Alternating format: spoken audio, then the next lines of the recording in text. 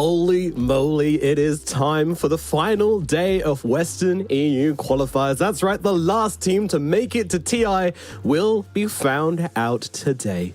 Tigov, how you doing, my beautiful bearded friend? Oh, I mean, you also have, you're sporting some stubble. But no, today, it feels weird. Again, it's like, this is not even TI, but it's just the pressure of it. 3 teams, there's like 15 players, 3 coaches, 3 managers, all hoping that their dreams come true today, that they get to TI. For some, they didn't even think they could get to this position. And then for others, the expectation is there, the pressure is on, and in about 7-8 hours, we're going to know who's qualified. Yeah, in about 7 or 8 hours, we'll have this list complete. And of course, this list is the list of qualified teams so far. Now, on the left, you've got the teams which qualified through the DPC points. And over on the right, we have the regional qualified teams, all the teams which have made it through their region's gauntlet. And of course, we had Team SMG joining this list and Entity joining this list yesterday as well. So now we've just got one more slot to go. And it's an illustrious list. It's looking like a fantastic TI, judging by the teams we've got over here. And here is the path to get there. Of course, Secret and Quest will be battling it up to play against Nigma Galaxy in those grand finals. And I can't believe we're going to be losing one of these teams. I can't believe either Secret or Quest are going to be failing to make it to TI. It's got to happen, but my God, it's kind of sad too. Yeah, it is sad, but when you take a step back from the names, right? Secret, they've had the troublesome year. They've gone from Div 2, Div 1. Again, I believe aren't they going back down again? So it's not as if they've had the cleanest of years. Whilst Quest, they were on the glow up. They came 3rd in the Tour 3. They came 4th at the Bali Major. They had to win it to get the DPC points to get even close.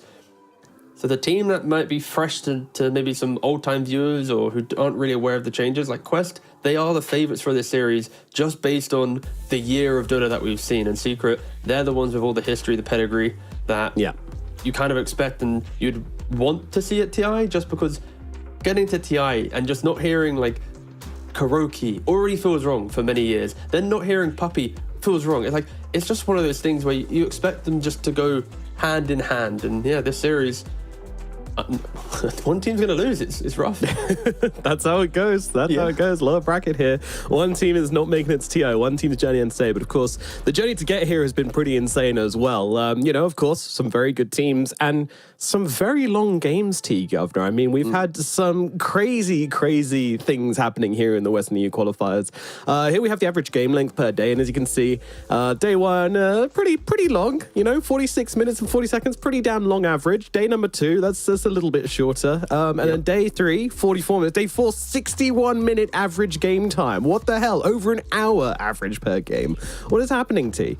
Don't forget that day 2, wasn't it a 3 series day as well? So that's the only reason it's like a little bit lower.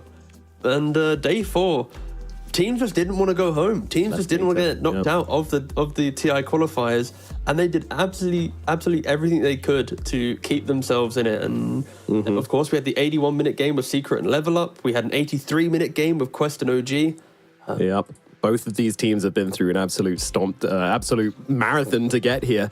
And of course, it begs the question, what's going to happen today?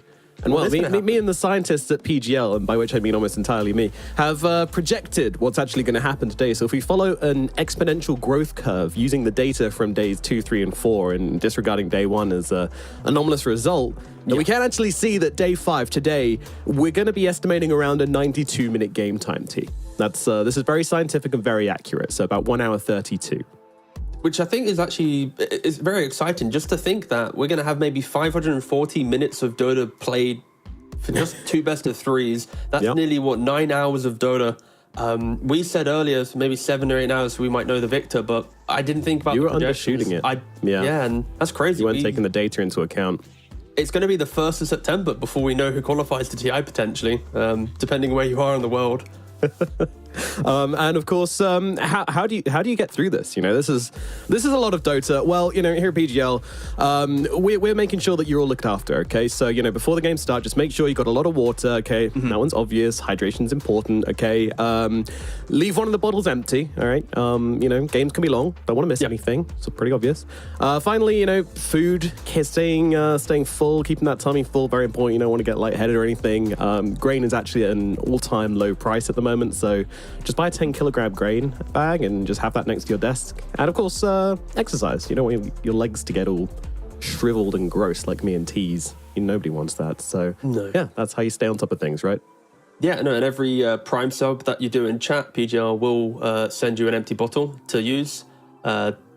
We didn't actually agree that, so if you do that, then there's no legal binding to that. PGL won't actually do it, and I won't do it either. Good thing you specified. Good thing. I just realised that, probably should say that just in case. Like, there's like two dudes who expect an empty bottle to be shipped to them. You could probably just DM Skitter as well. He's got a couple laying around. But yeah, we've got DPC qualifiers to start. We're good to go. We certainly do. Yeah, Team Secret versus Quest, of course, is the series we've got coming up. It's a lower bracket elimination game for TI Hopes and Dreams.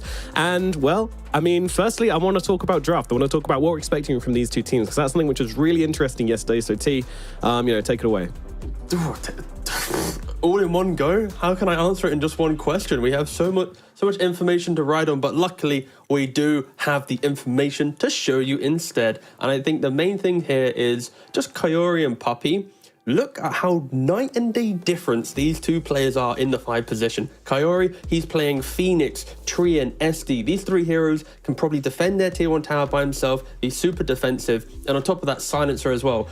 And then Puppey, on the other hand, he's playing Marcy, Enchantress, Gyrocopter, like even Warlock Venge, like super aggressive. So the 5 positions on Quest and Secret, I feel like they're very opposite in the kind of the aggression that their heroes bring. And then between Amar and Yamich, relatively equal in just the finding of kills. I think Amar maybe a little bit more explosive of a 4 position, having Rubik and Skyroth Mage.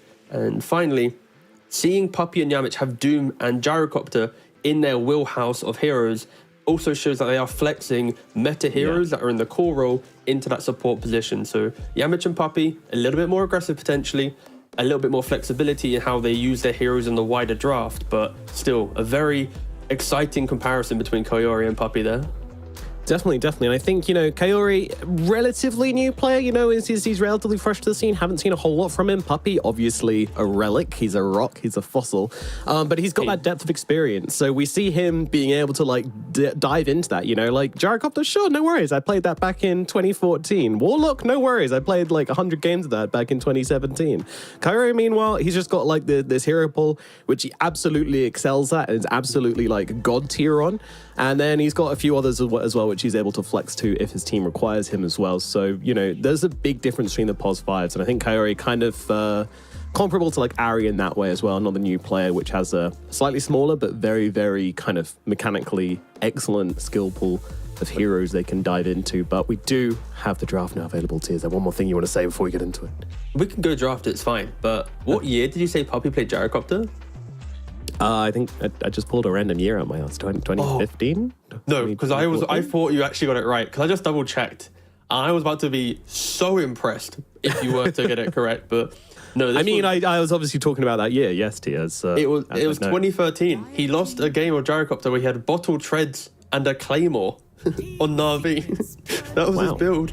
It's actually so much fun going back 6 years and just looking at items that heroes bought. It's like, what? Why are you buying this? But either way, that's back in the day. Puppey, of course, he's played 2 competitive games with Gyro. Will he get to 3 today? It's probably not. It is banned out. Yep, absolutely. That one's going to be taken out the pool. No surprise there as well. Gyrocopter has been the hero off the qualifiers, I would say. This has been one of the consistents. And we're going to have Quest Esports pulling out that Phoenix. I'm so happy to see a Kaori Phoenix. If there's anything you want to pull you through qualifiers, then this is the pick.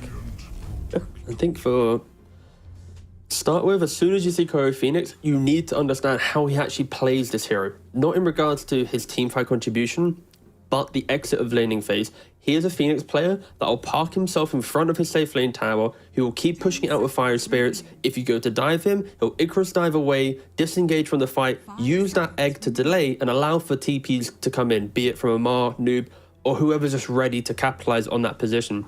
And for Secret, you either accept that and go, okay, if your Phoenix is going to farm at the safe lane for free, we're going to smoke gank your carry and punish the fact you can't help him, or you overwhelm the Phoenix and truly take down this tower and don't give him a place to just get his way to some 25-minute timing on Hex. He does it so many times, but it's because teams aren't just understanding how to get rid of this Phoenix parked in front of that tower. Yeah, he's so annoying. You need to get some catch. You need to get some pressure to put on him. Treant Protector, probably not that, but definitely something which Secret are going to be comfortable with playing. One thing I didn't ask you, by the way, probably the most important question before we see any more picks or bans or anything like that. Who do you think is going to win this series? Oh, I really didn't want you to ask me that question. I know. was like, I'm so happy he's not done the thing. I feel like I don't know how to answer that. I think Quest are the favorites in regards to.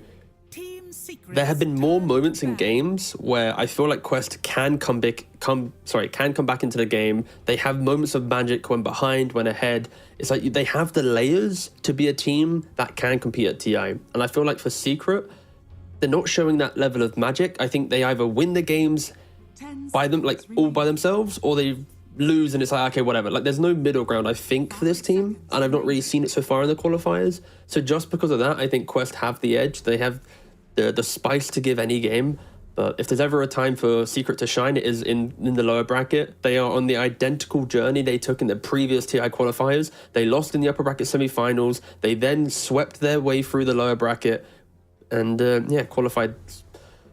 So I guess if you wanted me to give you an answer, it's probably Quest based on that logic. Right. But it's so easy, man. Well, yeah, I feel like I've just been. No, I get it. You've not given me your answer. Now I'm. It's just. Who do you think is going to win? I mean, the Secret, obviously, they've got to go. They're the fated children of Gabe N. They need to go and win TI, and this is their journey there. You know, it's written in the stars, T Governor. I'm not going against the Fates, and I'm certainly not going against an Earthshaker either. Oh my goodness, look at the team fight coming out from Quest Esports. That's a lot of damage, and they're picking up the Scarroth to go along with it as well. So now you have your 4, you have your 5, and most likely your 2, or maybe your 3. Toby's playing it as well. Yeah, I would like to think it's a core shaker. Especially because Noob is the Pango specialist. Quest picking up the shaker there. Okay, this shaker could be good against it. Shaker. You have the fissure to annoy the Rolling Thunder in the lane as well. You can out-deny him.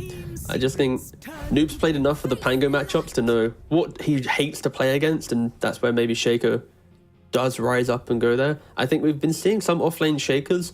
I'm not opposed to it. I just feel you're so much punchier in the game from the mid lane because all of your rotations come from, if I see the side lane do something, I can go with no fear. When you're in off lane, you're naturally a little bit more XP starved, a little bit more gold starved, so all your timings are just a little bit longer. And depending on what your mid is, if your mid's not active, things can get a bit clunky. So I'm a big fan of the mid shaker, and Secret, they identify the fact that Quest wants to be aggressive. Puppy's saying, guys, look, when Shaker comes in and he hits that slam, we Solar Guardian, we Living Armor, we Rolling Thunder, we steal the spells on Rubik. Like, I feel Secret are adopting the strategy of let them come to us and we will punish them in our territory. We will hold our triangle and we will take the fight later down the line. They still need a scale and carry. And how will Quest navigate this? Will they go for some fight disengaging style hero that can at least take that secondary fight, or will they double down, go super aggressive? It doesn't matter about Secret saves because they can just obliterate through them. They have a lot of damage so far. They certainly do. They certainly do. And, okay, this is interesting because I was about to point out that yesterday it was Toby playing the Shaker and he had a banger game. He had a really, really banger game. He went 8-1. Does not look excited. Come on, man. Yeah. Come on, bro, get amped. The TI qualifier game. So as you were saying, serious. I mean, Quest, clearly, they are on a quest here. They are. So what were you saying about Brewmaster, by the way? I cut in there for a second. I mean, well, Brewmaster's probably going to be the position 3, which is going to move the Shaker to mid. So, yeah, that's cool. I mean, I'm glad that Quest can play it in both roles. I think that's important to be able to do. And it just gives you so much flexibility on the Shaker, which allows you to pick it so early on. You don't show anything from this hero. Obviously, if you surround it with supports, then you show a little bit, but still, that flexibility between the 2 and the 3 they're now showing is really, really good for Quest. Key thing for me is in game 2 of Quest vs Nigma Galaxy in the upper bracket semi-final, Toby went for the Vessel into Blink Dagger, tried to go for a couple of team fights, and ultimately kind of destroyed his own game. He wasn't able to continue scaling. And we see in a lot of these 40, 50-minute games that Brewmaster hasn't itemized or got into it, your pandas just die pretty quick. Svens, Gyrocopters, Medusas, Pangoliers, like there's a lot of AoE damage, physical damage heroes right now in the meta. And for Brewmaster, there's always going to be one to annoy him. But for Quest at least, their game is relatively simple right now in regards to go to the Brew at level 6, punish and try and take the tower, and play on Shaker. The question is, does Quest actually have enough damage? Like, Shaker, Sky, yes, that's a lot. Brew can do a lot of control, but do they have continued damage over a long fight? Where Secret, you have Living Armor, Mana Burn from the Pangolier, the Rolling Thunder, the Dawnbreaker Soul Guardian heal, plus Rubik Telekinesis. Like, there's a lot of delay from Secret, where if they can just itemize, get like one pipe, one anything, suddenly Sky's off the damage. Phoenix is magical as well. I think it's difficult to buy a pipe on Secret. There's not really a traditional hero to go for it, so might not be a thing that we have to really talk about too much. Yeah. I feel like they're okay for damage and like a gut read, but yeah, these are tanky heroes, right? Like you got Treant, Pango, Dawn, you know, like all these three are really, really tanky. They also offer each other tankiness as well. So yeah, no, you're right. You do need an overabundance of damage, which we might see Quest falling short on. Interesting. I mean, if they control the game, they have no issues because, of course, any smoke gank should net a kill, right? But it's more if the game stabilizes and Secret can control areas of the map, things can get spicy. And yeah, Quest, they decide we don't want to go into that position where we might have issues at late game. Let's pick up this Luna. OG was trying it out before they eventually got eliminated. And it is a hero that can get her entire team to move forwards. Shaker with the control, Luna with the building damage, Brewmaster with the vision of his split.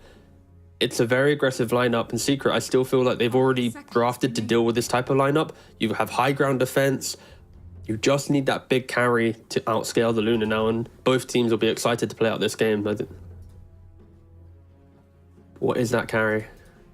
Yeah, I really like this pick actually from Quest. You know, Luna, it's a hero I have a lot of question marks over at the moment.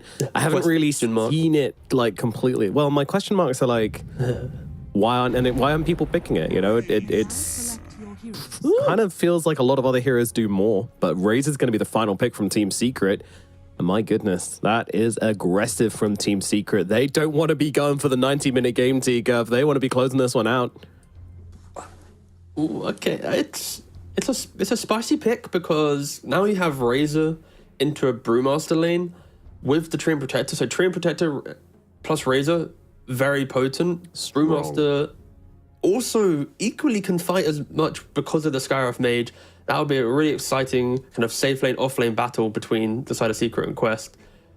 It doesn't put a lot of pressure on the scaling. I think both Luna and Razor are kind of the same type of carry. They have early timings. They both like to buy early BKB. They like to join their team. So this game, I feel like it's incredibly even. Neither team has that kind of PA factor, that Terrorblade, Sven style hero. Both have semi-active offlaners with the cores on the mid lane. Like, this is, really quite a mirror matchup in that regard with the flavor of team comforts, right? You're seeing Treant Protectors, Rubiks, and Dawns for Secret, whilst you're getting the Skyroth Mage. Amar's only played 3 heroes so far in this qualifier. Sky, again, is one of those 3. Kyori's played, what? Was it 5 heroes? Phoenix, boom, slap it back in. So comforts on play. Draft feel pretty even in regards to their timings. It's just who's going to execute better for this one. Yeah, who's going to execute better, exactly. And also, you know, there's always that caveat towards comfort is that does it also lean into predictability? Is this something which the puppy mastermind is going to have a plan for? And, well, that's what we're going to find out as we jump into game number 1 of Quest versus Secret. I'm really excited. I think overall, I'm leaning, honestly, in Quest's way a little bit for this game number 1. I don't know. They have the delaying tactics to not kind of fall victim to right this. Whoa! All right, we got a party going on the bottom left side of the map. Skanking in the botlet. There we go. Oh, I really enjoyed that. That was good. That was great. What a hype start to the series. But anyway, the stream didn't see that, and they're just hearing us do that for no reason. I hope so. I hope not.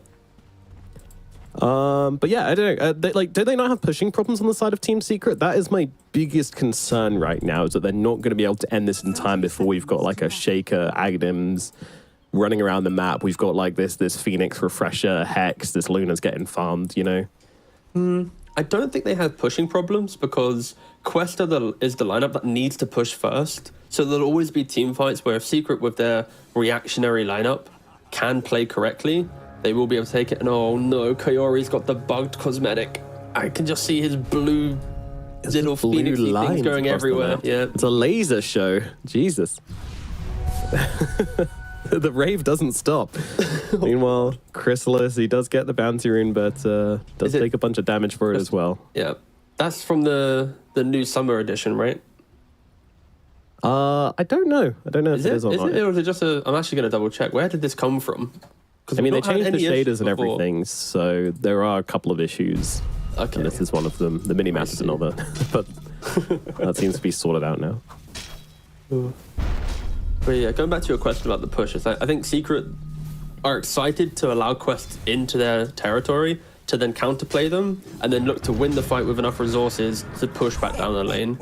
And of course, if either team gets an advantage, they will look to continue smoking and making the aggressive plays.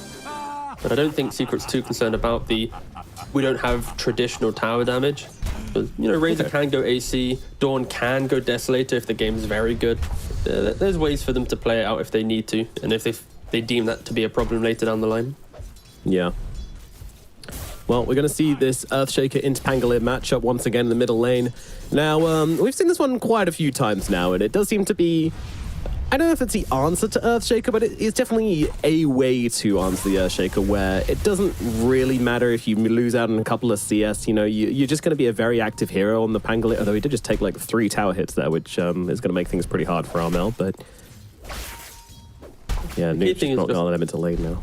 The key thing is just the denies, right? Like having Shaker in the mid lane, always going to be able to deny. Pangolier, not too bad against it, like you were mentioning. Having the high range spells to get the extra CS.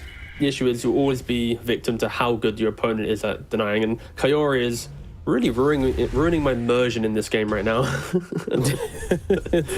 We look at other lanes and I just see like lightning appearing. I'm like, what's happening? Razor's not got global spells. Oh, it's just Kaori. It's just Kaori. He's just an attention seeker, you know? Yeah, he really is.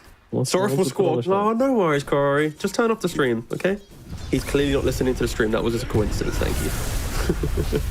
That's Caviar's bottom lane. Toby in some trouble, and that'll be the first blood going the way of Chrysalis. Exactly what to be seeing from the Treant and the Razor lane. Getting a kill onto the Panda. Early times. Good for Secret. Yeah, and for Chrysalis, getting that first blood, how's he going to go for the itemization? Will he go for the Midas? Is it one of those games where he can be a little bit left field? I know in pro pubs, some carry Razors are going for like Falcon Blade and BKB still. I'm going for Manta. A couple have tried Blade Mail, but I would be surprised if they actually continue down that route. Maybe that's more of an off-lane build. I would be expecting him to go Falcon Blade into maybe first item BKB, maybe like some Manta, and then look to just join his team and be the aggressors potentially. Yeah, that is key. If you can find this Luna, put pressure on her, not really let her into the game, then it can be very awkward. It's also awkward is the constant spamming of this Cinder Brew plus concussive shot combination. You're just slowed by such a ridiculous amount from these two abilities, so Chrysalis can only really go aggressive when those are on cooldown, and even then he's got to have the HP to be able to do so. And there's another one. Very cool. Puppy is pretty close to level 3. He should be putting 2 points into Leech Seed here, and then he can walk up to the lane, Leech Seed, as you see here, yeah, just Leech Seed the creep wave, give Chrysalis a little bit of regen, and yeah, luckily for this Razor, he does actually have a laning partner that can assist him. Of course, other matchups, if he didn't have that heal, would be difficult. Being chased down, there comes FBZ, the Hammer Lady comes, and Kaori will fall. They chase him down, see the kill on the Phoenix, and absolutely convert on that one. So again, Secret, now 2 kills in both of the side lanes. And Water into mid won't be grabbed by the Rubik. I'm going to allow Armel to come and grab that Water Rune.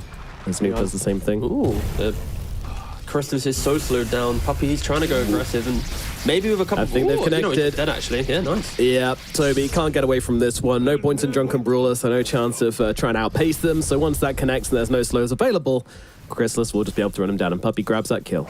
The Trait Protector is such a aggressive laner. As soon as you wrap around, get that Nature's Grasp from someone, the quality of life change, giving him the bonus move speed on the grass as well, gives him much more laning presence. Is why we see this hero often banned out in the first phase.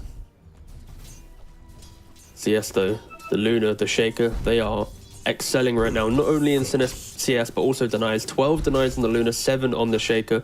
You kind of expect it from the Shaker, and I think it helps Secret's offlane duo. They've been chasing the Phoenix around the jungle. They've been doing a lot of aggro plays, whilst Tier 2000, you do whatever you want, boys. I'm just going to stay in my lane, hit the denies.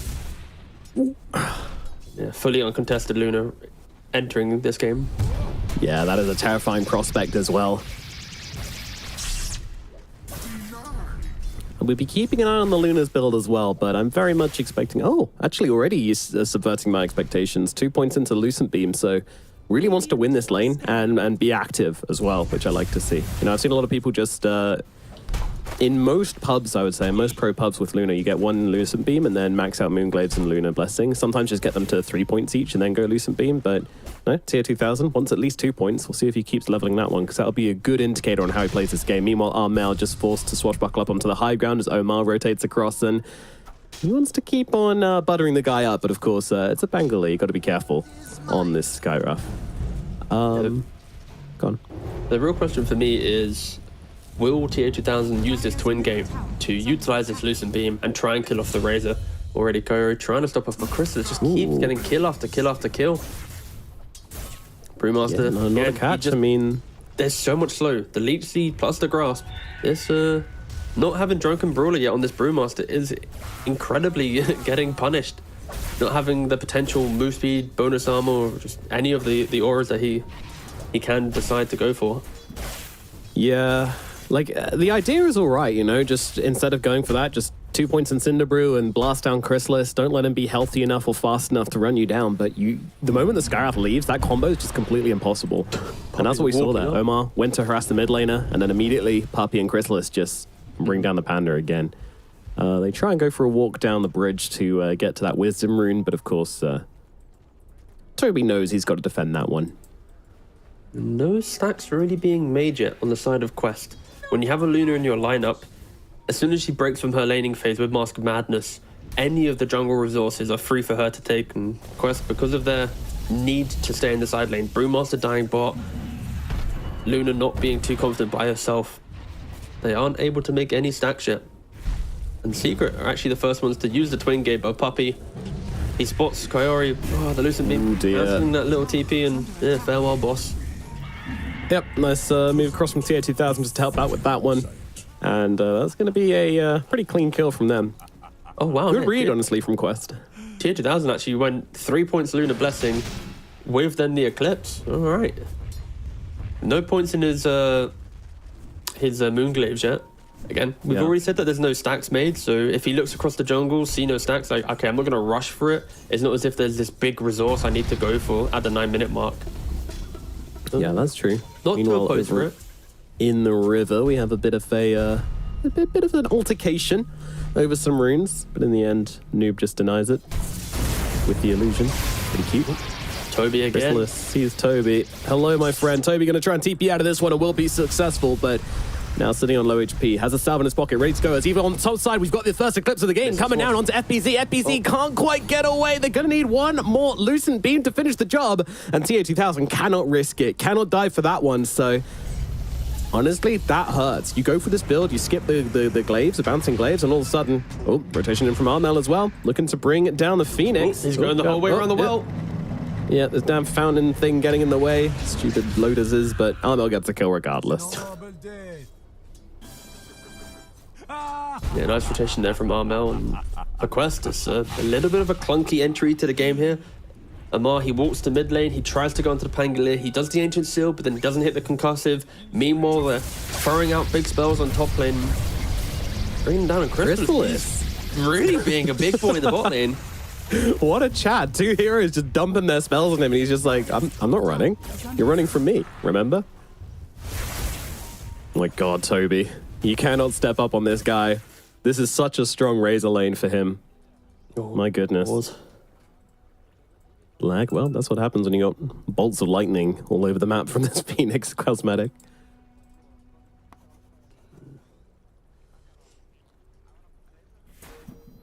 So, one other question I was thinking about earlier on. I think this Diffusal Blade is going to be kind of insane for Pangolier. Like, can you envisage them having some mana issues, especially on like Shaker and the Scarth as well? You know, these are pretty high mana cost heroes, or at least they want to use a lot of spells, I should say. And will really struggle to perform in team fights if a couple of swashbuckles get off on them.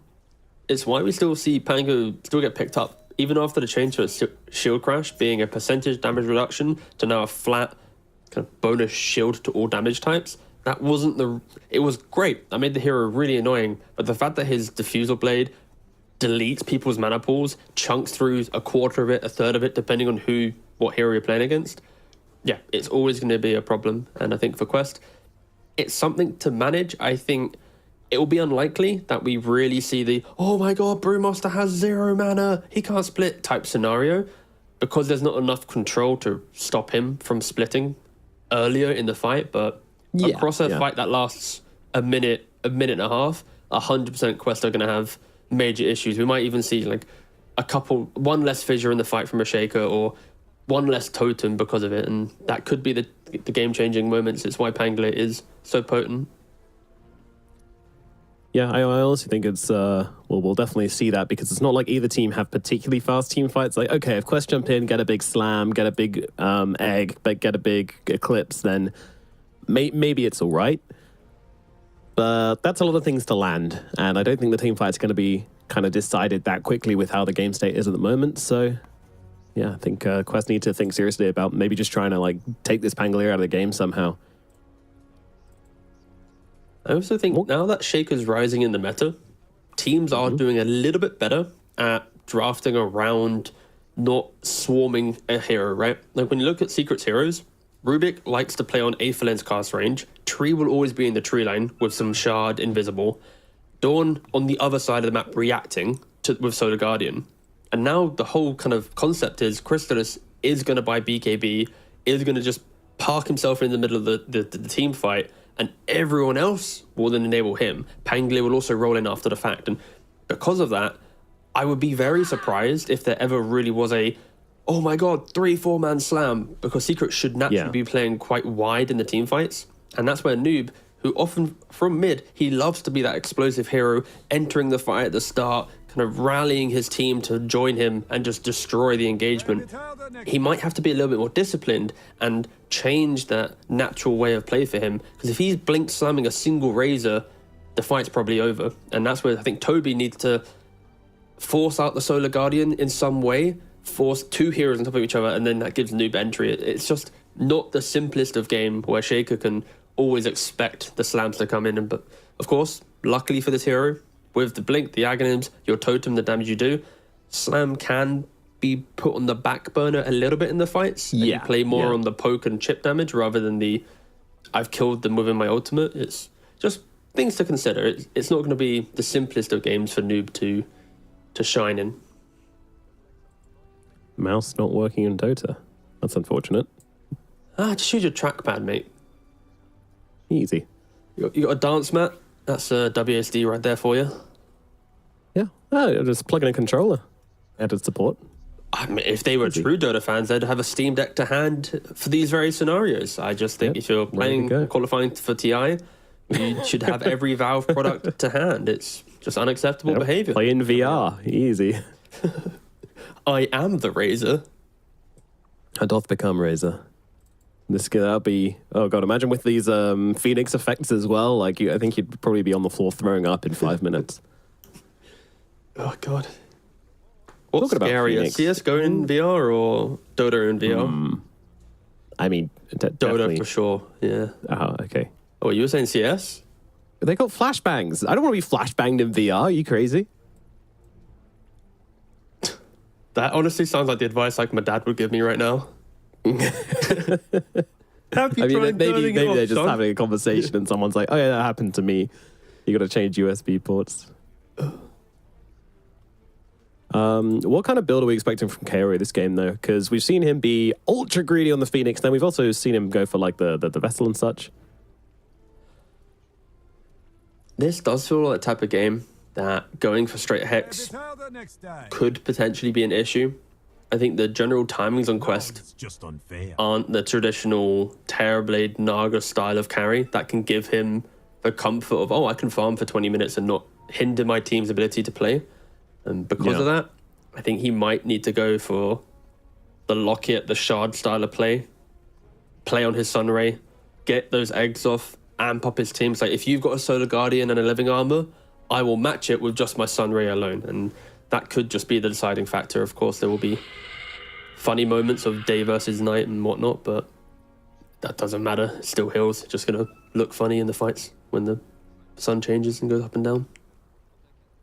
Yeah, I believe Supernova is the highest priority and Eclipse is a step behind it, so...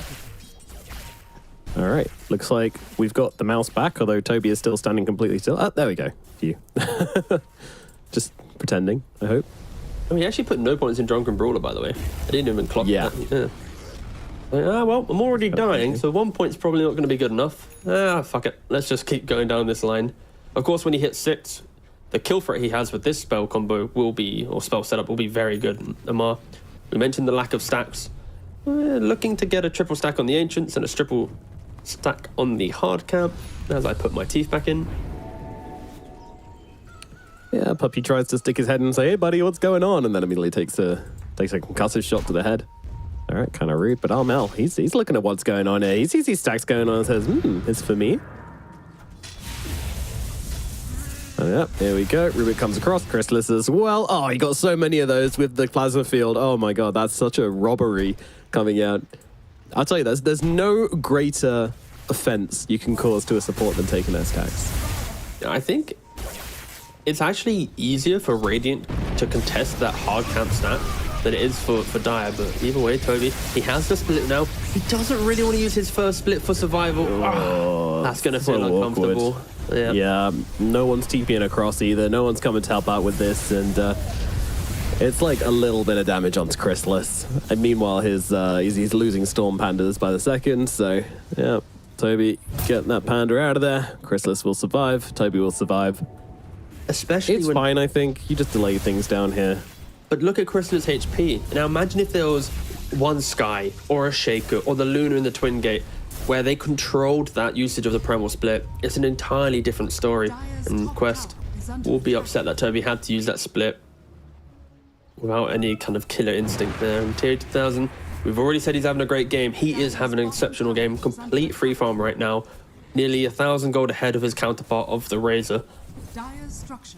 How will he really get into the game? What will be his first choice? He's not really looking to taking any tier 1 towers yet. He's respecting the Living Armor, that Rolling Thunder turnaround from Pangolier, and instead he's opting to maybe just farm his way to Hurricane Pike plus BKB, maybe a Manta. A lot of options right now for him. And Amar, I'm not even going to try and make any moves. I will continue stacking these Ancients. This is a fat stack that has been generated now. Yeah, this is huge, and you see the wards coming down as well to make sure they can protect it as well. They need to make sure that the Luna can take this, so what point can she do it? Probably want a Yasha, then with Mask of Madness, Yasha and a Salve, you should probably be fine. Maybe just one slow from the Scarith should help out.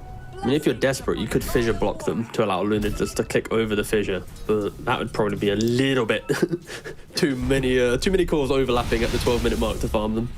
Yeah, stops being efficient at one point. Yeah, as you say, like Slam isn't like the big Echo Slammer Jam of this game. You know, it's kind of underwhelming. So with this Blink Dagger, we haven't seen them being like particularly desperate to make some moves, but they are making their way down now under the cover of smoke. Noob, he sees the stack there. Ooh, it is for me. And I'm just going to stack it again. So that is Luna's property of Luna, and Noob will know that. But we did see quite a few ancient slams coming out yesterday, which was interesting. Quite a few farming slams. If Noob slams this, I think it's pretty grief. So hopefully he doesn't do that. Big time. Yeah. Yeah, was that a Gabby shaker that kept doing that? I can't remember. Kind of feel bad for Toby. I look at the net worth and I'm having flashbacks to that Nigma Galaxy game in the upper bracket. He's struggling to keep up with the net worth, and he doesn't really farm jungle too well on the Brewmaster. He needs kills. I feel like Quest, they just They're need to stacking him activate pretty some hard ways. here. They're saying, Another Toby, split. sorry lad. Oh, he really wanted to get off the thunderclap there before he popped the split, and if he did so, the sun comes in. Hello, they're looking to help the boy out, but in comes a Dawnbreaker. Secret, they're turning up to this fight, doing a ton of damage to Noob in the process as well. He gets down the Fisher, but he is going to die. Trades his life for Chrysalis. Rolling Thunder now coming through from Armel. TA2000 taking heavy hits here. This isn't the first fight in the game. Want to turn up to. He needs to get away. Eclipse coming down. Everything being used. The Supernova's there, but it's not enough to keep TA2000 alive. Yeah. They're going to take down the Supernova as well. Armel gets a triple kill. Secret, they clean up house down here in the bottom lane. It feels like Quest just aren't able to use the spells how they want to be using them. We saw a Shaker and a Skyrim Smoke earlier, but they broke from it to stack the Ancients once again. And then Toby has to use Split due to the aggression of Secret as a stolen Eclipse from Rubik, and we're not seeing the Quest make the normal moves that they make, and Secret always in position. We're going to see in the fight here, Toby, he steps up. Oh, the speed Omar in which live both as teams well. react to this is commendable. Oh, he got A it. small little misplay as well. Toby pushes the Razor back out away from the Mystic Flare, which kept him alive a little bit longer. Doesn't really matter at the end of the day, but something to keep note of. I mean, it was another Plasma Field. That spell does damage. That is true. It does do DiMaggio.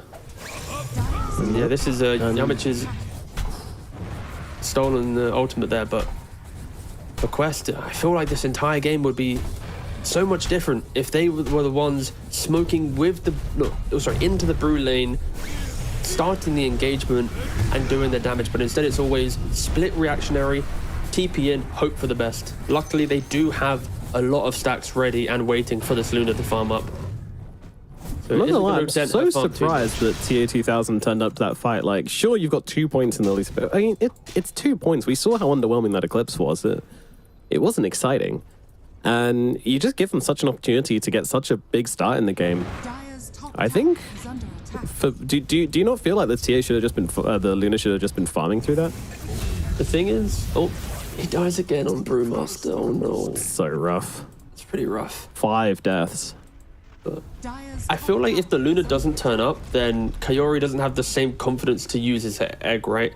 It's the idea of, because of the Luna being there, with the mini stun of the Lucent Beam, like, there's a lot of things to throw out to protect it. And Puppy, he does go down, he's walking throughout the jungle, gets seen by the sentry.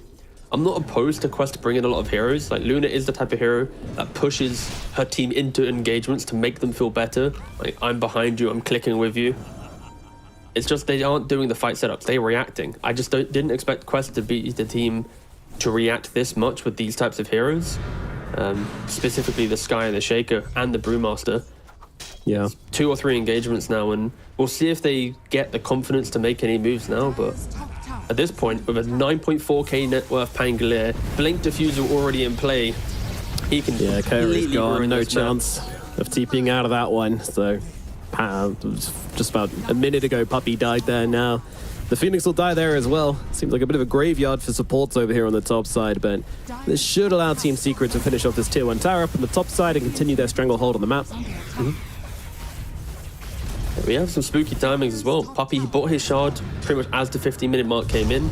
So already... Noob and Omar, they're going for the play. Slam comes down. The damage is there. There comes the Dawnbreaker, but it's not going to be nearly enough to change this fight. However, they're still going aggressively onto this. They want to just try and take down Noob, and I think they're going to be able to. Down he goes, so it's a trade. Mid for mid. And a ward as well. Going to be claimed by Puppy.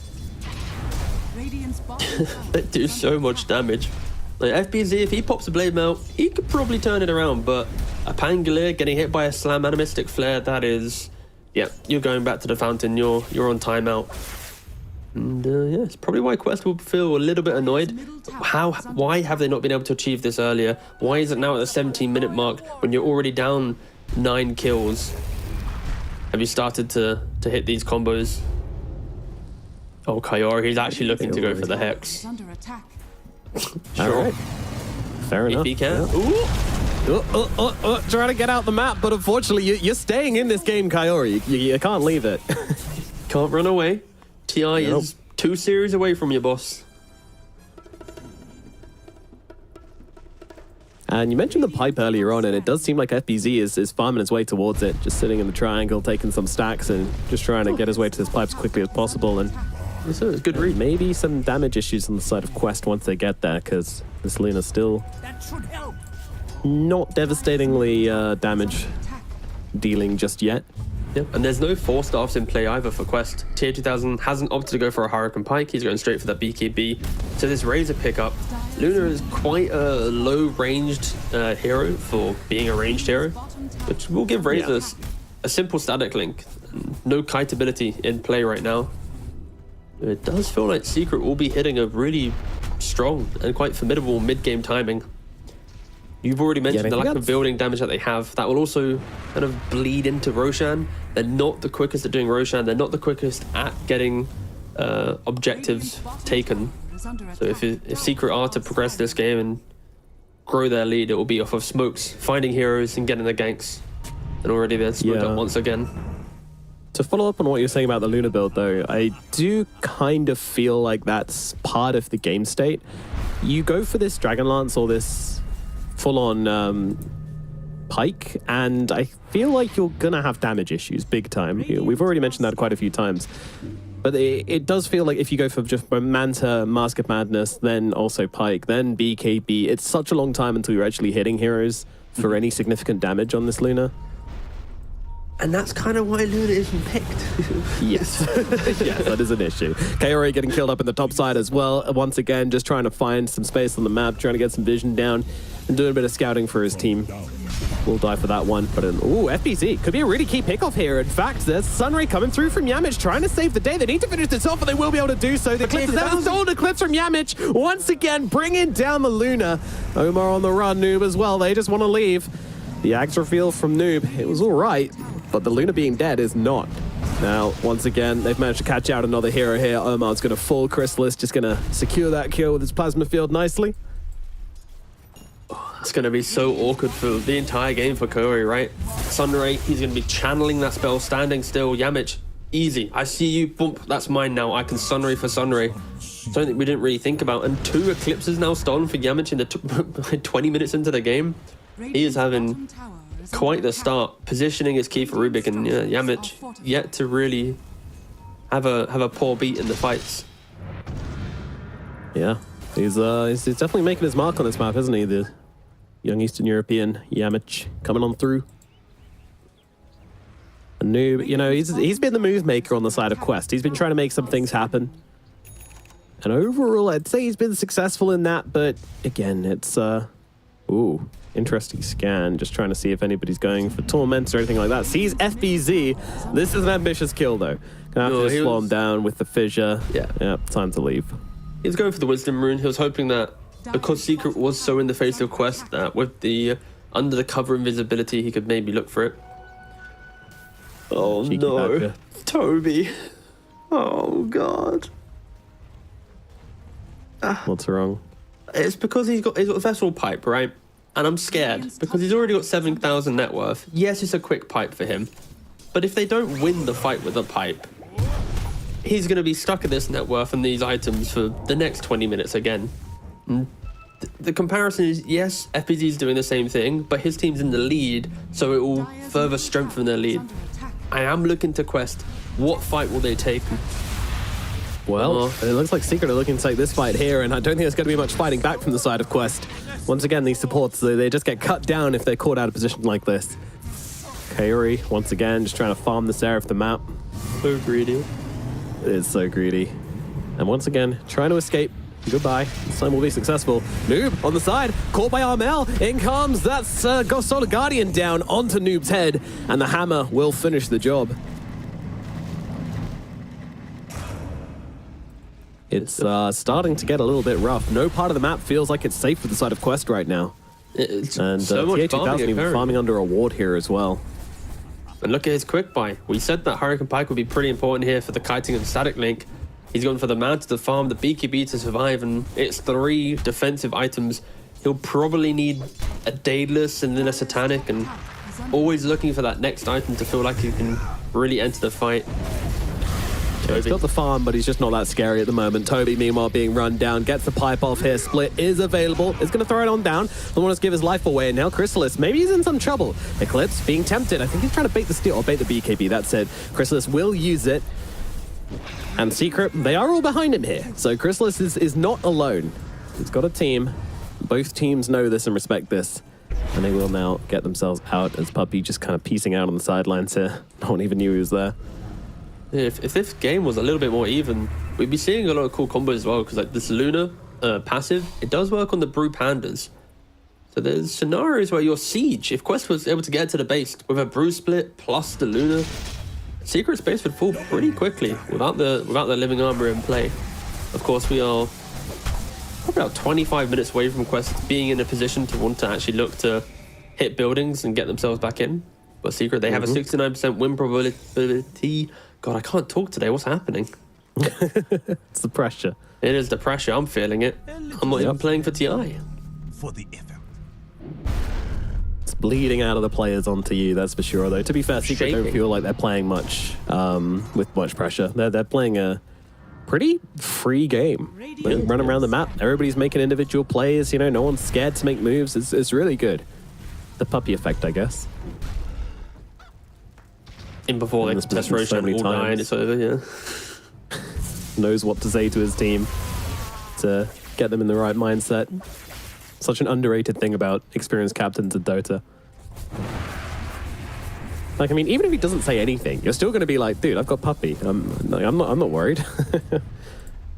Just having trust in your team. It takes a long time to build up, and it's why rosters who play together for a long time often exceed the ones that have the star players and the household names. They're going to find Koyori again. Or are they? Oh, that was not a good dive. Yes, they are. Koyori going to fall. Roshan possibly up for grabs here for the side of Secret if they're so inclined. If Chrysalis pops that ulti, it should go down reasonably fast. Oh, and a Desolator on the Dawnbreaker. Very nice. You have the... I'm gonna click on him. I can't click on Pango. Roshan was too big. You've got Orbit Destruction on the Dawnbreaker with the Desolator as well. Yeah, you have no Roshan problems now. Itemize to deal with it, neutral and actual items. Throwing the Aegis onto this Razor. He has Manta complete if he wants to go for it. I believe he should be completing it. He does have the recipe in his backpack. Radiant's bottom tower is under attack. Now Secret. There we go. The team that was very reactionary, at least in the concept, have been the aggressors this entire game. They are yet to really take a full 5-on-5 though. A well-positioned egg, a Brew split that cyclones up a hero.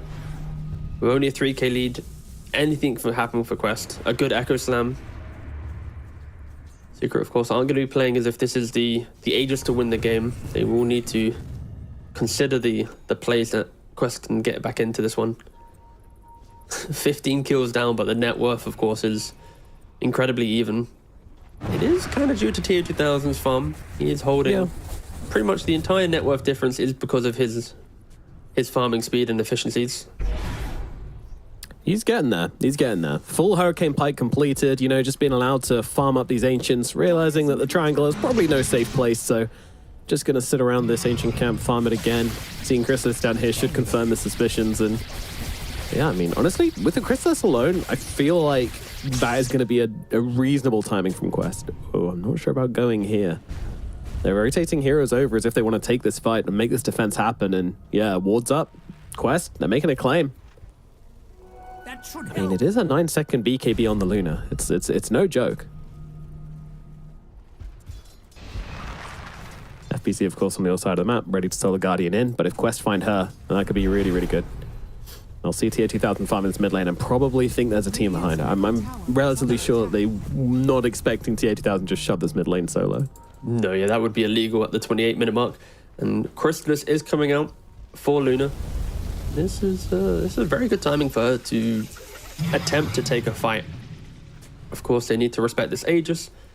2.5 minutes. I feel like Quest, if anything, look for the pick. Okay, He got it. and run. Wisdom Rune attained. Sunray off the map. No TP available. They might just... Oh, they're just assuming he's gone? Yo. Oh my god. I mean, he's done it to him like 3 times. So this time they're just like, screw it. We don't waste our time chasing this dude. It's why he farms the Stupid side ass lanes. hero. It's like one of the only heroes that can do it. I don't think there's rolling... No, Earth Spirit can roll out temporarily. Pango can roll out as well. Phoenix can sun ray out, but should it be in the game? Who knows? Finalco is using it exceptionally well. I mean, this is one of his most favorite moves on the hero, right? Like, just this is why you used to always see him hugging the side of these maps, and yeah, they'll throw some spells at him. But once again, Icarus Dive available. Kaori just being such a pain in the ass for Team Secret. They cannot catch this bird. This FPZ has been seen. If he comes up on this wave, he might be in trouble. They are TPing heroes across on the side of Secret though, so it's not an entirely unpredicted move here from the side of Quest. And Noob, he's actually backing himself away. He doesn't trust this at all, but TH2000, he's in deep. He's popped the BKB, he's popped the Eclipse, and he's just got no target. Armel, in comes a Rolling Thunder here. They want to try and make this fight happen. Beautiful Fisher, though, going to reflect Armel back, and Toby, well, he's just going to get killed off in the Bruling form. More enough AoE damage to kill off these Brulings without any issues at all. So Quest, they just drag Secret across the map, get themselves off. It does cost them their Brewmaster, but is this a trade you're willing to make, T? Not at all. It feels hard to say this, but Quest just aren't really playing Team Dota right now. It feels like everyone's for themselves. Phoenix is farming his Hex. Yeah. Sky is unable to really make the early moves due to the stacking over looking for the kills, and now everyone's chasing that next moment. No one feels strong enough to make the play. Noob, he's sitting on a 1-3-2 scoreline. Like, this is the player that he makes a statement every game he's in, be it the Snapfire, the Puck, the Batrider, any hero he wants to play, he's always doing something, and it's just been non-existent.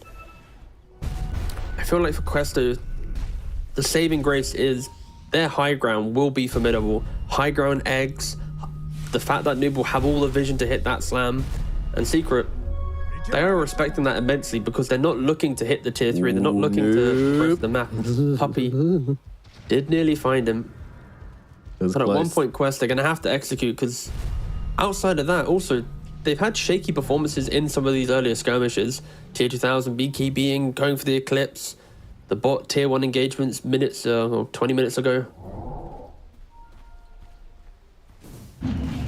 Yeah, nothing has looked like very convincing from Quest so far. Nothing has really come together for them. Still waiting for that moment, for that oomph. We've seen it brewing, we've seen the ideas there, but Secret somehow always able to outposition them, outmaneuver them, and put them into this awkward situation where they can't actually play these fights properly. FPZ having an absolutely stellar game. Naturally, Dawnbreaker's always looked to take that farm, but he's level 20, the highest on his team. He's got the Deso, soon to be BKB, only a recipe away. The pipe to counter all the aggression from the Quest supports. It is such a nice pickup for this roster as well, I think.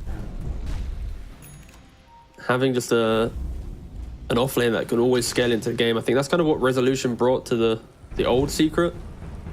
And then they've always been lacking that ever since, and the FBZ returning the same class to the lane. Yeah, absolutely. Pleasure to watch. These kind of players from such different backgrounds, such different areas. You know, you've got Eastern Europe, you've got Asia, you've got European all coming together into a mishmash. You know what brings them together, Nomad? A little dog. No, the love for Dota, not puppy. Oh, yeah, sorry. The love for Dota. You're doing that thing, Dota right? is an international love of the game, and T. we all speak Love of the it. game. Jesus Christ, we're turning into football pundits every year we grow older. No, but it's kind of true though, right? Like, No, absolutely. It's a valid point. like, how many of your friends right now are because of Dota? Over half. Oh, okay. That's a flex in itself. I was about to say, like, mine is like 90%, 95%, but you said over half, like, okay. Sorry, I mean 100%. I've cut off all my non-Dota friends. They're worthless to me. There we go.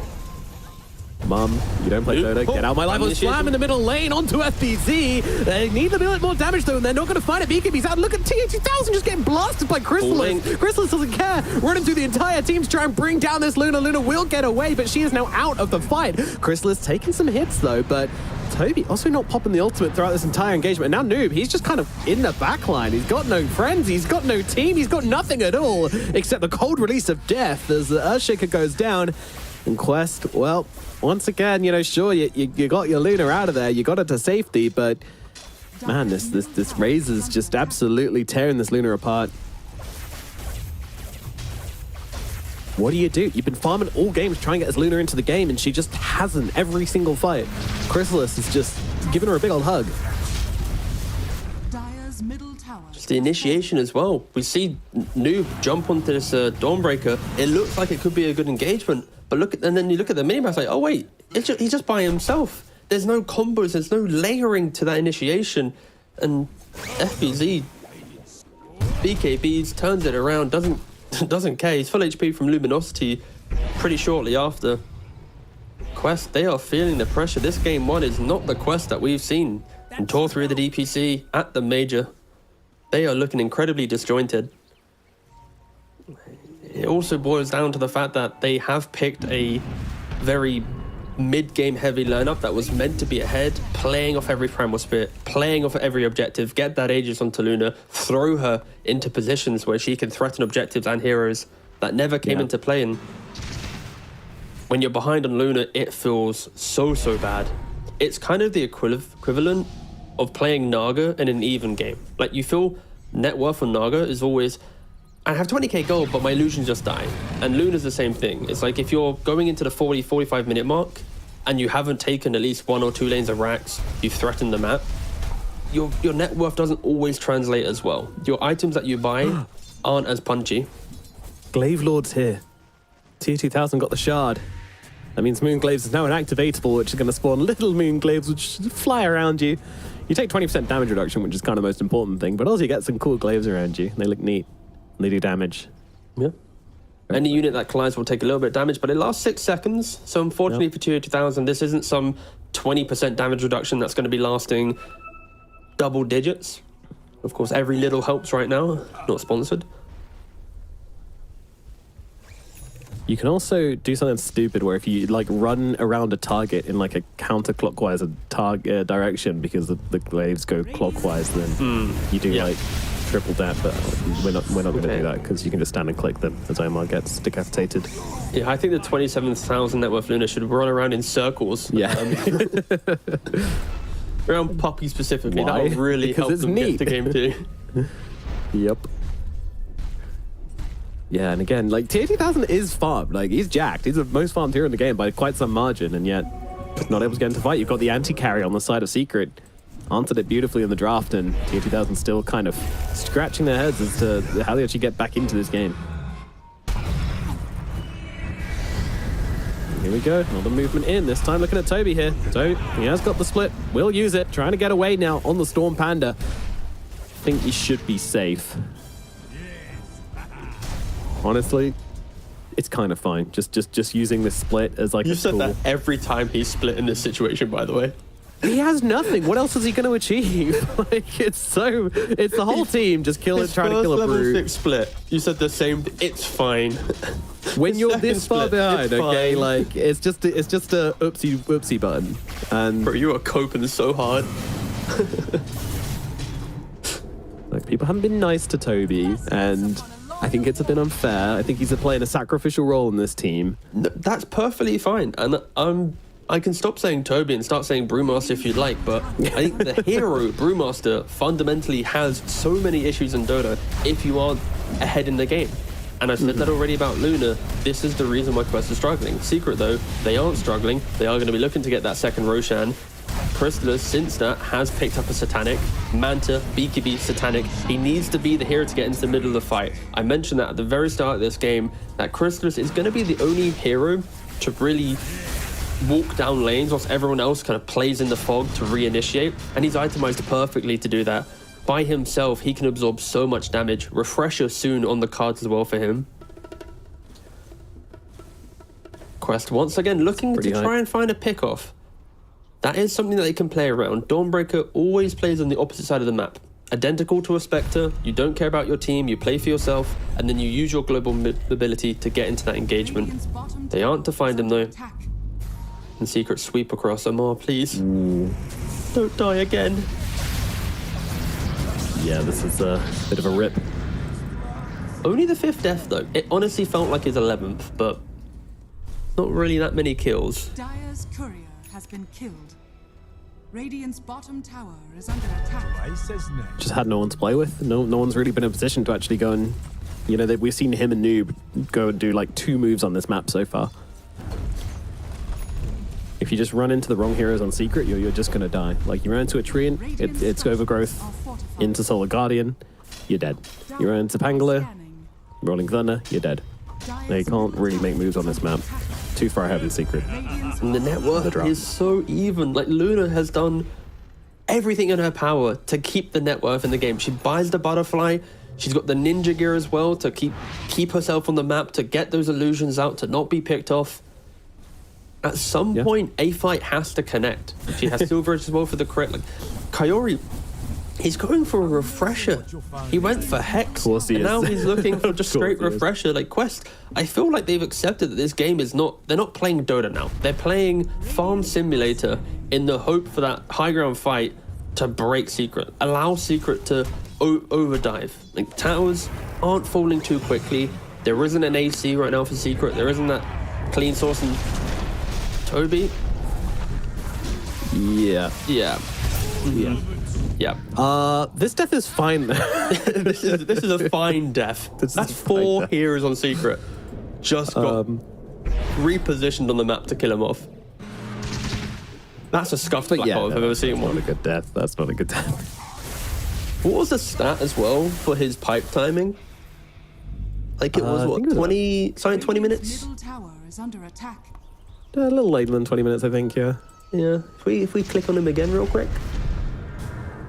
Again, Brewmaster the He's got a hero, plate not mail. Toby. He's still got the same items basically. He may about to get an AC. Whoa, jump in, slam, Dawnbreaker. She just gets shredded. They have the damage and then some to take out FBZ. Tier 2000 now on the run. Omar nearby. Where's the Phoenix? Phoenix not here. No chance of a Hex. They just need to leave. And Omar is gone already. Tier 2000 on the run. Silver Edge out. Armel thinking of Jason, but doesn't really have the detection, doesn't have the catch. And Tier 2000 will get away. So the assassination is complete. Quest, they get something done on the map for the first time in a very long time. And in fairness, guys, the Dawn did die in less than 2 seconds. So the fact that we saw her body falling into the ground, that's good enough for me. It was an Echo Slam into an Eclipse. That was such a quick pickup as well. That was brutal. Wow, okay. Only 2 neutral items picked up on the side of Quest, 3 Ninja Gears and 2 Skirts Caps. I think when you're behind in a game, Ninja Gear just feels exceptional because you're always able to get around That's so good. that aggression, to skip that next wave. If you have a high spellcasting hero, you can do it without even breaking the smoke. And it's why Quest will continue to potentially find pickoffs if the Luna can play in tandem with another hero. Like, if your Luna is nearly 10,000 gold ahead of any other core on the side of Secret, right? Like, she clearly has to do the damage, but if she gets static linked or overgrowth or anything, her fight is completely over. Her entire net worth is nullified. It's weird to think that I'm kind of describing Luna now as a pickoff hero rather than that kind of unmovable mountain that wants to walk down the lane and roleplay being Medusa. Oh, Razor up onto the high ground. The Hex is there, but still a ton of damage coming down to Kaori. Will be forced to pop that wand there, get himself back. Chrysalis undeterred, still going for the tower. In fact, enjoying the extra damage that was just given his way by the Phoenix. Toby coming in. Just trying to force him back. Aegis is about to run out in just 10 seconds, so potentially a timing here for Quest to catch Secret with their pants down, but of course, Secret, they're not letting them pants come down. That belt is tight as they back themselves away, not leaving anything up for Quest to play for. Quest are now smoked up. After that pickoff onto Dawnbreaker, they can feel a sense of we're back in the game. This could be the defining fight of the game.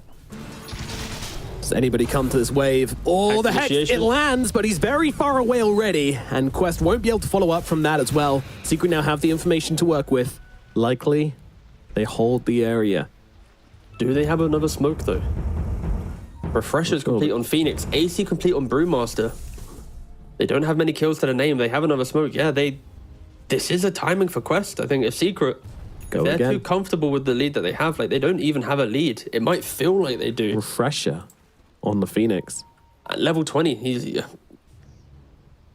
that is some disgusting damage he's going to be doing in this next fight. Ooh, Yamich does get seen, goes in with the lift onto Omar. It's not a great target to go for here. Wow, Hex, Chrysalis, he's in trouble. He's taking damage. He's getting himself out. Refresher Orb comes out from him. Just a Satanic, the BKB, everything being used. The second BKB will be available as Luna just runs in her face, tries to take him down. Chrysalis finally falls. Down he goes. The Supernova, the Sun Ray, it's doing the work. And now they move over towards the Pangolier as well. Pango taking damage here. Armel cannot escape. It's another kill going for Quest. They finally find a fight 43 minutes into this game, T. You don't stop Curry from farming, and he is going to... Just look at the damage. Luna does 9,000. She gets to hit the entire time, but Phoenix with 5,000 damage. The Hex initiation onto the Razor to then throw the second egg onto the high ground. No way Secret was ready for the 40-minute refresher on this position 5 Phoenix. It completely destroyed him, and that is like the only way that they lose this fight is the refresher reveal, the surprise. It all starts, they're jumping onto Omar, and the fact that Chrysalis is using the static link onto the Scarif Mage, it gives Tier 2000 free entry to the fight. There's no static link onto him. There's no threat of, oh wait, I need to disengage here. And this is a sloppy fight from Secret. They're just torn apart from high ground to low ground. 2 eggs to just completely destroying that aggression. And well, Kaori God does it again. God. You cannot give this guy Phoenix. This is what they've been farming for. Other teams that farm to fall flat, but Quest, they farm and are they looking straight for the tier 4s? Yo. I mean, Luna's in your base. This is such a call. This is such a Chadley call. New jumping in as well. All right. They just wanted a buyback. They wanted to force some sort of shock reaction from Secret there. They don't get it. They back themselves away. Secret wasn't ready to lose a fight. Look at them. They're buying out Abyssal Blades on Dawnbreaker. They've got Shivas and big ticket items on Pangolier. Like, they weren't ready to have to buy back and defend their Ancient at this stage of the game. Like, Quest were behind this entire time. They farmed up. They just dodged every engagement. And suddenly, one fight later, the script has been flipped. It has. I mean, as expected, we're only halfway through this game at the moment, so... Yeah, if you were here for the pre-show, we are expecting a record high 95-minute average, or was it 92-minute average games 93, today? Yeah. 93, somewhere in the middle. That's what the PGL scientists have that is true. Pretty goated logic, yep. 1 a.m. He sent that to me at like 1:30 this morning. It's like, I'm not going to be awake. Like, can you send me your stats? At a good hour, or whatever. Questo, Never. 10k lead, of course. They've been behind, they're down by plenty of kills, and how do you stop Kaori from getting off this egg? There's no egg hitter. Like, this is going to be a real game of cat and mouse now for Secret. They're going to need to try and kite away from this egg. If they fight into it, it's just going to be a disaster. If you stop hitting this Luna to try and go and hit the egg, then the fight's kind of over.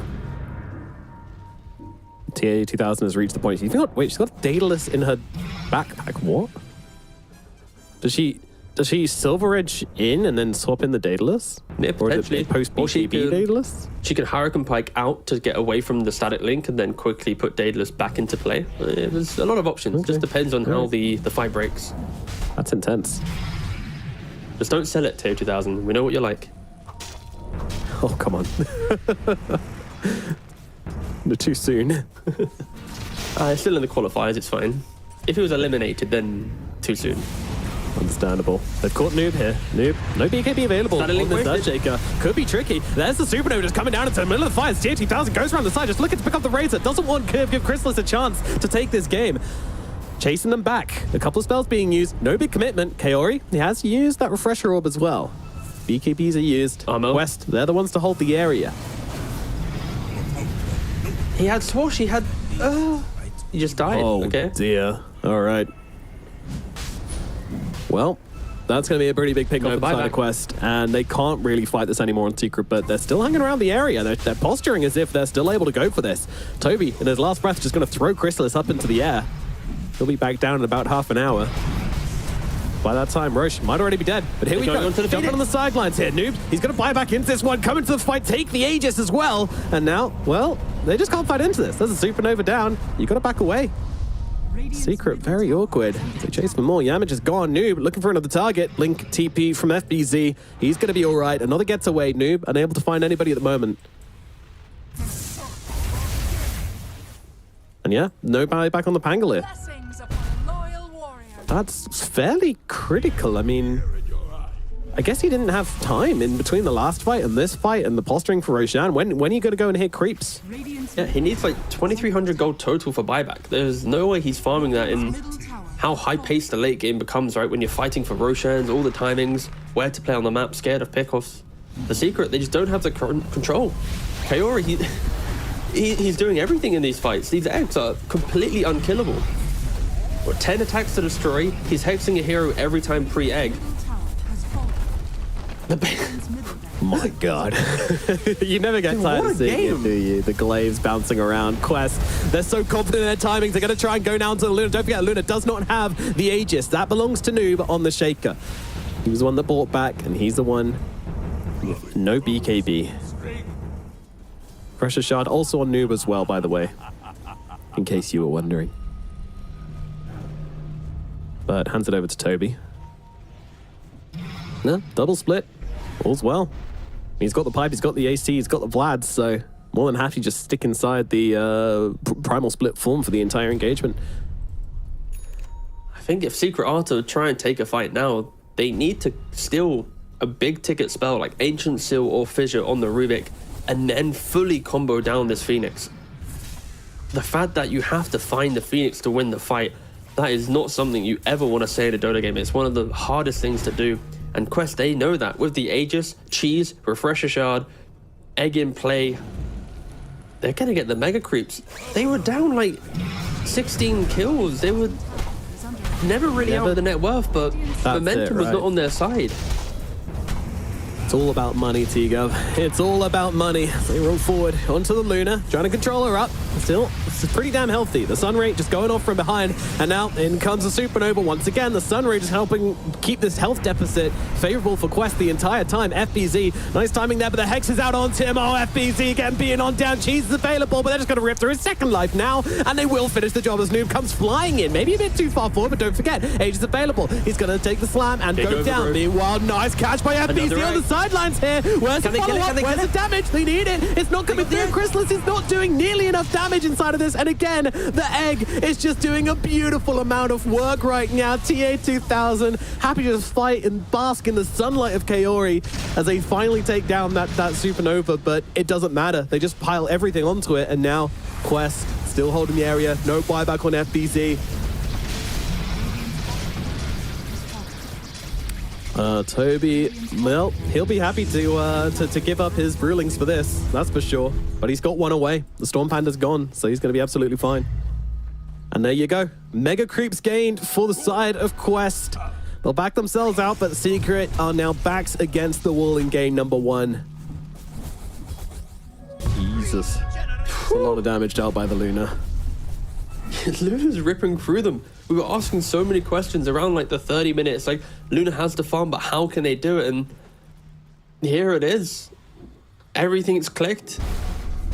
It's the understanding and the team calls being made on Quest. Like, they looked so disjointed in the first 30 minutes. But clearly someone said something on the team. Someone said, guys, this is our moment to win the game. Let's farm for this. They fully subscribed to the idea. No one really backed down from that logic. No one broke, trying to force a smoke, trying to do anything different to the game plan. And when everything hit there, they just won the perfect fight. And since then, it looks like they can't lose anything. They've got the Mega Creeps and Kaori. It's all up. It has to be all down to him, I feel. Like, his eggs alone. Secret, they get a kill on the egg in the final fight in the bot side of the map, but it's too late. You've already lost 2 lanes of racks. You've already put yourself in a position where Luna can just A-click through your entire lineup, we're not seeing the effect of static link now onto this Luna. Crystallis is starting a lot of these fights, just throwing the link onto the first hero he sees.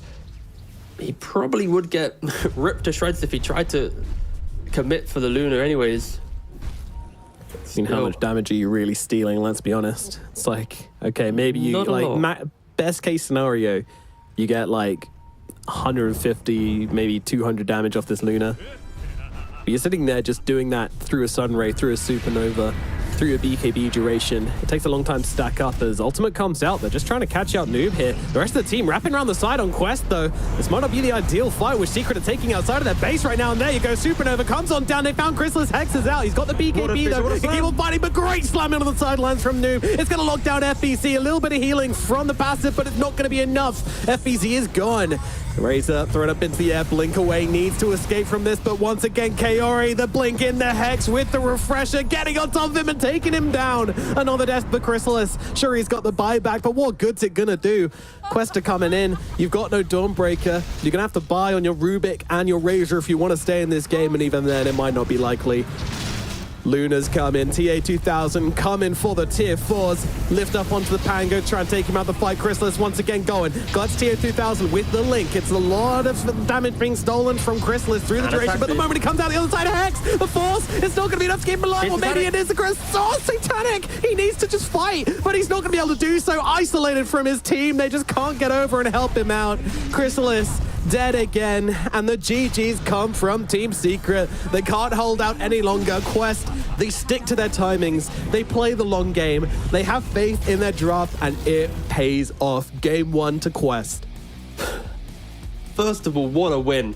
It's probably an uncomfortable win. I don't think many teams want to win in this style of play, but some of the best teams in the world have shown that they can win in this fashion, and Quest, down kills, down map pressure, down everything, they still find their way to do it. And I think Kaori, the way he played this Phoenix, always hugging the side of the map, farming that extra camp, the addition of these side lane camps gives him those extra economy, sunraying off the map. If you kill me, whatever, you've wasted so much time. He whips out an Hex, gets the refresher for the big fight. And behind all of this, TA2000, one of the best farmers in Western Europe, is always at the top net worth. So once his team finds that comeback play, finds that moment of brilliance, he's going to capitalize on it and take over the game with his Luna. And what a showing. I think you said this very early on. Secret, they don't have much building damage. Will this hurt them down the line? And 100% Nomad, you've now got your answer. If they had a little drop of something to pressure the high ground, to pressure something, this could have been a completely different game. But that's hindsight. That's not in play. Quest, fair play, boys. Game 1 going their way. Yeah, you have to be aware that this timing is coming as well. You know, you've seen the Kaori Phoenix. It's inevitable, but you got to do something about it. But never really pressuring the Luna like this. You know, it's kind of criminal. And TA2000 is always going to farm you in circles if you just let him do that. I mean, 2 deaths on Luna was all she had at the end. It's kind of crazy that she was still able to farm like that. But again, also the heads up plays, also the great reads, also Toby, my boy, the deaths, they mattered. They were important. They're on the other side of the map every time. He's splitting. He's making them waste like 2 minutes trying to track the guy down. TA2000, 2 minutes. Well, thank you very much. That's 4 ancient camps. That's another 1,000 gold in the lead of Crystallis. And ultimately, you know, it was a factor. When it comes to MVPs, it's so hard not to give it to the Kaori Phoenix, isn't it? Yeah, I think for this game, it needs to be, especially because the decisive fight was that refresher reveal. The egg to then Phoenix dive back up to the high ground for another egg. If that egg wasn't in play, I think Crystallis could have taken over that engagement with the farm that he had, but it just didn't translate. Crystallis, he itemized to be tanky to give his team entry, but once Quest had so much of their own survivability, then you're looking at, wait, there's not a lot of damage in play. So this build from Kaori, it is his specialty. Not many 5 players on Phoenix have the guts to go this route. They think of the locket, they think of the healing, the glimmers, the cheap items, but he, time after time, he goes, you know what, I will get this item, I will make the play. And it's not as if he ever backs down. He always hits the Hex pre-egg. He's so mechanically gifted as well on the 5 position that he makes this build shine. And yeah, he did, what was it, 21,000 damage? Skyroth Mage, 13,900. Shaker only did 600 more damage in this game. Toby, Brewmaster, okay, you did 14,000, but still, it's like this Phoenix was top 3 net worth. Like, no, damage, sorry.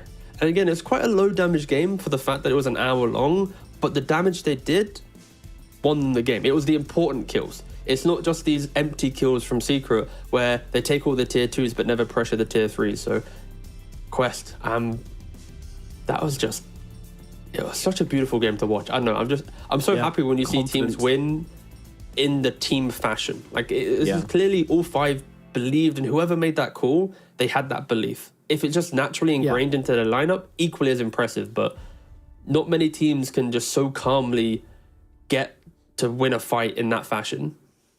Yeah, it's subscribing to the idea, you know, it's subscribing to this whole kind of, this is what we're playing for, you know. Toby, you got to go out on the map and make space, you know, like Omar, it's like you're there to kind of help Noob get a couple of kills in the mid game to get us through this point. And then Tier 2000 Kaori, you know, just make it through to the late game and do your thing. They absolutely do. You know, that fight is absolutely beautiful. Like, I wish we could have given MVP to the two of them holding hands, or Luna, like, running over the sun or something like that. It was sick from the two of them. Absolutely. Tier 2000 and Kaori just showing an immense amount of cooperation and teamwork there from the start of the game until the very end. And that's going to get them a game number 1 in the bag. Secret, time to come up with some fresh new ideas for game number 2. We're going to throw those a break, after which we are going to be back with the second game of the series. See you in a minute. Brook. I wanna go on Razor, guys. Close. I will Lotus you. Yeah. Razor. Oh my god, I think. He's dying, guys. Raise a satanic. I'm hitting him. I can't hit. Need to focus Razor. Raise a dead. They're dying. Pango, stand. I will prolong. I will prolong more. I don't want to. Street silence. Good job, guys. Take court.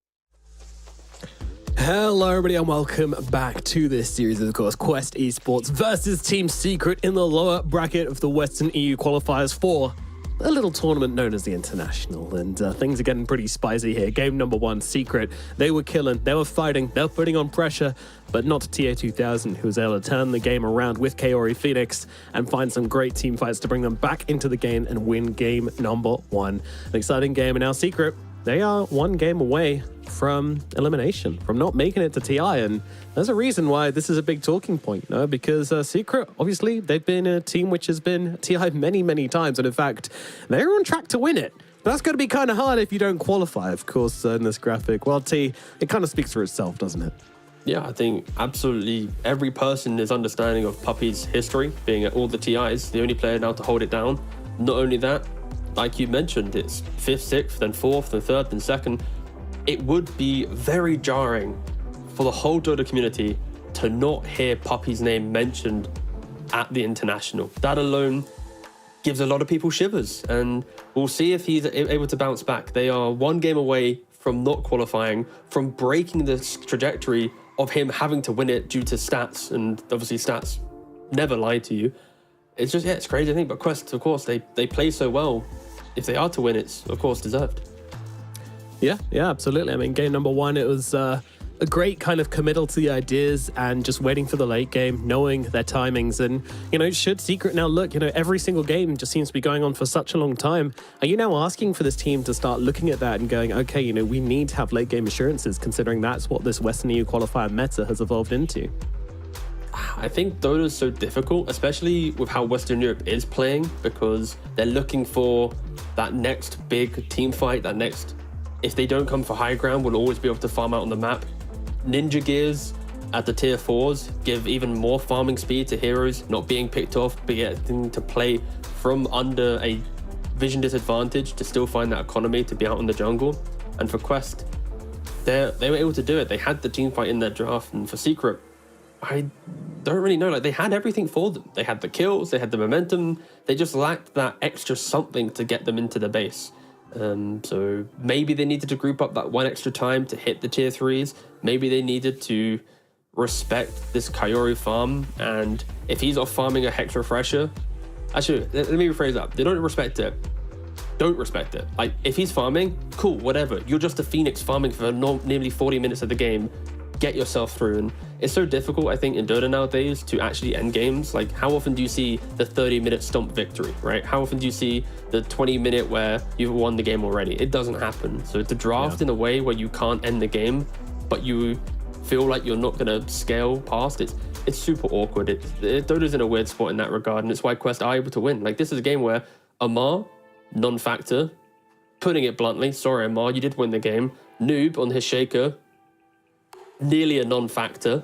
Toby on his Brewmaster, a non-factor. It really was just the big turnaround team fight where Kaori and TA2000 stepped up. Yeah, of course, there are fissures and ancient seals and splits to do small stuff, but the real comeback came from the two heroes who farmed for nearly an hour to get to that boiling point. And yeah, Secret just couldn't break the base for nearly an hour. Yeah, I think it's coming down to, like, you know, how do you break that high ground? You know, if you want to do it before like the 50-minute mark, before the 40-minute mark, you need to have better ideas on how to get up there. Because the teams at the moment, they're just so good at playing the map. They're so good at reading the map that you've got so many tools to do it as well. Like, you know, as you mentioned in the broadcast, we have these ninja gears as well. It goes for both teams. In fact, even for the team that's behind, just being able to get out on the map, sneak past all the wards, you know, these are the things which are causing teams so many issues, and why it's so hard to actually force a team to fight you if they don't want to fight you. They can just run around the map. They can run around and do whatever they want. And I think Kaori was the perfect example of that. Not only was he annoying, he was farming in like places where the Luna didn't want to be, right? He wasn't taking farm away from TA2000. Quest never do that. They will never take anybody. No one farms in TA2000's area of the map. And Kaori was just like out. He was so far out, and he was so elusive. You jump him, he's always hugging the border of this map to do that thing where you sunray out, TP away. You can't cancel it. You can't do anything about it. He just abuses that to like the best ability that I've ever seen anyone do. So you got to have an idea on how to deal with that. You know, Secret, I know they're going to come up with some fresh ideas. I know that they're not going to go out of this qualifiers without a huge fight.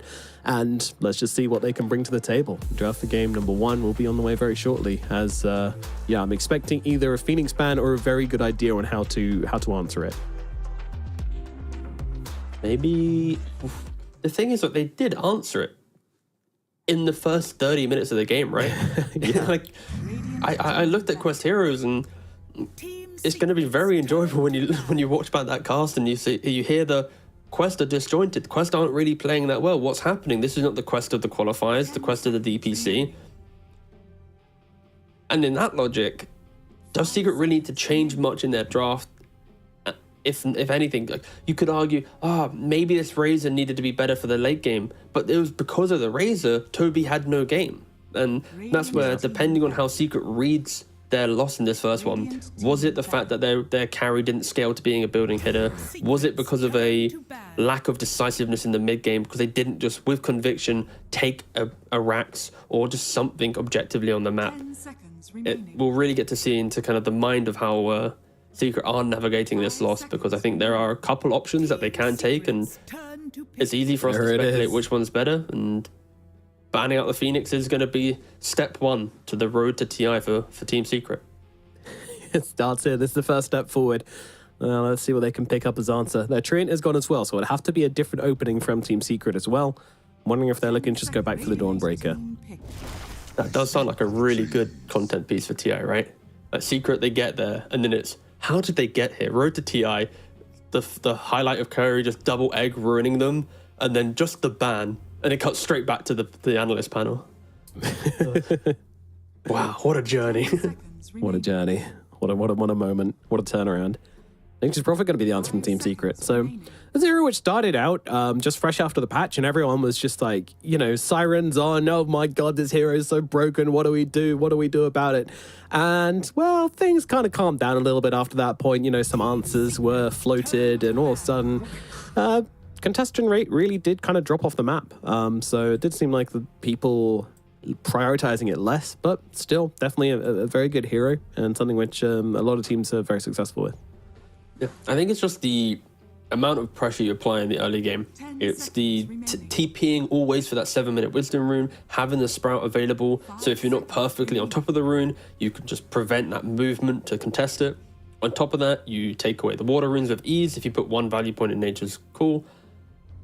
So much stuff. Itemization as well. Depending on what type of player you are, you can go for solo crest into just more armor items, TP into the fight and just buff up whoever you're near.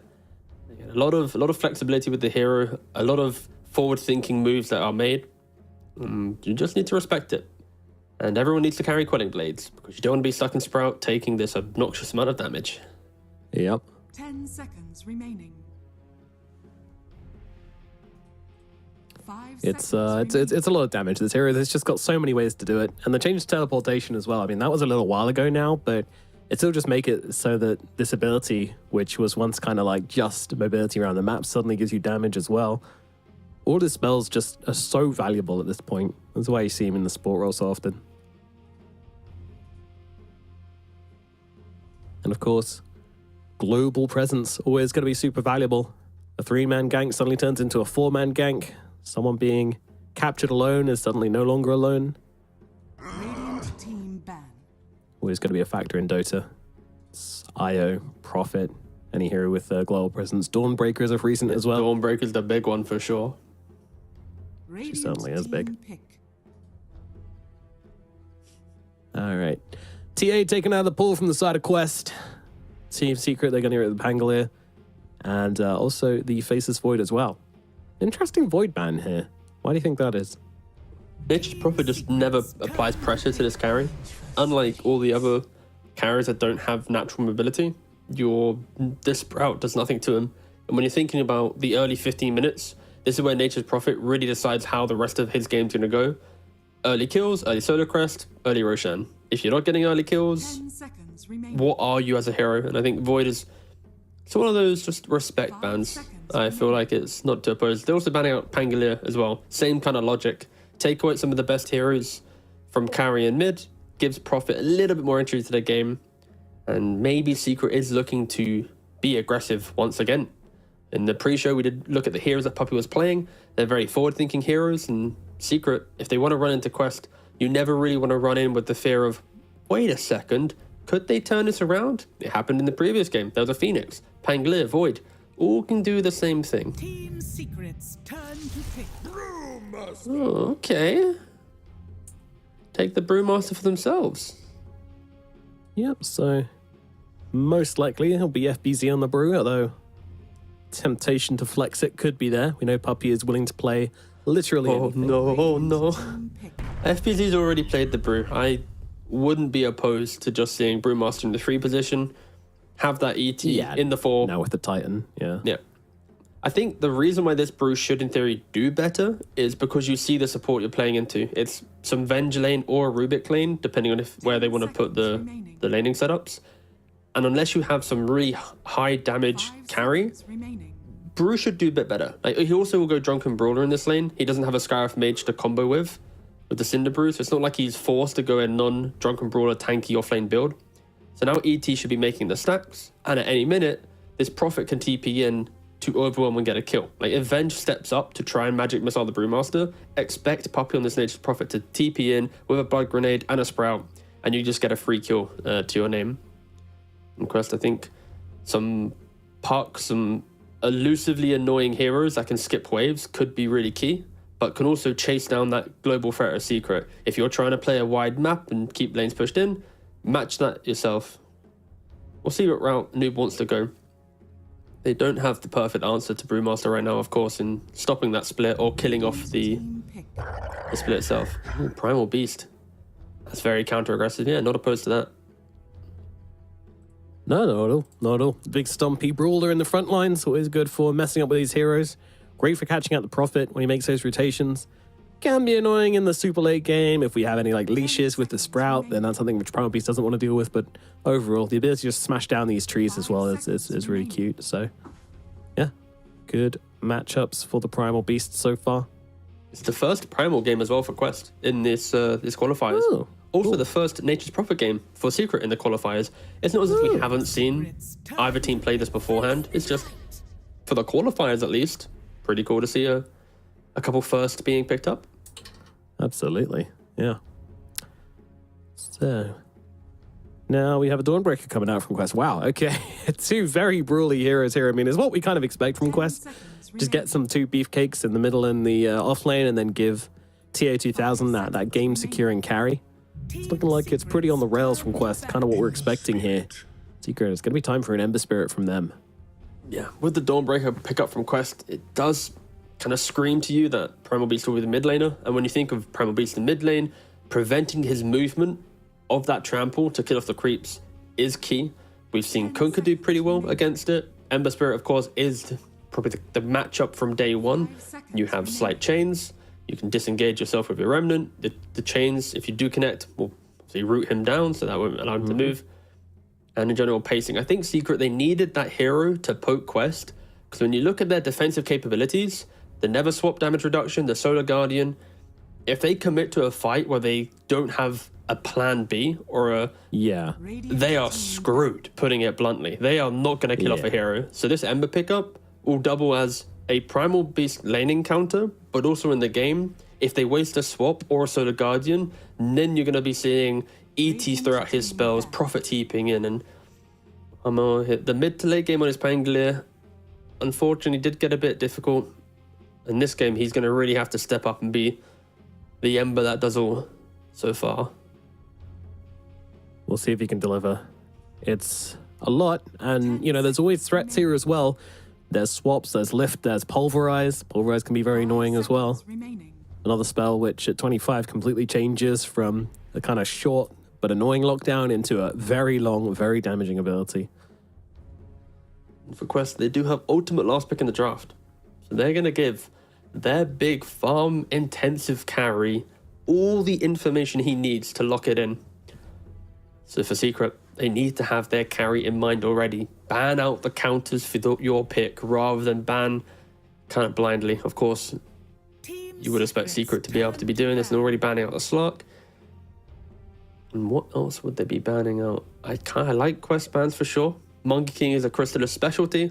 Medusa doesn't really respect any tankiness that your draft has because it's like, oh, we're surviving, but also Medusa, you're never killing. That will be the potential issue with Quest Hero. They can survive most initiations, but how do they really kill? Dawn needs a Blade Mail, Deso Blink. Primal just needs a good game with good levels. And of course, heroes like Medusa and Monkey King will thrive with these engagements. Here, of course, we have the 2 carriers and the 2 coaches from each team as well. Guess who on the side of Quest and Heen on the side of Secret. Yes. A lot of some question marks for Guess who when he joined this Quest squad. You know, that was part of their big shuffling period when they also got rid of Amar. But yeah, it's a questionable name, but you know, it's one you remember. But overall, they've had good results so far. If they qualify for TI, then even better. Nobody will be doubting it anymore. I don't think anybody is after Bali, to be honest, but Secret now. Final pickup from them. 10 seconds remaining. What is the carry of choices here? Gonna have to get a little bit creative with this one. A lot of stuff has been banned out. The only heroes in play that haven't been banned or played by Crystallis, it's going to be the Ursa or the Troll. I don't think either really screamed to me to be good games. So Crystallis potentially going to be leaning outside of his pool. No, wait, Sven was still here. I actually didn't even realize Sven was still here. My bad. Neat. All right. Yeah, that guy's enough. still hanging out. That makes a lot of sense. Oof. Even with the hair flick from Crystallis. Damn, he's like, yeah, here's my boy. That's my Sven. Let's go. Game 2. All right, Quest. What is the answer here? I'm guessing we're looking for something kiteable. I don't think any hero in the game can like stand and fight Sven at the moment, right? Jesus already banned. Troll actually doesn't look bad for Quest. But saying that just makes me You're feel a maniac. uncomfortable. Yeah. But the lane's going to be good. The lane's kind of kill hungry. Like, it's a double physical damage lane from Secret. Whirling Axes would be pretty good. Sven blinks in, you don't die. You ultimate lock onto him, bash him.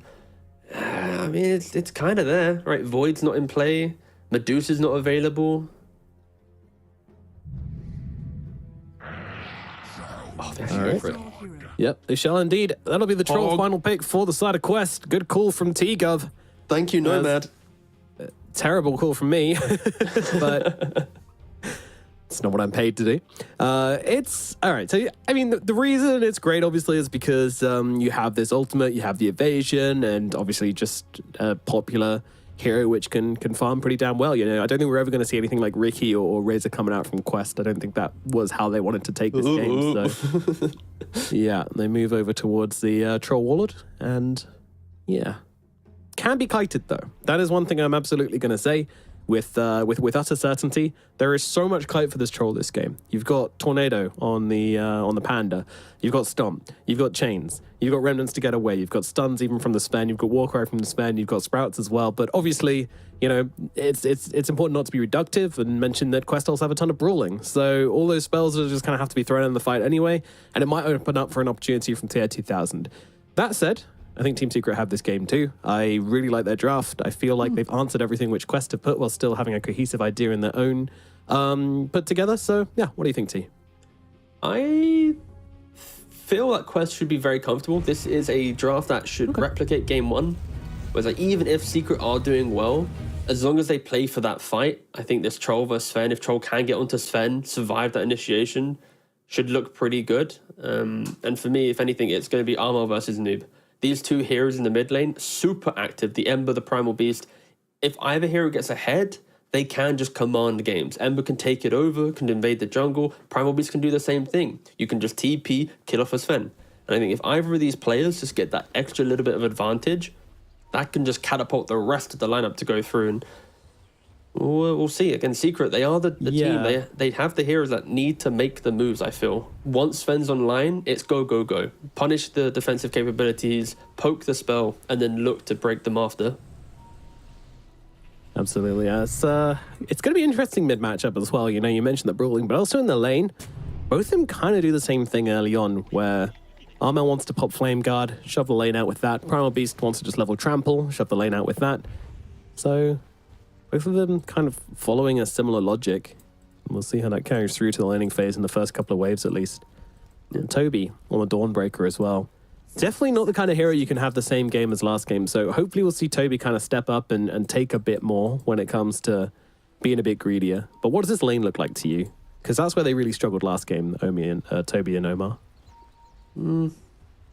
This lane will be difficult because at any minute, if you go aggressive, there's that Sprout disengage from Poppy, plus the Stormhammer, the Warcry. A Dawn Rubik lane's a lot of physical damage clicking down, plus that, oh, we got you with our spell, and it won't be as simple as potential Dawnbreaker Rubik lanes. Toby tried to sneak and get the bounty room. Yeah, a little ambitious, but didn't have to run away from that at least. Are they? Oh, they're laning Elder Titan into top lane, and they're putting Poppy with the Brewmaster. That's a way to threaten tier 2000. Put the ranged hero into bot. Okay, we'll see how this one pans out. I'm very curious about this because I don't feel like Troll is a hero we often see teams try and answer in the lane. It's more likely to see a team just go, okay, it's a troll lane. It is what it is. And not really bother, you try and survive the lane, but Secret bringing the aggression to the bottom lane. No, I like this change up. In the draft, I was saying that a troll pick would be good against double meaty hero that relies on physical damage for the whirling axes. So why not put the Prophet into that lane, and then you put ET into top. ET's a hero, you get 2 hero connections on your Spirit, and you're suddenly just bruising through Toby. I think Secret should, in theory, pull ahead in all 3 lanes just because of this lane's matchup. And don't forget, Ember is meant to be the counter to Primal Beast. Yeah, you're seeing Secret put their swap into full effect. Very cool. We'll see how this plays off through the laning phase for them. Damage struggling to really get involved in this top lane at the moment, just throwing out the remnants and trying to get some punches in. Chris has also thrown out a couple of stuns to Alam just to get some harassment off, so yeah, doing all right. All he needs is 1 or 2 punches with the Titan buff on him, and it's already a decent trade. Toby doesn't have any regen left, only 3 tangos left on him. But on the flip side, you already said it, Chrysalis doesn't actually have mana to reliably spam his stun. Hits coming out. Tier 2000 though will be stunned up and throws down the whirling axes, so FBZ. His aggression is limited and what he can really do onto the Venge. Always going to be pretty safe in this lane. Whirling axes, Wave of Terror, a lot of damage mitigation down here. So I really don't feel as if they will be able to get any kills, but it's just about trying to win the lane, trying to win the harass war onto these 2 heroes and put a bit of pressure onto tier 2000. I'm pretty sure Secret will not be letting him get the dream game this time around. After last game. Oh, is Poppy going to get the courier kill? Oh, no, he's not. I was wondering if Poppy was going to place a ward behind tower as well. Like when you play this 4-position Prophet, you annoy in the lane, but also that TP just to instantly kill off the couriers. Both couriers are running down at the same time. He doesn't go for the courier sniping plays. But if he was to do that and be pressuring the lane, that could have been exactly the motions needed to stop tier 2000 from being the exceptional carry that he is time and time again. Absolutely. Over towards the mid lane, meanwhile, is of course Armel versus Noob, and Armel off to a good start. That's what we expected, and at the moment, it's kind of difficult for Noob to do any damage to Armel. He's always got the ability just to back away and not get caught in these tramples and these onslaughts. Yep, you see from his build, 2-point slight, 2-point chain. It's like you don't go Flame Guard in this matchup. You slight spam him, you get the Orb of Corrosion. Anytime he wants to go for the trample, you root him up, and he even fortifies as well, just to try and annoy him there. That's so rude. He's going to be out of the lane for quite a while here. I should be able to pick up a couple of deniers upon him as well. And yeah, he's having to go for this bounty rune and get all top lane. Toby in trouble, getting run down here. They need a little bit more and they're not going to find it. The lift is there and Yamich will be held back. Toby does have to be very, very careful in this lane. Of course, Chrysalis has the mango available, so Stormhammer will be able to come out if Toby takes a step too far forward. Yamich right behind him. Very scary. Just look at bot lane though, tier 2000, he wants to get close to the creep wave, but Poppy's just standing right in between it. He's having to walk by his tier 1 tower, and now he TPs elsewhere on the map. Oh my god. Oh no, he takes the rune, now blocks off the staircase as well.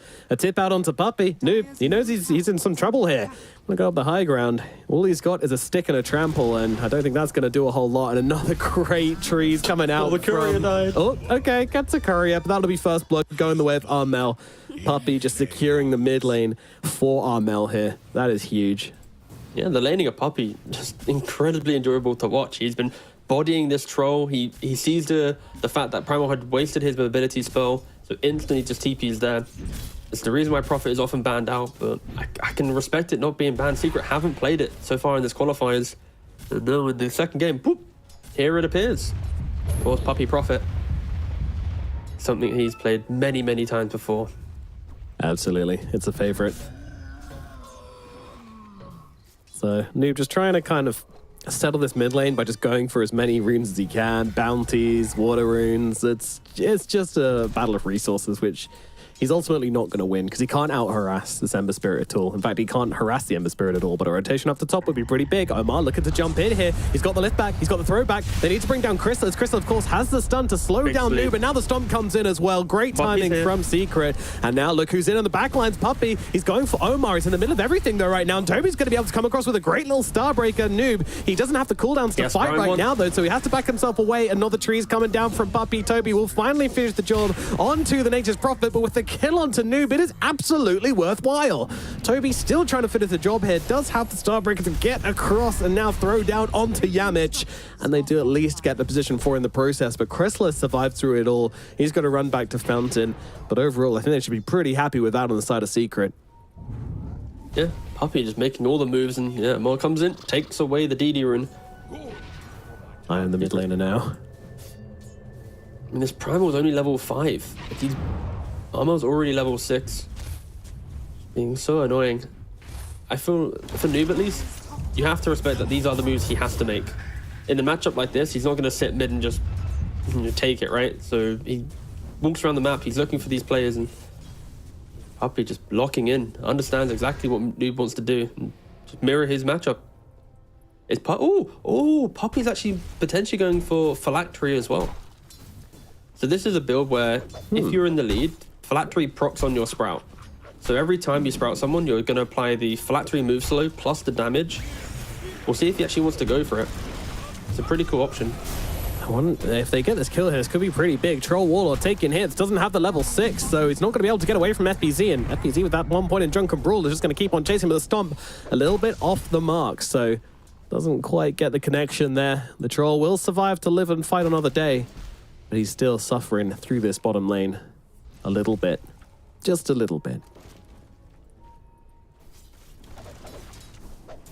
Still though, Sven actually the poorest core out of them all at the moment. After all this action up in the top side, he's kind of been relegated to the jungle a bit. Yamich, he went over towards mid, he went over towards bottom, and that just means that Sven gets left alone. He's got to look after himself. And Chrysalis is like, oh, why is Puppy playing 4 position now? Because my jungle, it's not getting stacked, it's just getting farmed. Tier 2000. Wow, TP out immediately. Doesn't want to get chased under the tower there. Just wants to go back home, get his health and mana back, get back into lane. The old-fashioned way with a good old pair of brown boots. An option Secret has as well is to invade these stacks. If Noob is having a rough game, Ember can come up to contest the hard camp. Sven can walk in with Mask of Madness and God Strength. You bring the Brute, like you bring all 5 heroes to do it, but it could be a good resource. Like you've already shut down tier 2000. Maybe not perfectly in laning phase, but enough to annoy him. That's exactly what you need to do. Like, he rarely gets annoyed from lane. Quest is very good at getting him into that jungle without too many concerns. Yeah, I feel like we're feeling this way because Troll we usually see dominate the laning phase, right? But Secret with the switch up and now a bit of pressure coming down, like sure, he's not poor, he's doing fine. But at the same time, you know, you haven't run away with this lane like you like to on the Troll Warlord, so already one aspect of the hero has been somewhat answered by the side of Secret. But one thing I really like is that he kind of predicted this. He went for the Cornucopia. That gives you a bunch of, well, 2 mana regen, which is enough for Troll. Your spells are pretty cheap, you just have a small mana pool, so you can just kind of sit in the jungle, level whirling axes, farm it out like this, and that's pretty cool. And Secret can't really invade the jungle too effectively. They are very good at progressing the map though, taking these early towers, and that's probably what they're going to be doing. Already hitting this mid-tier 1 tower. You know Troll's off on the side, you know Noob can't take the fight right now into this Ember Spirit pre-BKB. He's going to get one slight change, Trample's completely removed, and it's on Secret to just use this window. They've answered the questions of the previous game. The early game lead, the mid-game dominance, but how did they finish the game this time around? They have building damage built into their lineup. So if they're able to replicate the same motions as game 1, you would in theory expect a game 3. But Quest, of course, very good at being defensive, at finding the correct opportunity to engage. Kaori should be dead here in the bottom side. Armel gonna patiently wait for the last hit, claims that one for himself, and heads straight back towards the middle lane. But over on the flip side, you know, like, Secret have just completely ignored the top side of the map. So Toby and Omar were able to take it over. They get the tower, they farm up the jungle here, and Chrysalis just kind of have to farming some jungle camps, take some waves which push particularly deep, and that's about all he can do up here. Yes, he's actually going for lat 3. You know, I've played 15, 20 for lat 3 profit games. Like I've played an unhealthy amount of for lat 3 profit in the last month or so. Specialist. And you're a terrible human being. No, thank you. And I think Puppy was my inspiration. When I was looking on Pro Tracker for funky builds to do, it feels so good though. Like when you say it, it sounds so dumb. But once you start throwing out these sprouts, which is already a very powerful spell, having that extra little bit of slow to contain them, the extra damage, it makes your rotations that much more impactful. And on top of it, when you cast your ultimate, if you actually cast your ultimate on a hero, it will then apply phylactery as well. So you can just buff up that first bounce of your ultimate if for some reason you wanted to slow and do a little bit more damage. And that is weird. I did not know it worked like that. Yeah, it's pretty cool. It really leans into we want to go, go, go.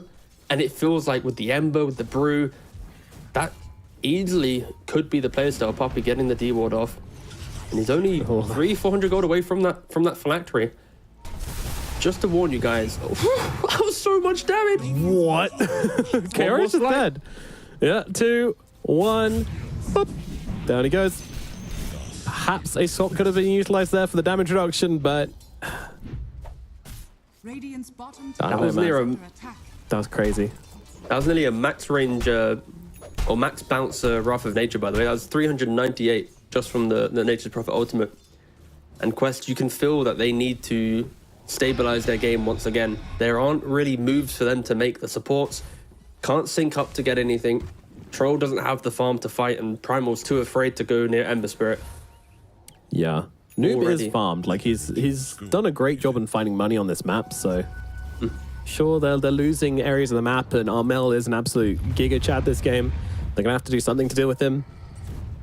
Yeah, for Quest, it's gonna be the BKB on Noob. Like once he has BKB, he will start looking to actually engage, and then you'll see Dawnbreaker with his Blade Mail jumping on in. Like the draft will come online before the 20-minute mark. It's not as if we're scaling for 30-40 minutes and it's going to be a real slow one. No, Quest, they will have a window of opportunity to take the fight to Secret. It's just right now Secret are ready to scuffle, I believe. With this phylactery on Prophet plus the Brew split, they find a hero they can die in. Here's the first target. Here we go. Oh my god, the phylactery's tearing him apart. It's amazing. Wow. Armel grabs the kill. Oh yeah, give me that damage recap. 105 damage. That's... What do you do against that? All right, okay. Enough of the fake hype. Sorry, T. No, it's fine. I'm indirectly flaming you. Ooh, Kaori gets out this time around. Once again, just being this guy in the parts of the map you don't really want anyone to be. Secret, they're just going to have to constantly force him out, get rid of his wards, taking up resources, but that's about it. I think the way FBZ is playing the Brewmaster as well is the way that I want to see Brewmaster played most games.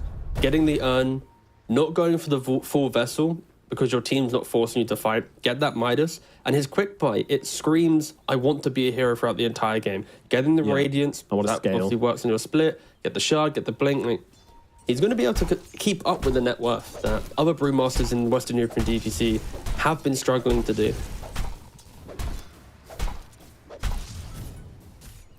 Yeah, last game, you know, the Brewmaster did his job, but it wasn't like, oh my god, this Brew in the late game fights, how annoying, what a guy. It's kind of just trying to keep his hero alive and throwing some people into the air. And obviously the auras as well, helping out quite a lot. But this game, this Brew is going to be a beast when we get there. And yeah, Secret very much changing their game strategy from last game, where it was very aggressive, and now they're like, all right, preparations for the late game, you know, we've got one Midas, we've got a Sven, we're going to hit some creeps. We don't want to let quests kind of dictate the late game to us. We don't want them to just be hanging on. Toby needs to be for careful. 40 minutes and then winning. Yeah, Noob, he's on the run. But he's getting wrapped around. He's been farming here for so long, and they saw it top. They found him. Yeah, Noob doesn't have his BKB yet, so there's no chance they're coming into this fight. Dawn, she can't even sell a Guardian out of this one. Just use a Blade Mail and, oh, Phylactery as well. Coming in clutch. Toby, he's dead. Don't forget, forget, every they've got a time you lot of say that, you're not flaming me, you're flaming Puppy there, no man. You got to tread careful. Oh no. He's gonna knock on the door at midnight. And it won't be fists knocking on that door, it'll be metal. It'll be and a freshly phylacteries. sharpened machete. Yeah, Secret. Making the moves. Ooh, unlucky with the chains. The other thing for T2000, he just completed his Battle Fury. Yeah. But Noob had already taken the triple stack prior to try and get his way to BKB. So it's not as if he's entered the Ancient Camp area with this Fury, knowing there's 8+ stacks for him to farm. He's farming the scraps of whatever quest have left him. Very different to previous games. And all 3 cores now on Secret are sitting pretty much at top. Toby is, you know, battling Sven to be able to get there, if not battling Brew. And the BKB is now complete on quest. How will they use this BKB timing? This is so important. And they have already scouted it out. They have a fight in the river. That's going to reveal everything. Quest. The thing is, like, getting into these fights is so hard. You know, you've got Primal Beast and Troll Warlord and Dawnbreaker. Where is your catch? The catch comes from the Primal, but then it's if he's going in to start the fight, then you can't rely on him to hit that perfect pulverize. And on top of that, where's the damage? I think is the other question from Quest. Rubik, there's not that big punchy spell for him to steal right now, outside of maybe Elder Titan Ultimate or a Brew Split after the fact. But still, it's not a punchy spell. Yeah, Quest, I think they're happy to farm though. Like, we're making it sound a lot worse because their draft doesn't have smoke plays built into it. And I think we are just going to have to accept for them to get into this game will be find a pickoff if it presents itself, or farm for 25 minutes. Like, there's no real in between, I think, right now. And they are Wow, what a the new pickoff and innovative strategy for these qualifiers. Farming out the map. Unusual. Puppy Well, might Puppy. get caught out here. This should be a kill. Noob gets upon him. Pulverize comes down. Now the trample to follow as well. A little quick there on the onslaught, but the kill's going to come through regardless. Although, Armel committing to the fight. Godstrength being used as well. All right, Kaori, he's going to get bored down by the Sven. They got the Stuns out. Oh, no, that's a great target. Great storm coming out, but they won't follow up on this. They're not going to just fight blindly into the high ground. Don't want to give Quest the choice to come and fight them. They'll take their kill, and they'll back themselves away. especially going into a high ground fight with Toby having the Solar Guardian available. Yeah. Respecting the turnaround potential for Quest. We saw what happened to Nigma Galaxy yesterday when they tried to run into the triangle brazenly pre-20 minutes after an exceptional start in Secret. Not wanting to replicate the same downfall. Absolutely not. Now, Omar and Noob looking at Puppy once again here. They have a ward though. They have the vision, though. They see Omar and Noob just kind of sitting here, so a bit of baiting coming out, a bit of acting from Puppy. In the early gem pickup, Elder Titan buying the gem, giving it off to the Armel. Quest, if Vision was going to be their friend in the mid game, not anymore.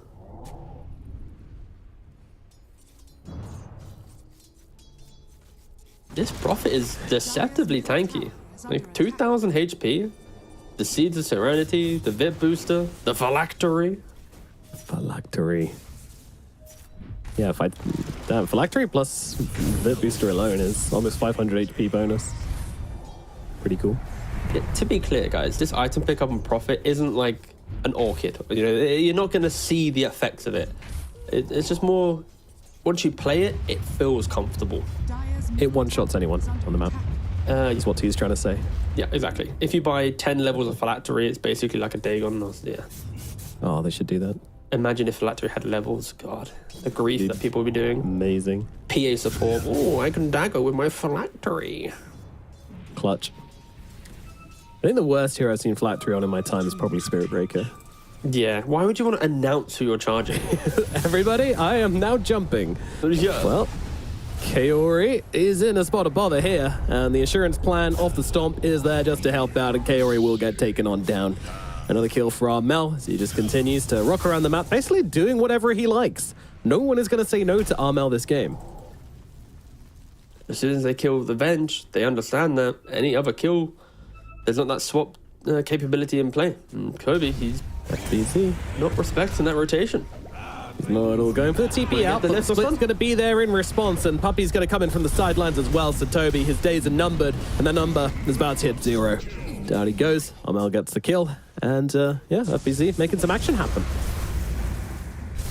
The TP, Interesting. Quest, they're coming in on this. Noob blinks in with the BKB and the Pulverize onto the Sven. They think they have the damage to kill him off. They might be right, but the BKB comes there in time from Chrysalis. The swap outs is there from Kaori. Armel comes flying back into this fight. He's got a shield rune as well, so even more unkillable than before as Kaori does get cut down. Quest, they tried hard to make the play, but the BKB was there from the Sven, and they end up losing 2 more instead. Armel is godlike. In the draft, we said Armel needs to stand up and just shine in this game for his team to feel good. And my God, is he doing it? 9-0-1. Yeah, absolutely. Sanskaya, Maelstrom, Orbital Corrosion. But for Quest, what a weird TP rotation to make. They've lost their Dawnbreaker, the big kind of survivability tool they want to use in these early fights. She was dead for 40 seconds, but they still TP'd in. They still tried to fight. Sven had a BKB. Maybe they weren't aware of that, thought they could combo him down. But he was flicking that tower for some time. They should have realized that wasn't a play to make. It was awkward. It was awkward. I'll definitely say that much. And now Quest kind of once again pushed even further back. I mean, echoes of game 1, that's for sure. Kind of similar position where Secret were just able to take every fight. Quest made some plays, but with the heroes they have, it just ends up looking kind of awkward. Kaori dying a lot. Even to neutrals. The Tormentor kills him off, and he doesn't even get a shard for his efforts. He's just like walking past, like, oh, I can help you with the Tormentor. Okay. Ooh, interesting. TA2000. He is looking for an Aghanim Scepter. It's going to be Battle Fury Yasha into Ag. So, one of the things he's looking to dispel on this game. So there's Phylactery. Spirit. Oh, it's been on. Yeah, of course. So ET Spirit is pretty good to dispel. Sven, before he gets his shard, you can dispel the Warcry, which will help get through. Yeah. There's potential the Cinder Brew slow could be kind of annoying for a troll. And then maybe Flame Guard, but that feels kind of whatever. Guard. And also the root. So it's like Searing Chain, Cinder Brew slow from Brew, plus the ET Spirit. There's enough options across multiple heroes and the Sven Warcry. So every hero has something to dispel. Yeah, and even actually Puppy going for the Atos, maybe not checking the troll's items, or don't know, maybe he wanted it regardless, but obviously this will give him another thing to get rid of. So yeah, pretty value pickup, honestly. It gives him kind of fight playability, but still you're not getting that damage. Troll is a very awkward hero. You buy Battle Fury or BKB, after then a BKB, then it's the big items, right? The damage dealing, the swift links, the bashes, the ones that pack a punch. And now because he's going the Ags, it delays the BKB, so we're not going to be seeing TA2000 rip through heroes until potentially the 40-minute mark, but he will be incredibly tanky and annoying to deal with in the upcoming fights. Damage has been a concern for me with Quest heroes so far. And this potentially, yeah, it doesn't help, but maybe because of the Venge aura plus the Wave of Terror, she alone can buff up the troll to do all the damage needed.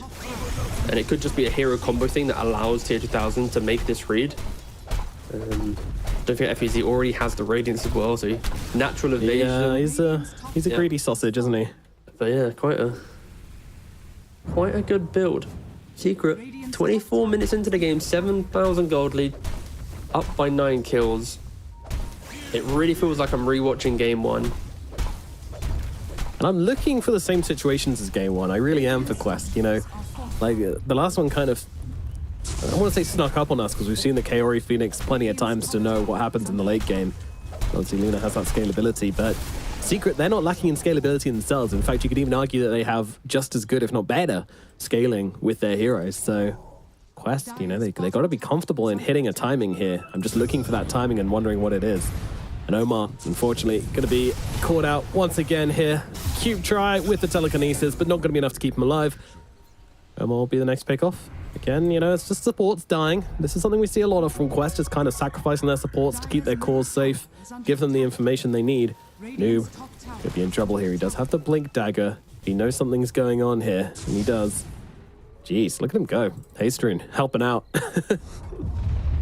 I'll buy time for the heroes. And yeah, Quest, that is all they want to be doing right now, buying time. Find that opportunity. Exactly what you've been saying. We're trying to wait for it to arise, and so is Quest. They'll farm until they see it, and I kind of feel like I'm watching Tundra from last TI. If game gets a little bit difficult, just farm, it's fine, we'll get there. Of course, Tundra become this super explosive, enjoyable team after they won that TI. But Quest do seem to be defaulting to the tactic. It worked in game 1. It will be a lot harder this time around. Look at the treants in the triangle. One on each camp, one on a ward. Just kind of looking around the area, giving information. Oh no, Chrysalis. nearby. Chrysalis is going to see him. God's Strength going to be used, and it should not be a kill as Omar's able to get himself away. 4 staff plus the lift enough to take the distance, but oh, never mind. Did not see it. Yeah. Jeez. All right. Finish what you couldn't start. Absolutely. Tower gone as well. I mean, that's a real reason for the God Strength. And now they're on the high ground. Hello. Knock, knock. Is anybody in?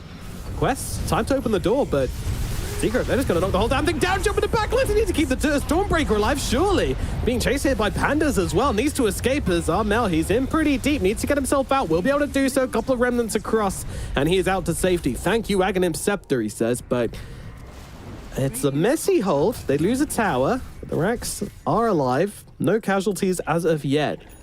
Oh, it's getting squeaky for the side of Quest, though. It really is. Toby needs to be careful. He is the one who's had a good game. The turnaround, he wants to be saving heroes, but time and time again, he's getting picked off. He's getting brought quite low. Secret, though, they are ruthless. They see a support for a second, bam! Instantly on top of him. Epizee blinking in. They do not care about Quest right now at this stage of the game. Nope.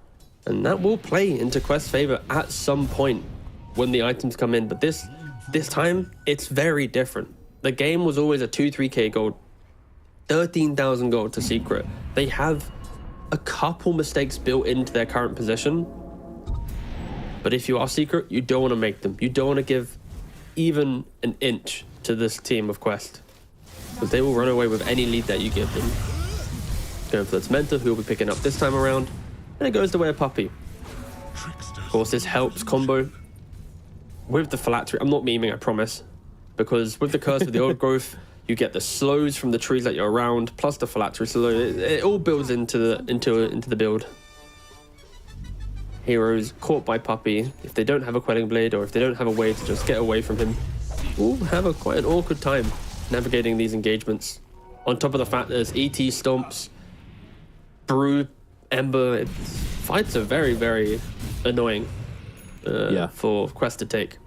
Yeah, and we're seeing time and time and again why this Aghanims was a choice over something like a Manta from TA2000.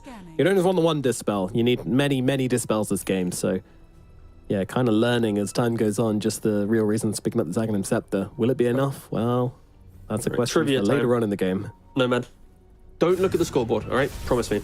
No, I'm going to own this. What's the KDA of Troll Warlord at the 28-minute and 42-second mark? Ooh, has he died this game? 0, 0, 0. Oh, and we have a winner. Yeah, let's go. Let's go. And my teacher said I'd achieve nothing academically, but in goes Toby. He's taking the heavy hits once again, but actually turns it around. Chrysalis, he's the one who has to back away. You got to be careful. The Blade Mail, the Desolator, it's a lot. And Puppey now gets swapped in. They're going to go for the easy targets. Take down that squishy old Prophet, but it's not enough. Not that squishy. Not nearly enough. Yeah, he's going to back himself away. He's got 2,100 HP. You're not going to take him out. TP out from Puppey. And, well, Secret, once again, diving the high ground, trying to put the pressure on, dragging Quest back into their base, but also So many not getting a real win here. And Quest are going to try and get something else from this. It's because Secret keeps jumping Toby. Like, they keep finding the Dawnbreaker and just preventing Solar Guardian to be a play. Yeah. Troll still sitting at 0 contribution to any fight. They're smoked up, though. This needs to be the window in which they go.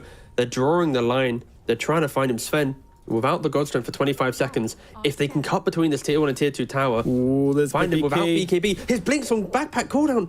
Noob, Watch out. he could go. He's not going to find him. Chrysalis, no way. Kaori, he collects. There's no BKB available on the Sven right now. They should just be able to kill him off. And there it is, Quest. They find something, and that is something big. And the first point in TA 2000's KDA at the 30-minute mark. That is big. But obviously there will be a big timing when the Sven is back in the game as well. But that is 60 seconds away. He's dead for a while. Quite a long respawn for Roshan. If Quest was able to have luck on their side, a 20-second Roshan respawn, something sub 30 seconds would have really brought Quest back into this game. What a move to make, though. Radiant's courier has been killed. Secret, they need to respect this comeback potential. You've got the Daedalus complete on Sven. So much damage. And of course, as Quest gets stronger, they are able to deal with the Sven. This isn't a Sven game which should be super easy, I get for everything. There's Never Swap, Telekinesis, Solar Guardian, Troll Wallet Ultimate. There's a lot of plays for Quest to make, and I will say Battle Trance, just in case anyone says, oh, he said Ultimate.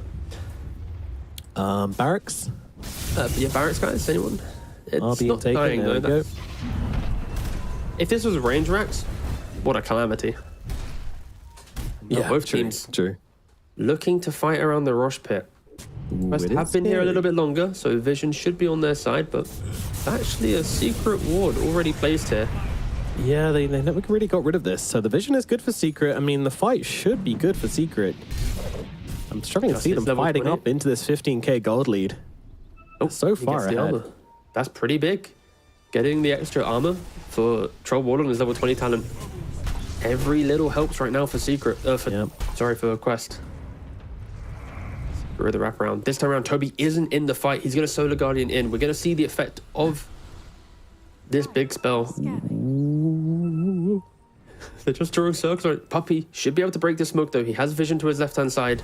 Curry, does he see him? He does. Great wave of terror, but they don't connect with the stuns. TA2000 just sitting inside the trees at the moment as all the swap comes out. It's going to buy Omar a little bit of time. Surely Kaori goes down instead, but the Solar Guardian keeps him alive a little bit longer, but will fall regardless. And TA2000, he's just spending his whole fight in the trees. He can't escape. Finally tries to go on something here, drops the ultimate, they but got just kind of runs at the Elder Titan. All right, this will be one kill going his way.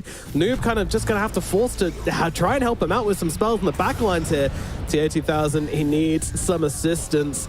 The whirling axes will be coming down to keep getting those dispels off, but nice route onto Noob, stops him being able to charge through, help out TA2000, and he is gone. Down goes the troll. Armel, again, just jaking them in circles right now as a pulverize comes through, but not going to get anything done. It will be a death for Noob eventually by 1,000 cuts, although I say that, swaps through, pulverize is there, but it's not enough. They'll bring down the both of them, Noob and Kaori, both dead. A full 6-man team wipe from the side of Team Secret. And look at Puppey. He's already getting to work. I mean, they're dead. They've taken this fight, and you can see the big items that Quest had to buy to get to this moment, to have the confidence to flood out onto the map. But look at the mini-map. Look at the vision Secret had in this engagement. 3 big die-wards all around the Roshan pit. There was no way Quest was going to have any kind of playability to juke them out at this point. And you gotta say, for Secret, they put this draft to its full strengths. Just the kite potential they had. Even with Troll trying to get into the fight, there's Sprouts, there's Radiance, there's Cinderbrew, there's stomps from the Elder Titan. So much stuff to annoy Quest, and one bad fight and bye-bye base. Doing so much damage to this base. It's in tatters. Jesus. Middle lane smashed to bits, top lane broken open, bottom lane now getting torn apart as well. Radiant's bottom barracks Team Secret, the demolishing ball coming through. 10 seconds still on the Primal Beast. They will leave the melee barracks up in the bottom side, so they have one and a half set of barracks to work with. Wait, no. He splits just to get the top range racks. He's trying to go for it. Or is he? Go on. Get that Earth Panda in. Get the demolish in play. 1 click. 2 clicks. You need... Go on. No. Get it back. Get it back. Oh, It doesn't matter. It's dead anyway. Yeah, it's fine. Radiant's top okay, they got it. It's fine. It just upset me the Earth Panda wasn't hitting the building. But other than that, Yeah. love the play. Quick visit from his good friend Miss Micro as over in the pit. Roshan getting very low. TA2000 trying to do something about it. Doesn't arrive nearly in time. And Crystal is going to be running away with that Aegis in pocket. Puppy trying to get his way out of this one. Noob is going to find the Elder Titan and can interrupt his TP. So damage will be going down again. A very, very small consolation prize. Look at Puppy's net worth, dude. He's just been farming. Like, if we could just rewind to when he was like level 4. He was in the dire triangle farming a hard camp for nearly 2.5 minutes, like 2 different camps. And that's been like the entire theme of the game. And on top of that, FBZ on his Brewmaster, he's top 2 net worth. He's higher than the Troll. This is the Brew that is the scary late game hero. Octarine for more spell usage, Radiance to be survivable, AC, buy the items that activate in your ultimate as well. FBZ, this is a spooky, spooky performance from him. I think him and Puppy in this game specifically have been the big victors. Absolutely. So much gold and doing so much with it as well. All right, we got a rock. Maybe that's what they need to bring them back into the game. Yes, the Pro will be shard. That'll bring back That'll do 23,000 gold. Yep. Here it Throw a is. rock at Puppy's head. That'll keep you in the fights. Concussion and a pause. That's what we're looking for. Puppy has a Hex if he wants it. He has nearly 8,000 gold. We never wants it. really mentioned it too much, but there's Mage Slayer as well. You casually throw that onto some Primal, you're going to really mitigate his desire to be in the fight and to try and get the kill. Nice itemization from Puppy. Very annoying. It does help that he has nearly more net worth than Crystallis. Yeah. What the hell? He's TPing That is in. It's illegal. the Hex reveal. TA2000 is going to just run himself away. It's a little bit early maybe on Secret, but also he is already on the move, so he just moves himself out of there. Doesn't get caught out. That might have been the game ender, honestly. Has buyback available on the Troll Warlord this time around, but I mean, with this gold advantage from Team Secret, how much can you really do? I feel like FBZ, yeah, he can just split and slow siege if he really wants to. Well, it's not not gonna be that the most slow, but effective. Brewling's taking some pretty heavy hits in the meanwhile. They're going to have to get rid of these as Crystallis jumps in, trying to blow up Kaori straight off the bat. Kaori does get away, trying to get the stun off onto Armel, but he's so damn slippery. Gets himself away with the Aghanims. TA2000, meanwhile, still valiantly trying to hold these barracks. They managed to catch out Puppy here. He's a pretty big target. And in comes the Solar Guardian as well to try and help out, break open those trees. Toby, though, he's taking some hits. Crystallis in once again, trying to bring down the Dawnbreaker, but the Starbreaker's there, try and buy her a little bit of time, but she goes down regardless. Armel is in, finds a catch. Now TA2000 unleashes here onto the Ember, doesn't get the roots. Ember, he's going to get away with it.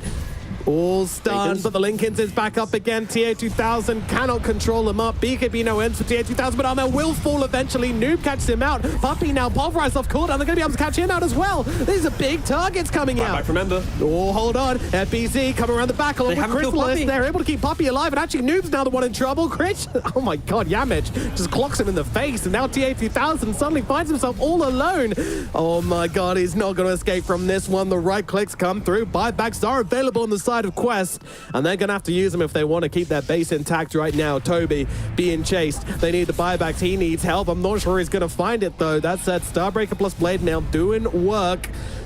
And there comes the Celestial Hammer just on the sidelines. Hex out immediately onto Noob. Right click's coming through as well. Rook gets thrown, stuns out Yamich. TA2000 trying to catch him, but guess what's off cooldown? It's a God Strike coming through onto Noob. Noob needs to get away. Nice lift up from the Rubik. Toby, though, he's caught out. Does get a nice big Starbreaker off, but might be dying regardless. Here, the tree's actually getting in the way a little bit, but finally, the kill comes through. Dawnbreaker's dead. No buyback on her. Troll gets off the ultimate in the middle of the fight, but immediately gets hexed up and now thrown up into the air by those pandas. He's going to have absolutely no effect. here. Down goes the troll, and down go Quest. Noob trying to do it all, but he can't do a thing. All 5 dead. GG called. Game number 2. Secret even the score.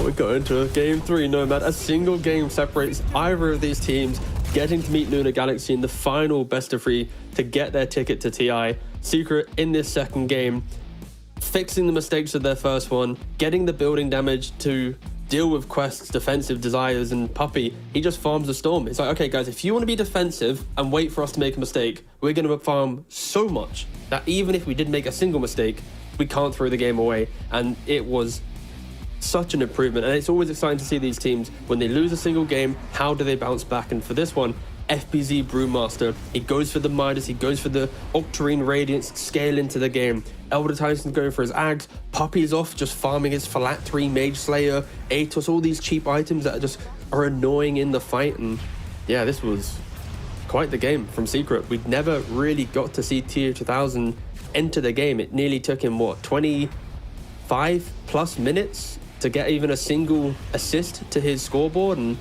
he ended the game with minimal damage as well. Secret punishing an Armel god, like, yeah, so many good things coming from Secret in this second game. Absolutely, yeah. They kind of, as you say, fixed their draft from game number 1 and had the same early game dominance. In fact, maybe even more dominant in game number 2. And yeah, they just crushed them. Not really much of a hope for Quest in this game, honestly. There was no point in the game where we were like, okay, you know, there was that kind of smoke around the Roche pit where they were looking for a fight, but you're 15k gold behind. Like, this was the engagement, and it didn't really look convincing, to be perfectly honest. Like, yeah, they managed to catch out Chrysalis, but yeah, in the end, it was... oh no, this isn't the same fight. This is the fight right before it when they didn't get Roshan afterwards and then tried to fight after. Yeah. I think, if anything, it's just awkward because normally Tier 2000 is carry. You can feel that that next item will give them a moment of, we can go for a smoke or something, and he goes for this Ags. Yes, it's dispelling a lot of noise that Secret is generating, but then you're looking for the BKB. Then you're still looking for the Basher, the Blink. The reason why I was excited for Troll v Sven is because there is this mid-game timing of SMY, Battle Fury, Basher, plus Blink that allows you to always lock onto him. The issue is, Toby, top net worth Dawnbreaker, difficult Dawnbreaker game as well. There's no easy target for him to kill and to translate net worth into something. Awkward is basically the TLDR for Quest, but for Secret, MVP. For early game, I want to say Puppy, but Armel, his scoreline, we said he had to do everything, and he did. He literally did do everything. He did do everything. 19-1. There's no way you're not giving it to Armel. I'm giving it to Armel, but if you rewatch the replay, though, the things that Puppy was doing, highly commendable, but Armel, hitting creeps. We set him up to have to succeed, and he succeeded. 19-1 and 8. A stellar game from him. Yeah.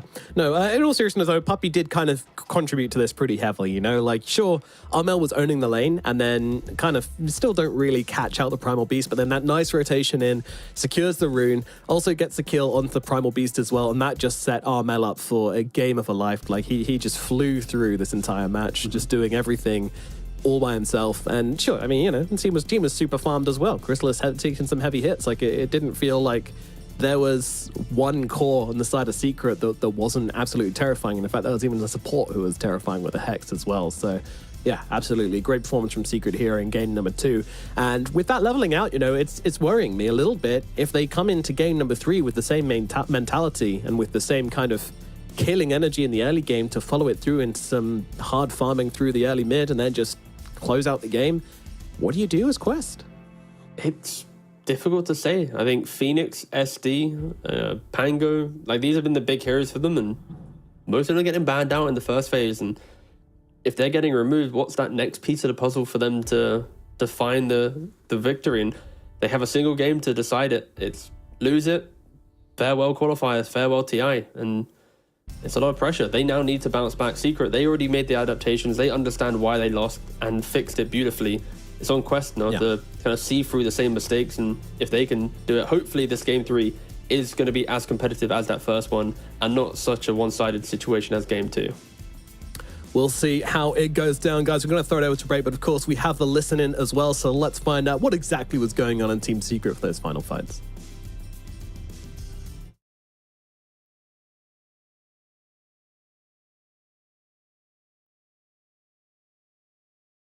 They Can we use take smoke. this area? Take this area? Take this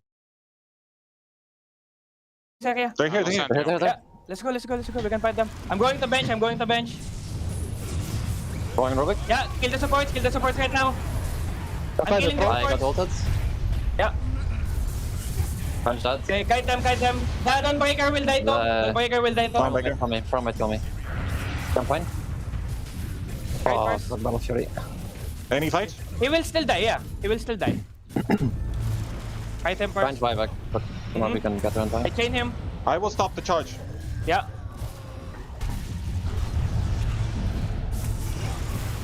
Fucking Yeah, I kill him. Bench here. He I'm doesn't coming do with you. damage. I'm Doesn't do coming with damage. you. I'm fucking I can sorry. chain him. I'm good. I don't die. I dodge the stun too. Radiant's top tower is under Yeah, attack. kill him. Okay, that's it. Nice. I am the carry now.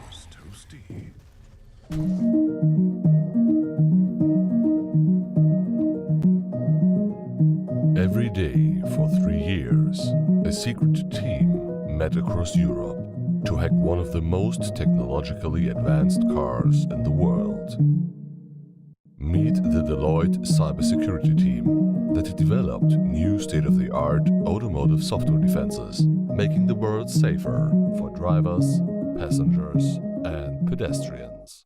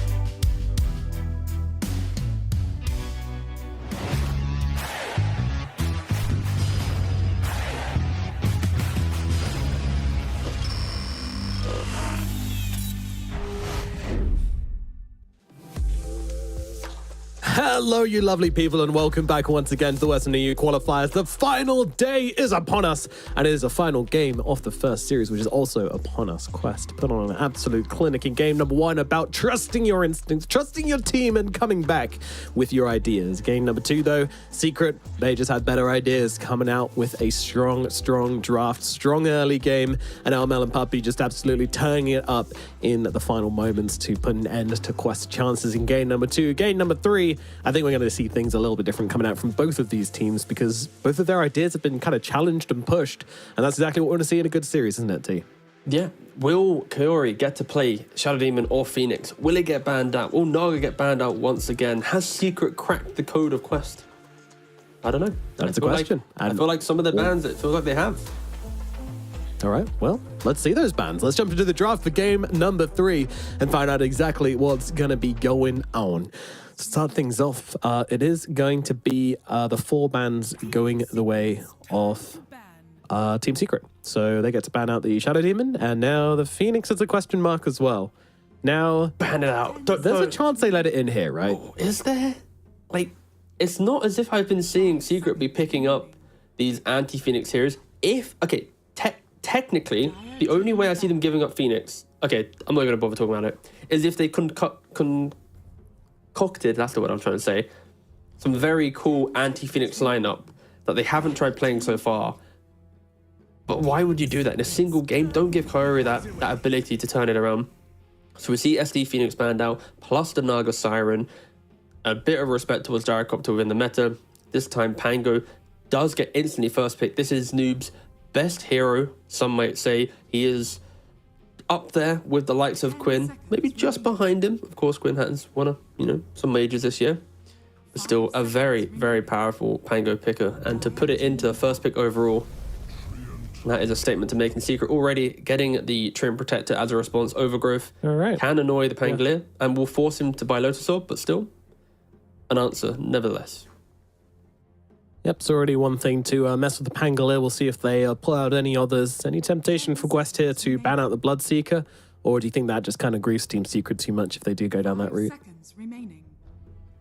I feel like that's a very... It's very good for Chrysalis. It's one of his best heroes. Yeah. And it should be banned out. Get rid of it. And it's gone. It's like, I think the argument of Bloodseeker versus whatever counter is you need to pick it, but also respect the fact that you have a Bloodseeker carry that can't end the game, but can win you most of your fights. Which is why Secret lost game 1. But of course, Quest ban out. They don't want to bother dealing with it. They want to make sure Noob can just play his own game and not have to react a lot to Secret. Now, Mel, getting that Ember ban as a nod. You did very well, boss. We're going to ban it out. Yep, the respect ban. Got to be done sometimes, and no surprise there. It's a 19-1 game number 1. Absolutely crazy. It looked like he was playing a different game, I won't lie, with that scoreline. Ember taken out of the pool. Team Secret. I mean, they haven't really picked up a core yet, so they'll be more planning on what cores they want to go for. They have a ban, then a pick. It's always important that you use this ban to complement the pick. What that's going to be is anyone's guess.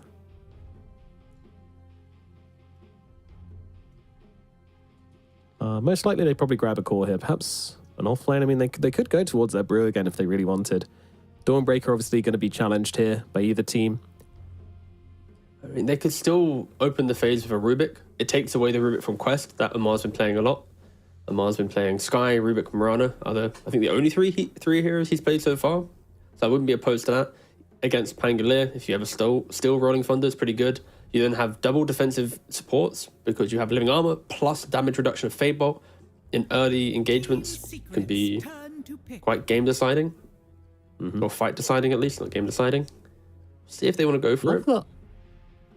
Sorry, very important. I love the art on the back wall there on that last shot. And go back to it. The never noticed it.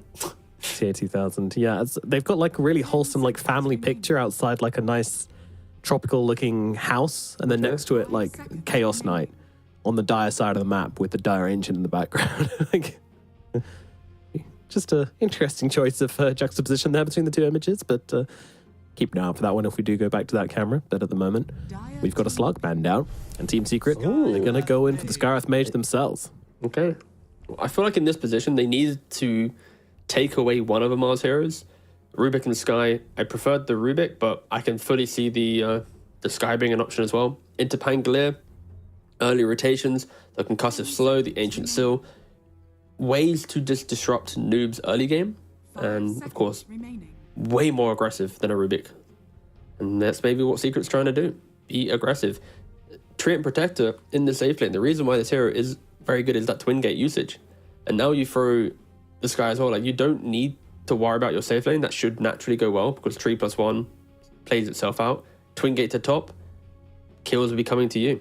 I think Secret easily could go down an option where it's like some Beastmaster off lane with the Sky, some Treant Protector. You secure safe lane, you then play on top, you get Helmet Dominator, you push through the map. Like, there's ways for Secret to be very punishing right now. And Quest, they need to respect that and make sure they don't draft themselves into a position of low damage heroes like they had in that previous game. Well, slightly concerning with these two picks then, as we do have the Rubik and the Brewmaster coming out. So once again, we'll see the Toby Brew. Obviously, did win them that first game eventually. Made space, but not the kind of greedy, impactful pick we saw from the last game from Secret either, so different ideas. 5 seconds remaining. Yeah, Brew does give you the ability to kind of just get on these heroes though. Like, Skyrath can really do nothing against a Brewmaster.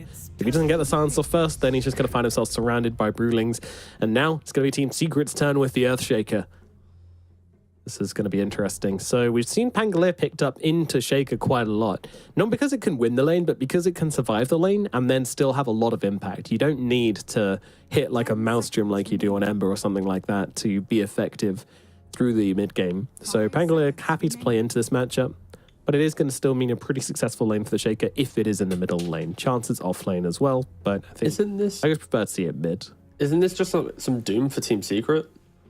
I think Doom or Beastmaster are the two that come to mind right now for me because...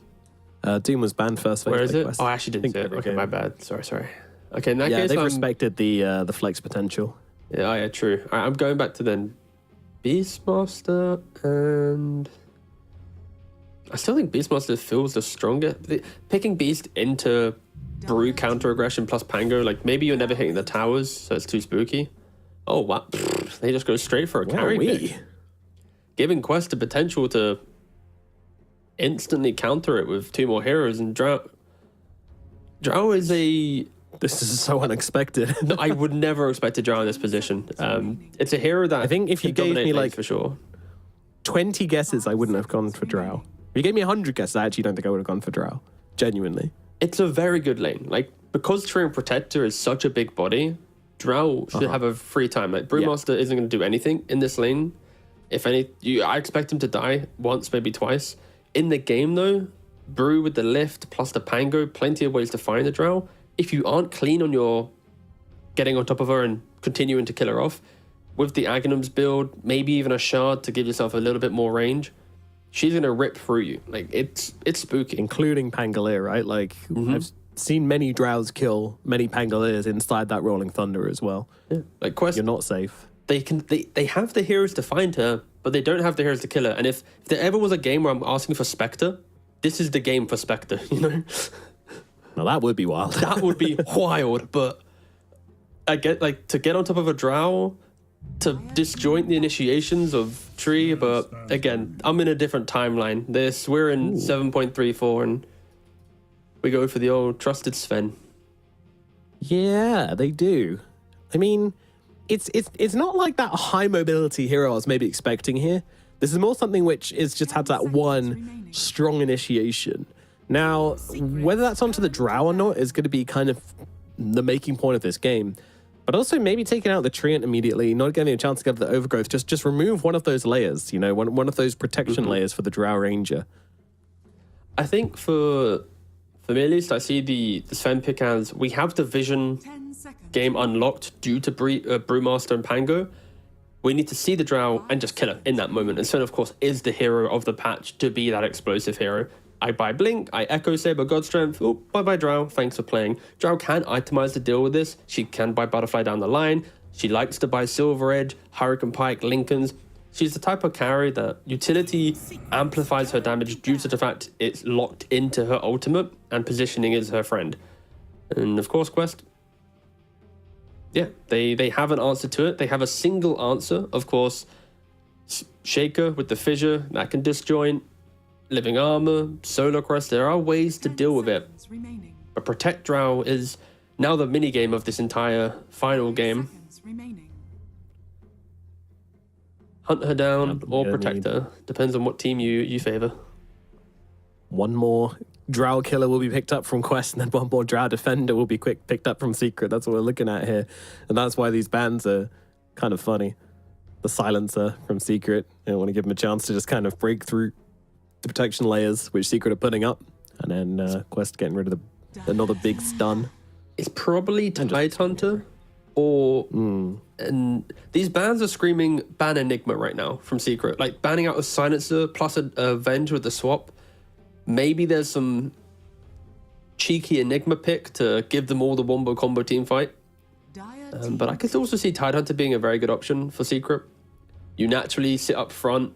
You will soak up some of the spells of Quest, which will then hurt their ability to find the Drow. They have plenty of options. I think Enigma and Tide are the two that come to mind. Any chance of an Underlord? 10 seconds remaining.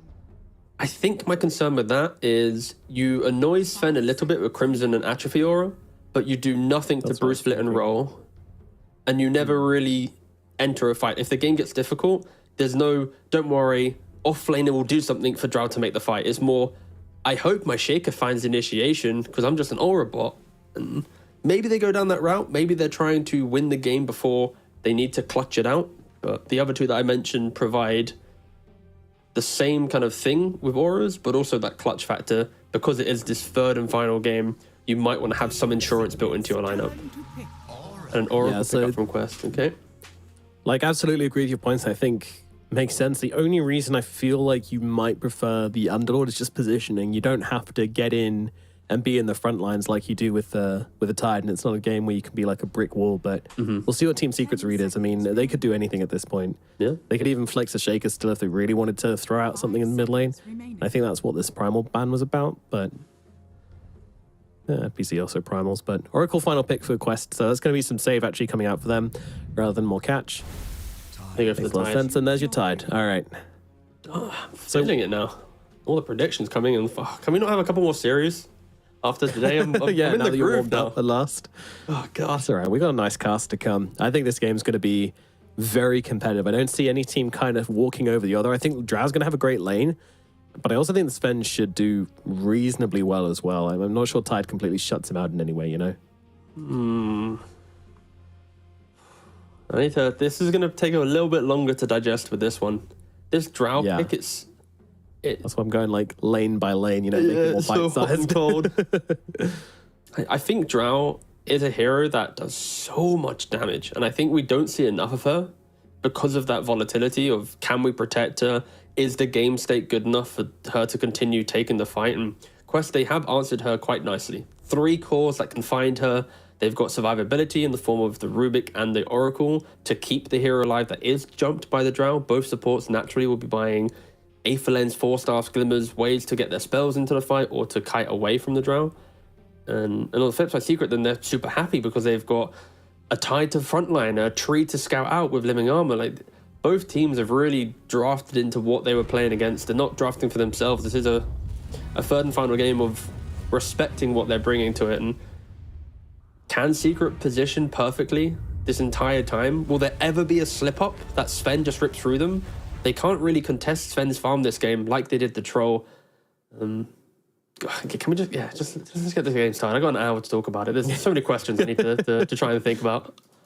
Yeah, there's a lot to think. There's a lot to consider. Let's get started. It's game number 3 between Team Secret and Team Quest here in the lower bracket of the Western EU TI qualifiers. Of course, the team that wins this game will be going through to the lower bracket finals to face off versus Nigma Galaxy for a spot at TI. It couldn't get more exciting than this. Let's get into game number 3. As we do have Now. some smokes. Now we're going to get into game 3. All right, well, there's nothing particularly exciting happening live right now, but it's a slight issue in getting immediately into the game. I think mostly we're going to be kind of looking towards like what this Pango can do at the level 6, of course. Noob, such a good Pango player as well. His impact in this game should kind of also determine how well the Drow does as well. There we go. We're in the game now. I realized I was going to take a picture of the game so I could show, but then I realized it's going to be a green map on a green screen, so it wouldn't work out. But either way. Noob always checking for the ward in the mid lane. Yeah, but also always positioned to make sure that he doesn't get the 3D ward by using vision in the trees there. Armel will protect his ward. Ooh, bit of fighting going on. It's heavy slows out onto Toby to start things off. Leech Seed plus the Frost Arrows are very annoying. Later on in the game, we'll also have Leech Seed plus Nature's Grasp, plus Frost Arrows, plus Multi-Shot. It's a really brutal combination and one which you have to be ready. Like this, I'm not gonna lie, I think Brewmaster is gonna get ruined down here. Yeah, I fully agree with you. Even with the Fade Bolt damage reduction on the Drow, it's not going to be enough to really punish them. And I expect Puppey to play the same way. Go for 2 points in Leech Seed, 1 point in the Grasp, keep wrapping around on Toby. They have tried to eat the trees, but with this change to Grasp, allowing him to have that extra movement inside the Grasp, destroying trees just doesn't feel as good nowadays.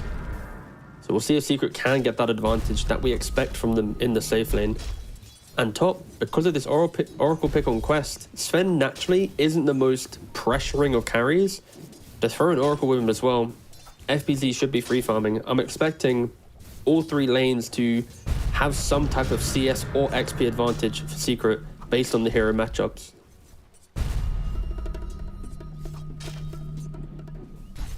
Of course, tier 2000 can always just hit the jungle. Likely, that's the thing about this Tide matchup is that the moment things get hard for you as a Sven, when you get those more points in Anchor Smash, you can kind of just vibe out and go to the jungle anyway and catch up there. Kaori helping him out as well. Always kill potential on Oracle, don't forget. Tyr is such a sleeper when it comes to laning. Purifying Flames is a great utility though, as Armel actually taking quite a few heavy hits in the middle lane. Noob just being very obnoxious with the constant swashbuckles or the constant shield crashes. Respect being shown between the two of them though as the high fives come in. Has to use the sentry there to block off the small camp. Both supports just fighting each other. When you're playing Oracle, you pretty much need your small camp, otherwise your lane is going to be difficult. You want to pull back the wave, get your own XP. If you get to level 3, that's when you maybe surprise an out of position Scarif Mage or whatnot.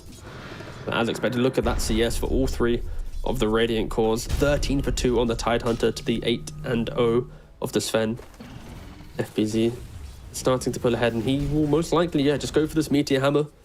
When Sven wants to look towards jungle, Kaori, he can't defend the tower. Most of the games he's played, he's been on some Phoenix, Tree, SD, a hero that can at least keep the tower alive for a little bit longer. This one will fall. There's a inevitable gap going to be created. Yeah, Kaori's really got his work cut out for him in the early game. Like late game, playing Oracle, it's pretty straightforward. You just got to be at the back of the team fights, and B, when your team is getting jumped, always be there behind. So that makes a lot of sense. But yeah, coming through to the early and early mid, I think that's very, very tricky for Kaori to actually play this. He's got to not feed whilst also being able to pressure FBZ and Yamich enough to not just take this tower and bully the Sven. I'm not even sure that's possible. This might just be a draft issue for Quest, which they're just got to make sure that it pays off in the later game. Yep. Armel and Noob still just taking chunks out of each other in the middle lane. These 2 big brawly boys just smacking away at each other. Yeah, it's cool to actually see Noob doing a good job. Often these Shakers have maybe 4, 5 more denies over the likes of the Pango, but in this scenario, Noob's actually been able to contain the lane and the CS to keep it a little bit more even. If Noob can get that 6-minute rune, rotate to either side lane. The Secret, they are playing quite far up on the lanes, right? Tide being in the face of Sven. You look at the minimap, Drow very much down at this Dire Tower. So if Noob's able to get a quick 6 or a 6-minute rune, Has been killed. one kill can lead into fear being installed into this Drow Ranger. For sure, yeah, you always got to put the pressure on, and honestly, not what lane I was expecting so far. At the moment, she's the lowest CS core, actually. Toby's been able to somehow come out of this okay. Yeah, I've been kind of looking at all the other lanes because I expected this one to go well, and yeah, you're right. I think Toby is getting pressured though. It's a lot of gets CS down, he buys regens back up, comes back in. I think the lane, as you see here, with the triple Dire range creep, it's been a back and forth lane. There's not really been a lot of pulling. It's I pull, you pull, we push, you push. There's not really that. We're holding the wave here and stopping you from farming. That's what happened in that previous game. In this one, a little bit more volatile. And so FBZ continues to dominate this off lane. His Brewmaster was exceptional. His Tidehunter already is doing work. Looking pretty fresh for FBZ at the moment. And look at this, just even pump faking the anchor smash to force TA2000 away. Every little thing he can do to put pressure onto Quest up here, he is doing. And yeah, this is not the lane to deal with the Tidehunter, but in the middle lane, yeah, they're going on to him. They're trying to take him down. The rotation is there, but it's not enough. Armel will survive through it. Puppy coming in as well, just to make sure everything's okay. And this is where we start the middle lane fight, and Shenanigans. It's not going to stop. 6 minutes coming up. And the pressure applied top Kara is having to run back to base. We're going to have an honest 2v2 contest in the mid lane. Who will get the active rune? Armel would love to get it due to his empty bottle. He needs to predict. He can't actually just run straight up because Noob will just beat him there. And it's bottom. Yeah, it'll be bottom. It'll be the double damage rune, and Noob's just going to be able to get that bottled. This is scary, honestly. I mean, not the best rune for Pangolier, obviously, but TA2000, top side, finally getting the pressure put onto him, but Kaori comes flying on in. We had to TP early though, so he didn't get to refill his entire mana pool. That's kind of rough. Ooh, now look at Puppy. He understands the threat that Sven is currently in. He's going to move towards top. He's got 2 points in Elite Seed with 2 blood grenades in play as well. Oh, damn. The double bloods. TA2000, he's going to get purged off. Puppy comes in from the side, though, blocking off TA2000. It's a Nature's Grasp. It's a blood grenade. It's a blast from Yamich. One more hit will be needed. No, will not. Leech Seed does the job and gets some first blood onto TA2000. Oh, no, noob. His DD rune, he's just pumping in his roll. It's like, oh, he knows he can't get the kill by himself. Kyrie might be able to get... Oh, no, the slow. Oh, the spell. Deny. The deny. He's not going to get it. Double XP runes for the side of Quest. He doesn't have a TP. Kind of like... Okay, will Kyrie deny? This is more important. Wait, he's just going to... Oh. Just going to walk. Waste time. Oh, now he's going back. No, he's going back. Going back for the deny. He's got a fairy fire. Changed his mind. Oh. Yeah, you're going to use it. All right. Oh, wait, the Tormentor's not spawned yet. I can't deny it. Oh, whoopsie. Whoopsie. Cute idea. Not great on execution, unfortunately, but nevertheless. I waste a lot of time from Puppy and Yamich, but again, it is just Puppy and Yamich. You know, there's nothing more they'd rather be doing, to be honest. And FBZ, he didn't need the help. My guy's got a hammer. It's a watermelon with a hammer. What a threatening prospect. As the top tower really starting to fall. And actually, Chrysalis just swooping on down here as well. Looking to make sure they can finish off this building.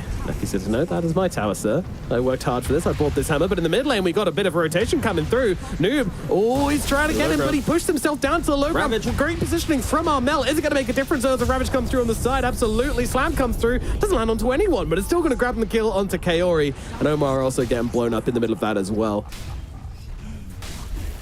Yeah, nice rotations from Team Secret here.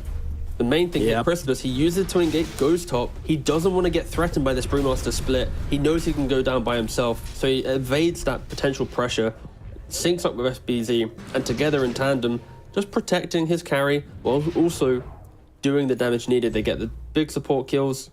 They're not going to be taking mid tower. That's fine. Now back to farm. Precipice actually runs straight back into Brewmaster. I didn't expect this. I thought he would maybe move to a safer part of the map. Yet to hit 6, so not the most efficient at jungling. Only a couple creeps away. If you are Quest, though, you need to get your Pango and Rubik together, join with this Brewmaster, get this split to net a couple kills. They are currently smoked up. Secret, as mentioned, they don't want to be playing in this bottom side of the map now. They have fully given it up as they move towards their own ancient triangle. And given Crystallis a little bit of mid-wave. Quite a safe base for a carry to farm. It's kind of sick moves from Crystallis, honestly. Like, just shows bottom and then immediately runs back towards mid. So he draws a bunch of heroes across because he knows they want to kill him. He's absolutely aware that he is #1 on the hit list for Quest. So big deal. Just dangling the carrot, the old bait and switch. And here's this Treant just doing what Treant does best. Dragon creeps off the tower. Only one level Creating point. nonsense. Yeah, only 1 point in living armor. So Puppey isn't going to be able to keep this tower alive for too long. And he is respecting that diving potential. But with new TPing mid, this gives a window for Puppey to run straight back into this tower and be very aggressive. 3 points in Leech Seed. He might even be able to survive against a Brew split if Toby was to go for it. Yeah. Once again, Quest moving heroes down here. They just want to absolutely secure this tower. It does look like Toby's got it covered, but if anyone shows up, they want to be making sure they can make a response on this. Secret, even though they are in a pretty decent position, they're not going to take this fight. We're going to wait for their Blink Dagger on our melee, I imagine, before they take a big engagement. Toby's going for Vessel again. Okay, he really loves to play the active Brewmaster. It's such a volatile route. We either praise him for his mid-game breaking plays, or it's where was the scaling, where was that insurance policy? This time around, the net worth does reflect a Quest that can be quite active in the mid game. All three of their cores are sitting healthily in the middle. It's only FBZ who's having an exceptional game because he's a Tide Hunter laning into Sven Oracle. It's an absolute freebie. We'll see where he goes with his game. Maybe the Blink, a Shard, Greaves. All of the options are available to him. Yeah, and of course, TA 2000, as expected, you know, sure, my lane was a bit of a mess, sure, I took a couple of bank smashes to the face, but now I've got my Great Cleave, I'm in the jungle, I'm unbothered, just doing my thing. And he's gonna farm up pretty damn well. Let's see. Movements across. Nope. They want to commit to this. God Strength being used as well as the stun onto Armel. It's a great target. They can bring him down. I think they just might be able to. Armel once again trying to do some shenanigans around the cliff to force Noob to knock him down, but Noob not going to let it happen. Great movements on the Rolling Thunder, proving why he's a specialist, and TA 2000 picks himself up a mid lane kill. Big moves from Quest. Yeah, nice, clean, efficient kill. And for Sven, that catapults him straight to the top of the net worth. Exactly what you want to be seeing here. First kind of use of the God Strength, and it really does get you like the best kill you could have asked for. I think the only thing that Tier 2000 needs to be respectful of in this game is the overgrowth from Puppey. Because once he gets his Echo Saber BKB blink timing, he'd want to go hunting. But if he gets hit by an overgrowth during BKB and the Drow can click him, easily can go down. So we will see a very careful entry to these team fights from Quest. But if they are to hit their timings earlier than the likes of Secret, this could be extremely disruptive. And for Sven at least, he likes to buy Silverage. And FBZ, a great game for him so far, but Silverage will always be able to disrupt that aggression. You break that Kraken, prevent him from just feeling as tanky as he's meant to be. We will see how Quest wants to approach this, but their cores are farming very well. We've seen this story before with the Tide Hunter versus Sven, where, you know, you have a great time on this Tide Hunter, you're like the big hero, you die once, and then suddenly you die every single fight first, because you're trying to be that frontliner, you're trying to be the brick wall, but then you're just getting bulldozed by a God Strength Sven every single time. It is a huge threat. Oh, let's watch some stacks being farmed. That's a good pastime. Go on, Sven. Oh, so much gold. All right, what's he got right now? 6,580 was what he started with. He bought stuff is that just it? to confuse you. There's another stack below. What, Sven? There was another I didn't stack. go for the second ancient stack. I mean, they're only double stacks. It's, No, but there was a hard camp. That was so anticlimactic. I wanted to see him like rip through the stack to become the carry that all carries want to be, and he just and you know what, T? ran away. Pipe down. He's not doing this for your entertainment, okay? He's doing this to win the game, all right? Right, who's farming the stack? Get off your high horse. God, honestly. Oh, Casters. I mean, if they lose this game, I'm a pinpoint this very moment. Yes, that was the turning point. Okay, no, if he's short Talking of about turning buyback or points. any item by like 250 gold, at any stage of the game, I'm referring to this stack. No. Unironically. Right, we'll write that one down. But Noob, meanwhile, he has finished off his Diffusal Blade, going in towards the Blink Dagger next as well. So it can be super annoying. And again, we mentioned it in game number 1. We'll mention it now in game number 3. Shaker versus Pangolier. You know, it's a strange matchup. It's obviously Armel. He will have the damage just blow up this Pangolier before he gets a chance to use a Rolling Thunder if he can get the jump on him. But if he doesn't, then he's going to find himself running out of mana very, very quickly inside of these engagements. That Diffusal Blade is so annoying for the Earthshaker to deal with. He doesn't have the mana pool or the mana regen to sustain himself against it. And now Quest, once again, moving down to the bottom side of the map. FBZ, is this really the target you want to try and bring down? They see him, and it's going to come from the side as well, so I'll know exactly where he is. That's not who they want. Second smoke in a row now that they've connected on nothing or connected on a Tidehunter. Uncomfortable moves from Quest and Secret, of course. I'm going to be enjoying this. Tier 2000 now farming up the other ancient stacks. For Quest though, these smokes don't feel the worst just because they know Sven's still hitting his stride. They're not dragging him into these smokes. They're poking, look, okay, we didn't find anything. Quickly go back to our farm. Now Secret, it's their turn to smoke Secret. Up. Yes, they do. They Link Dagger and Armel cooking in their jungle and kind of trying to wrest back control of this area. Kaori positioned very far forward here, but just wants to be able to save Toby. If they jump everything on him, Kaori can save him. Out of vision right now. That is a plan, and immediately that's exactly what's going to happen. But the Ravage is there, stops it coming through, and the both of them are just going to get dropped. FBZ, no hesitation on that one, plays it perfectly. What a combo. For a split second, he appears in vision, and then, the Fissure, the Ravage, they both get thrown out. They really want to make sure that he can't cast that defensive spell to give Brewmaster an ability to fight. And Secret, protecting the jungle. Only 7 kills in the first 20 minutes of this game. Quite a farm-intense start. And for both carries, it really is a race to their items. For Drow, it's the Aghanims, it's the Hurricane Pike, any defensive tools after the Axe comes into play. And for Sven is how quick can he get to BKB Blink. With these items, we're looking at Roshan, we're looking at constant smokes. And Quest, they've got to be careful. They've already used 2 smokes in the early game. If they're to keep using them now, they potentially won't have any available for the important window of the game. Yeah, when it comes to early strategy, in all 3 games, Secret have had the number of quests. They've made the better rotations. They've found more from the kills they've been able to get. And that's something which Quest are really going to have to look at. Armel, he's just going to be able to leave. This is not good. Dire's middle tower is under attack. Quest, I mean, they've only had 1 kill, T. Like, we're talking about how they're struggling. They've had 1 kill. They're getting very, very little. For 3 games. Like that's what Quest have done. Yeah. In 3 games of constant farming, it eventually worked out in 1 game, and they've just never been in the lead. I feel in the first 25 minutes of any game so far in this series. Been a very patient.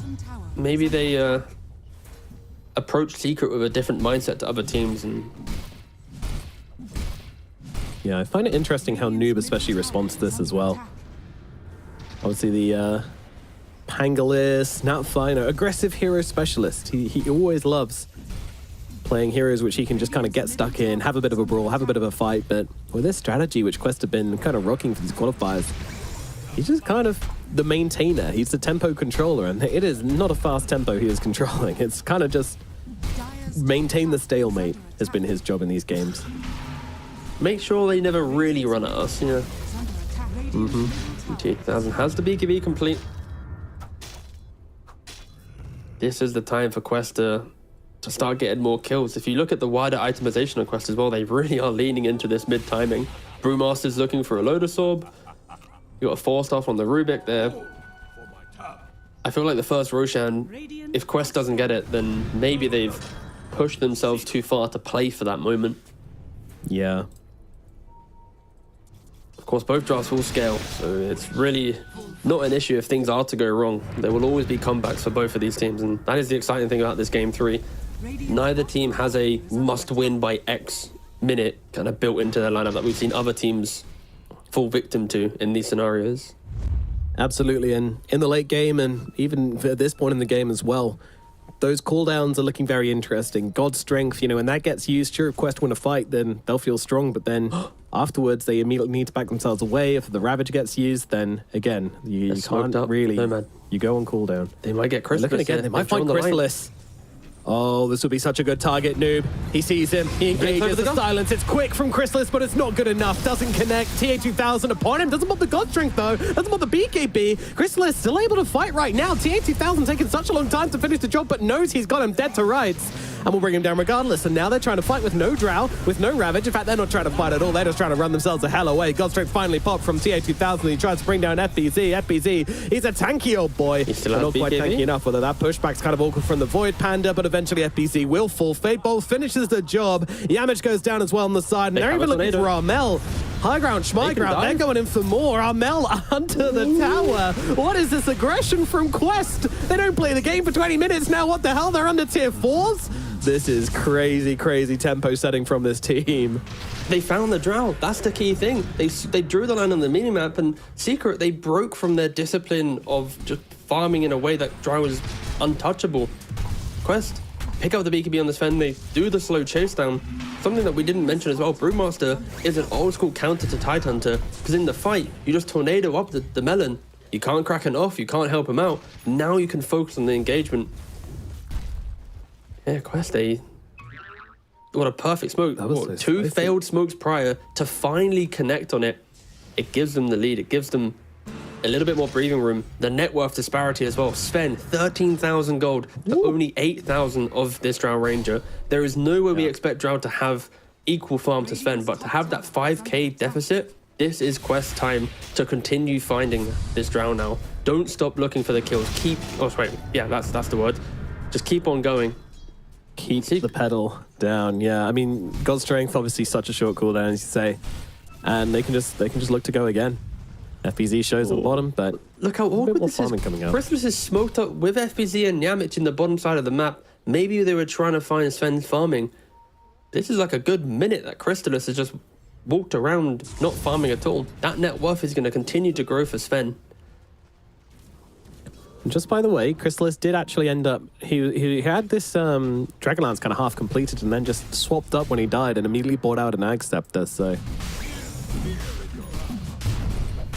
It's a very good farming tool for Ags. When you die, the split shot, it's a very good. And Secret, they're smoked up. They don't have... Oh shit, they have Ravage available. Mars should be able to tank this smoke with his high ground position. Absolutely will do so. Puppy, of course, able to wrap around the side. For Shan. No, they're going to bail on this. Immediately, they look over towards Puppy. They'll cut him down. 2 hits required from the Sven, and that's all that's needed. They have indeed. Chrysalis stunned on the back lines. The Ravage is going to have to come out to delay TA2000, but TA2000 just pops a BKB, charges straight in onto Chrysalis. Chrysalis, he cannot get away. Down goes the Drow once again, and the fight gets broken open for the side of Secret. Now they'll lose Armel. He's going to drop. The Tidehunter as well does manage to get the blink away. FBZ trying to TP out of the tree lines, but there comes a Hurl Boulder, and FBZ, he is going to be going down as well, sleeping with the fishes. 3 big cores taken out on the side of Secret. Quest, they do not look like they're dropping a fight anytime soon. Yeah, they waited for their team timing once again, something that we've been praising Quest throughout these qualifiers. They hit it, and now 2 big moves in a row. You hit the smoke prior, you wait for that Roshan, you force Secret over.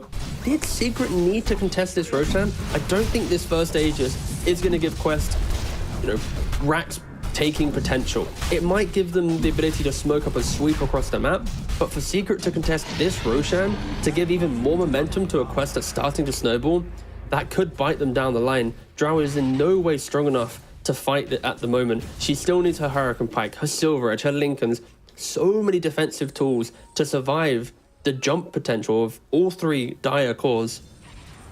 Now 11k lead. There's only 15 kills in the game, but Secret hoping for a freebie down here. Get one, there we go. Right. Oh, and Armel gets his first kill of the game. There's meanwhile Armel goes down elsewhere. That's the bigger ticket. And immediately looking to turn this into a tower as well. TA2000. Woo, what a beast. And God Strength will be on cooldown soon. I don't know if that's an opportunity for Secret though. I still feel like Chrysalis is going to need more, at the very least Hurricane Pike, to just stay the hell away from these guys. And I want to be seeing 4 staffs on the supports. It's not going to be coming out for the Tree and Protector. Yeah, Mitch, he's looking for it, but he is such a poor boy. This is a really scary part of the game. And for Quest, we finally get to talk about them in the lead.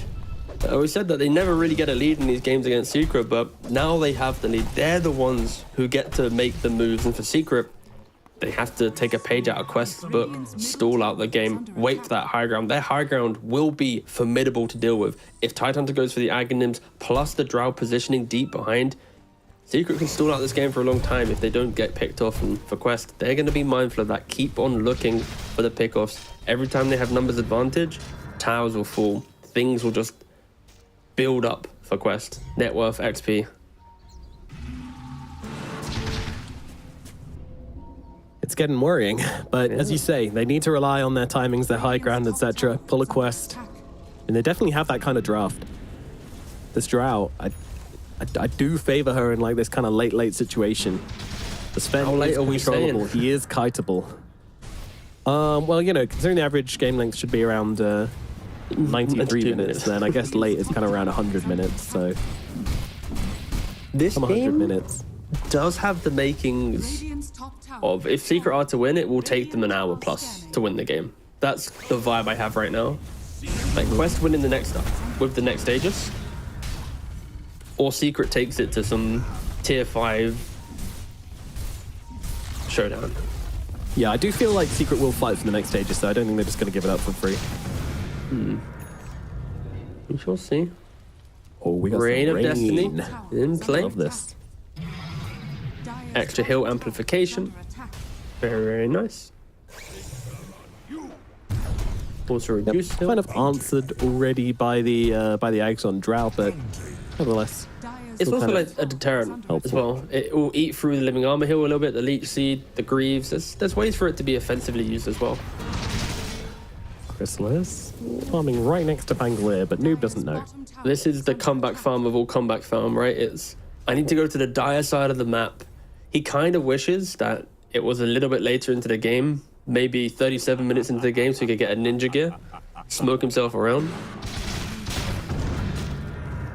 Yeah, Now 7,000 gold behind the Sven. The Brewmaster is about to overtake him. Like this off-lane Brewmaster who didn't go for farming items. He went for the Vessel, a Lotus Orb, all the items to amp his team. And this is the game that Toby wishes he could get every time he plays Brew, right? Buy the cheap active items, get his team to a winning position, and just continue running around with them. Jumping FBZ. Oh, FBZ, he takes a step too far forward and immediately getting cut down. This is what we're talking about. This is what you cannot do on this Tidehunter this game. You're not a brick wall. You're a paper mache wall. Quest are looking to punch now up into the base. Now, don't forget this high ground. It is strong for Secret, but there's Vision right now. Puppy, he doesn't have the. He does have a sentry in pocket. I don't know if he wants to plonk that one down here, but then again, if he does plonk it down, he's probably just going to get killed off. Ooh, Sven. Wasn't sure if that was going to be a blink in or a blink out, but with the God Strength coming onto cooldown, definitely a blink out. And Armel going to pause the game. Ooh. No reason given. How many Philly stones we rocking? Okay. One for Tree, one for Sky, one for Rubik. Nothing too crazy. Grove Bow and Drow. It's like, I feel like every time you play Drow, you're always given Grove Bow. It's like the hero is not good enough to be pickable, so we'll give you Grove Bow to at least make you sometimes viable. Definitely feels good to have on this hero. Can amplify the magic damage of your teammates as well. That's why it's pretty nice. All right, Secret. Maybe it's time to make a move here. They should be tempted, but the scan already being used, already being found out. And Sentry, this Observer down in the lane is just going to see Armel completely. But Sven, he's on the other side of the map at the moment. They're taking the other Tormentor between Toby and Tier 2000, so... Well, that's going to give a shard over the way of Omar. Again, another really nice shard for this team. It's going to get people out of trouble. I Yeah, feel like once again, Secret, just a kind of slow creep out onto a map. Nothing decisive coming out from them at the moment. Yeah, if they aim to make another decisive move, then the game could just be over. They are one ravage away from losing a lane of racks and momentum really being unreachable to get back to their side. And they have being so comeback patient. mechanics built into the lineup, right? The Blink Ravage, the Solar Crest on the tree to put onto the Drow. They can eat through a hero. And we haven't had to talk about Koyori at all post-laning phase. What happens when they try to combo a single hero? You're going to get that big ticket, false promise, saving the hero and then Secret. They've used everything to kill nothing. It's why they are being so respectful at this position. He had the Silver Edge. He can just blink break this Tide. In we go. Tide Hunter being blasted down. He is actually going to survive through it for now. Doesn't want to use the Ravage. Will finally throw it out on TH2000 after the BKB immediately. Chrysalis, he's in trouble as well, being controlled up. Oh my god, Noob! They've just taken them down. The cleaves, the swashbuckles. It's more than enough to cleave through 4 heroes in a row. And Quest, with that, may have just stamped their ticket to the lower bracket grand finals. I mean, they've got the fortifiers, they've got another one coming out afterwards as well, but they're going to do some serious damage to the Secret base right now. Secret just wasn't ready. The high ground ward placed by Amar just gave TH2000 the vision needed to initiate. Tide, not as tanky as he was 19 minutes ago, like we've been saying. They ripped through them. Of course, there's not going to be buybacks at the 30-minute mark. They've got mid cooldowns. They've just got potentially 2 lanes of racks, and Secret's lineup is not the best at killing off any of these buffed up creeps. They're going to use a fortification to at least protect the top side. How does Secret play out on the map? How does Secret defend their own base? They are so squishy. Dude, it's so hard for them to play into it now. Their base is broken. Roshan's going to be up soon as well. Somehow, some way, but look at the Secret minimap. need a miracle to come back into this one. Amar, Smoke, he's doing the deep wraparound, predicting that Secret are going to try and get out on the map. Roshan, it's respawning soon. Both teams, I feel like, if anything, Quest are reading Secret a little bit better, predicting this movement. Can Secret make the jump? If they can make the jump, maybe there's a chance. They are down 22k gold. Chrysalis just hits the wave. Whoa, Mel jumps in, immediately going to get caught out here. He does have the BKB, it's going to get it off. But it's just such an awkward situation now. He doesn't have much health to work with. Back himself out. Secret holding the high ground. Chrysalis needs to choose his engagement wisely. Does now throw it out onto Noob, trying to bring down the Pangolier. They don't have the damage though, not even close. FBZ actually immediately already TPing out of this one. They're trying to bail on this fight, but I'm not sure they're going to be allowed to. Lift up onto the Drow. She has no BKB, no chance of escaping from this, as she'll just get slowly surrounded by Quest heroes. In comes a Sven, and there is the smack. Double kill for TA2000 once again. Sven completely unmatched in this game. Roshan is just respawned, but they don't care. Just run it down. If they didn't have buybacks before, there's no way they're going to have buybacks now. Swift blink complete on TA2000. This is why you don't see Drow too often. She can't keep up with farm compared to the heroes of the patch. Medusa, Sven, Gyrocopter. They farm so quickly in Drow.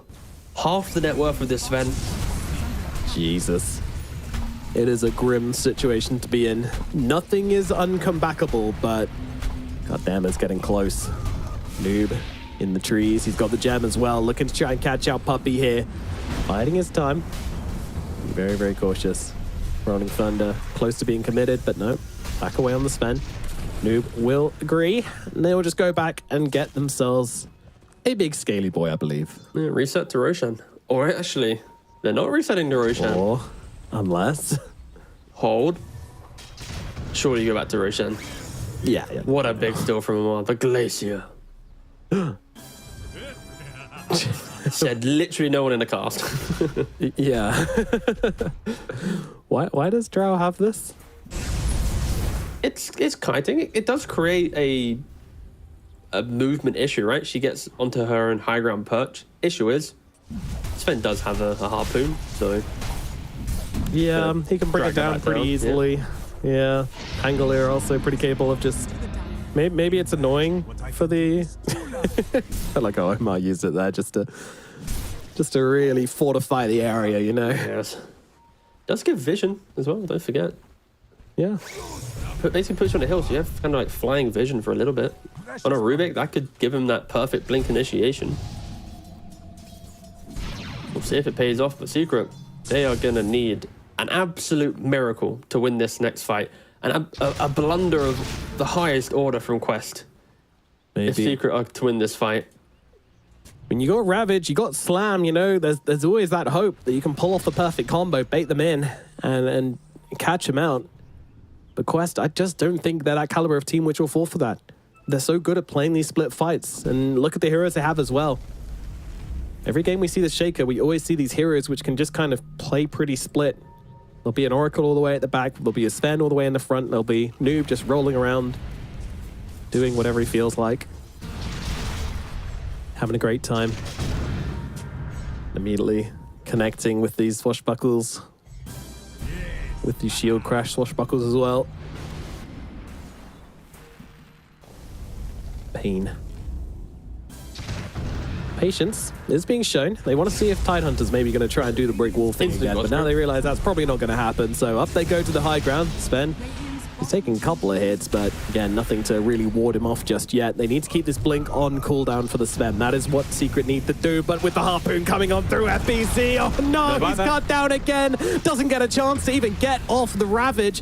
Chrysalis held in the backlines. TA2000 just waiting for the blink cooldown. He has it now, could jump in any moment. He wants to take care of the buildings. He wants to do the irreparable damage to the Secret base. And that's exactly what they've done. Quest now moving across, looking for the next barracks. Secret starting to feel sweaty, starting to feel their TI hopes and dreams falling away from them at the hands of Quest.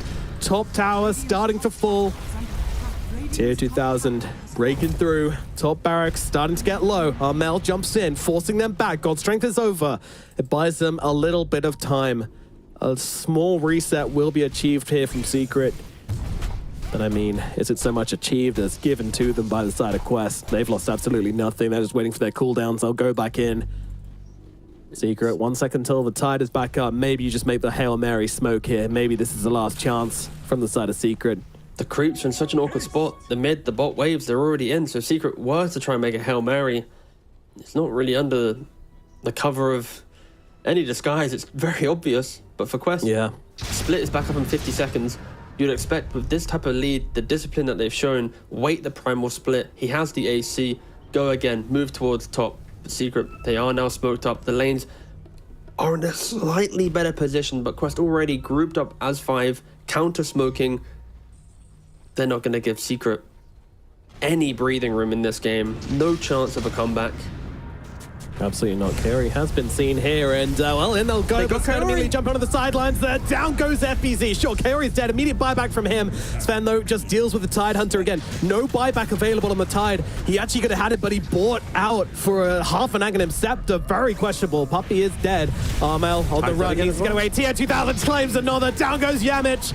Chrysalis trying his best, sitting on his glacier, trying to chase back the Quest heroes, but they are going absolutely nowhere. Puppey drops the ultimate on the sidelines, holds still, but they're not stopping this. They are not stopping their barracks. Fortification coming out as well. They don't want to play the Mega Race. Chrysalis, he's gone. He takes a step too far forward and taken out by the Span, and now they move over. It's a rampage for TA2000. He's taking down everyone. Chrysalis still trying to fight through this right now, but what can you do? Your barracks, it's eventually going to fall. Mega Creeps gained by the side of Quest. In goes Armella. He gets blended. It's another one for TA2000. The double rampage as Quest. They're diving the fountain right now. Toby with the Brewlings putting on the threat. Secret, they won't GG out yet, but it doesn't feel like it's long off. Noob maybe overextending, but of course he's got his age. Just doesn't give a damn. TA2000 jumps in again, looking for another. There's a Ravage coming on down, but Chrysalis pushed so far out of position by that fourth. He's now getting beaten on down by TA2000. Noob gets a kill, and GG comes in. Secret, they are gone, and it is Quest who will be carrying on through this bracket. TA2000, Noob, Toby, Amar, Kaori, the 5 players to prevent Puppey from going through every single TI. There now isn't a player that has attended all of them. These are the 5 players to have broken what is an incredible streak, a legacy in itself, and you can see the enjoyment on their faces. They still have another best of 3 to go to get their own ticket to TI, but that's it. Puppey, he's not going to TI. Well played, Quest. This game 3 is what I expected to see from them from the start of the series. In Secret, they came out swinging. They had strategies prepared. They had a way to deal with that Quest farm efficiency. But in this third game, it's one wrong pick in the draft, one wrong positioning. That smoke that cut through and found Drow. This is the moment here. Like, they find the Drow, she's instantly dead. And with the Brewmaster, the Sven, the backup of Oracle, Pangolier just cutting through, it is so easy for them to prevent Secret from positioning in a way that they can actually take any fight. It was an exceptional showing of when are we actually strong and when do we just break our opponent. It took them 20 minutes, but they broke them in such a way that we never even got to see Secret take any ounce of a fight that showed comeback promise. Yeah, they kind of, like, Secret kind of prowled the map, you know, getting pickoffs and putting the pressure onto Quest for the first, like, 20 minutes. But then, yeah, one big fight, Quest come back into it, and all of a sudden, Chrysalis can't play the game anymore. And there was always a farm gap between Chrysalis and TA2000. Chrysalis was never really in the driving seat when it came to net worth, and I mean, that's to be expected. You're playing Drow versus Sven. Sven has an inbuilt cleave. You do not.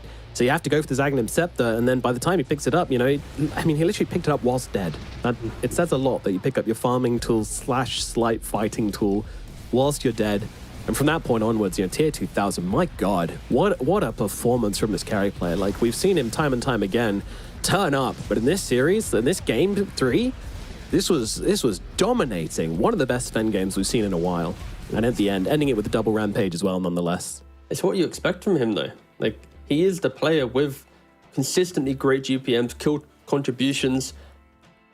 He probably is MVP in this game, but also I really respected how Toby played. I think we finally got to see his style of Brewmaster, where a lot of people are happy to say it's not very good. Like, this is the game for it to work, but of course, Tier 2000, even Noob, like, I don't know, Quest as a team played so well, and you could probably give it to Tier 2000 or Noob. We'll see. Yeah, let's just give it to Tier 2000. I'm also happy with that.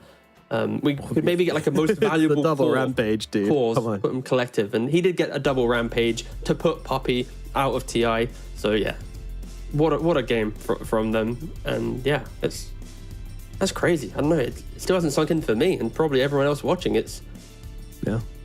That's kind of like it says a lot about Dota, and it says a lot about the competitiveness of this game. You know, no one can be at the top or, you know, fighting in the top tiers for this long. You know, there's always this young blood coming through, and of all teams to do it, you know, Quest, a team which had a slightly turbulent season when it comes to rosters, but always consistently good. Their core ideas have just been fantastic, and here we see them pulling that out in absolute fashion, like looking so good. And yeah, kind of not that, you know, you want to see Puppey eliminated, obviously. Like, it's sad for Dota not to see him there, but at the same time, it's also hype to see new teams coming in trying to bring the fight to them. And now, I mean, who could have thought that this is going to be the lower bracket finals? You know, Nigma Galaxy and Quest, two pretty young teams who we haven't really seen that much on the international stage. I mean, it's hype. Like, before this year, it's hype as hell.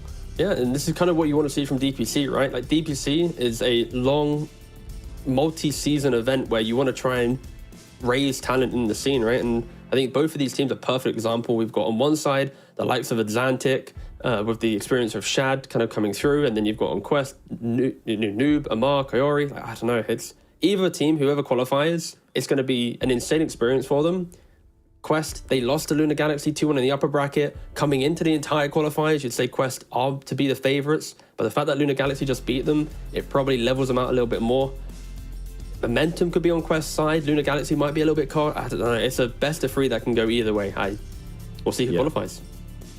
Absolutely, we will indeed. And yeah, to close out the series, you know, Secret, it's been a great year for them, but a turbulent year for them has to be said as well. Not really achieving what they wanted to, and in the end, it does end in disappointment. So yeah, just respect for them. And yeah, I mean, from us, that's going to be about it, I believe. We're jumping over, of course. Been an absolute pleasure to cast these Western EU qualifiers for you guys. I hope you did enjoy our efforts to have some fun and obviously give the game the best coverage that they could possibly give them. I think we've done that. But again, guys, take care. It's going to be a 30-minute break, but of course we've got to listen in before then. T, any final thoughts before we throw it away? No, I'm good. You said all the nice things. I can't beat what you said. Thanks for watching, guys. Thanks for watching. Here's a listen in. Enjoy the finals of the Western EU, which will be coming up in about 30 minutes. Can go? Go! Echo, guys, echo. I stun draw more. I stun draw more. I'm fine.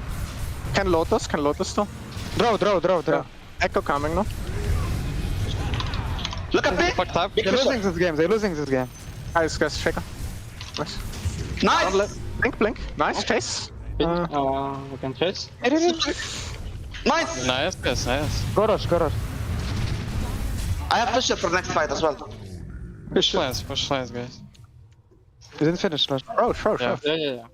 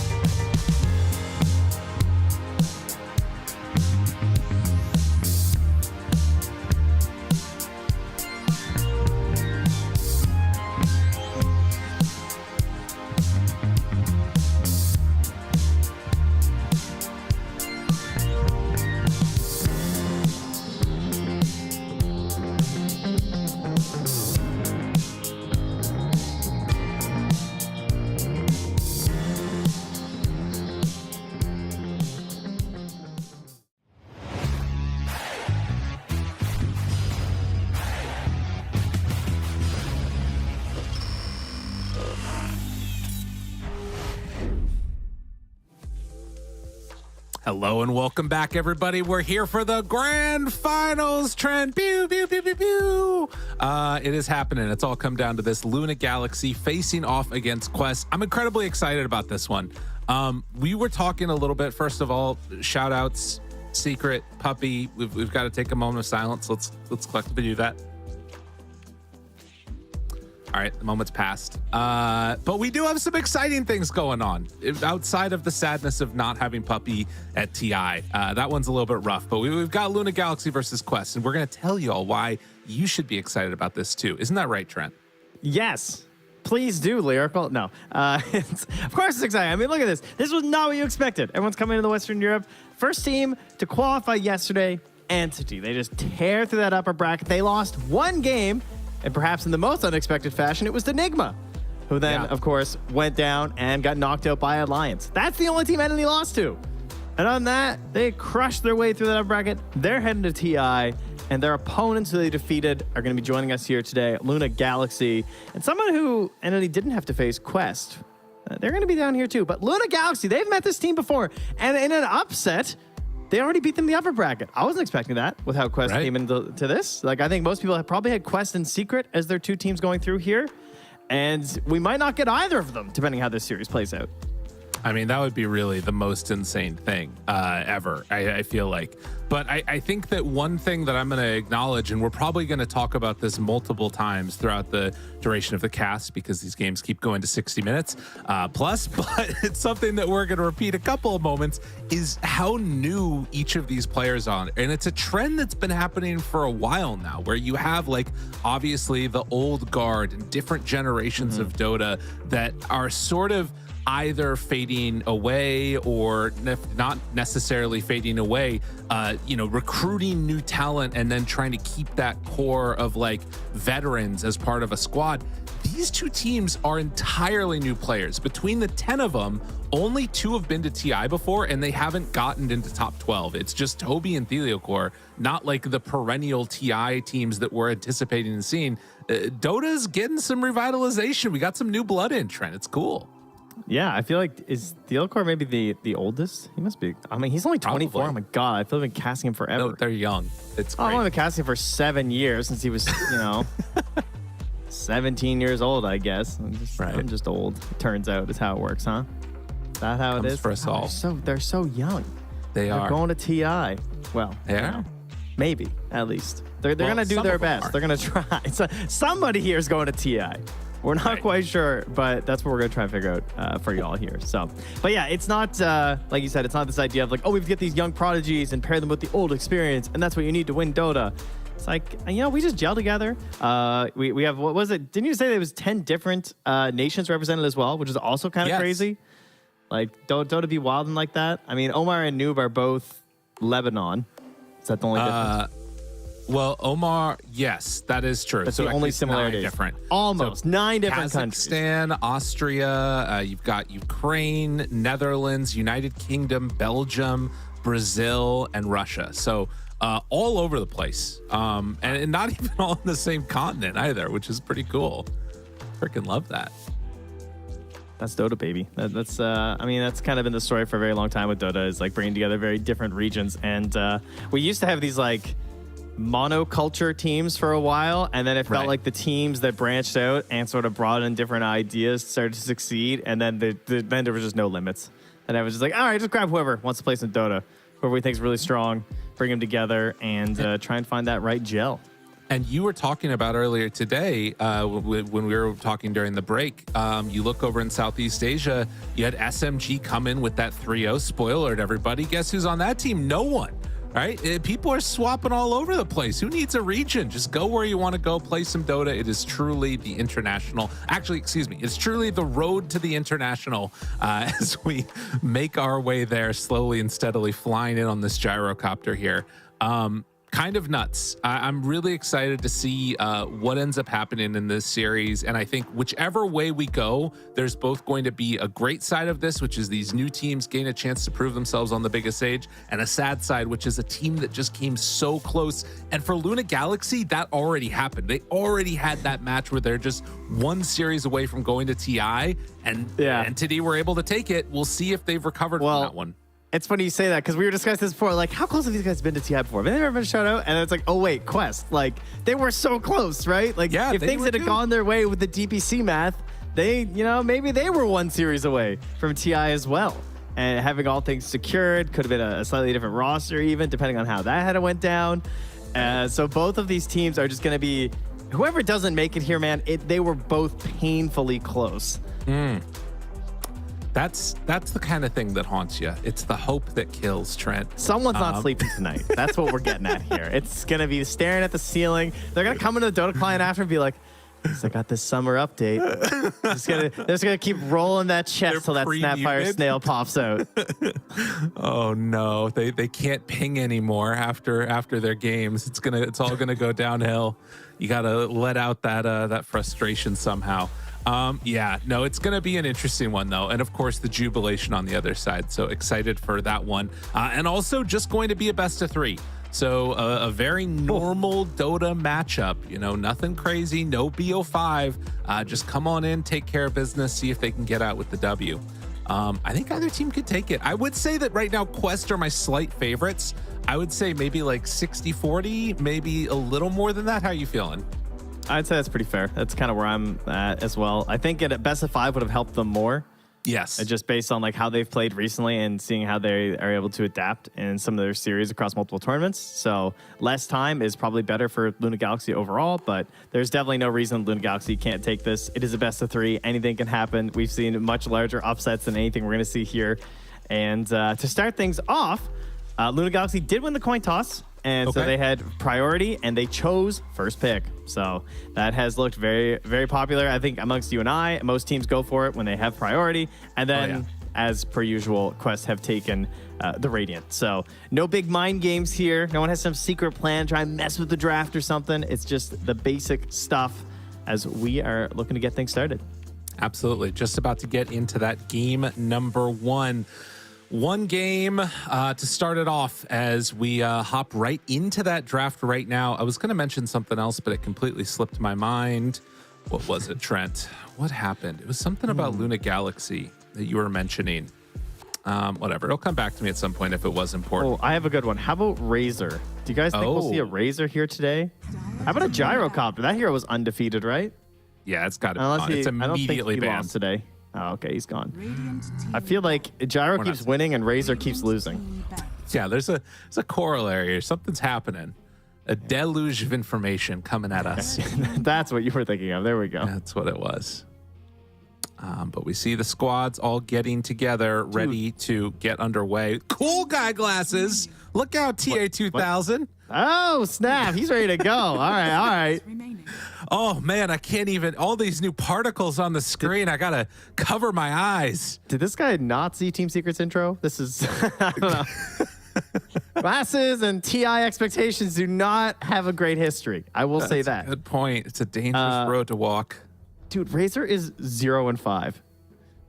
I'm not even surprised. I don't even know. It's so funny. Like he's being picked all the time in top tier pubs, and he also has a losing win rate there.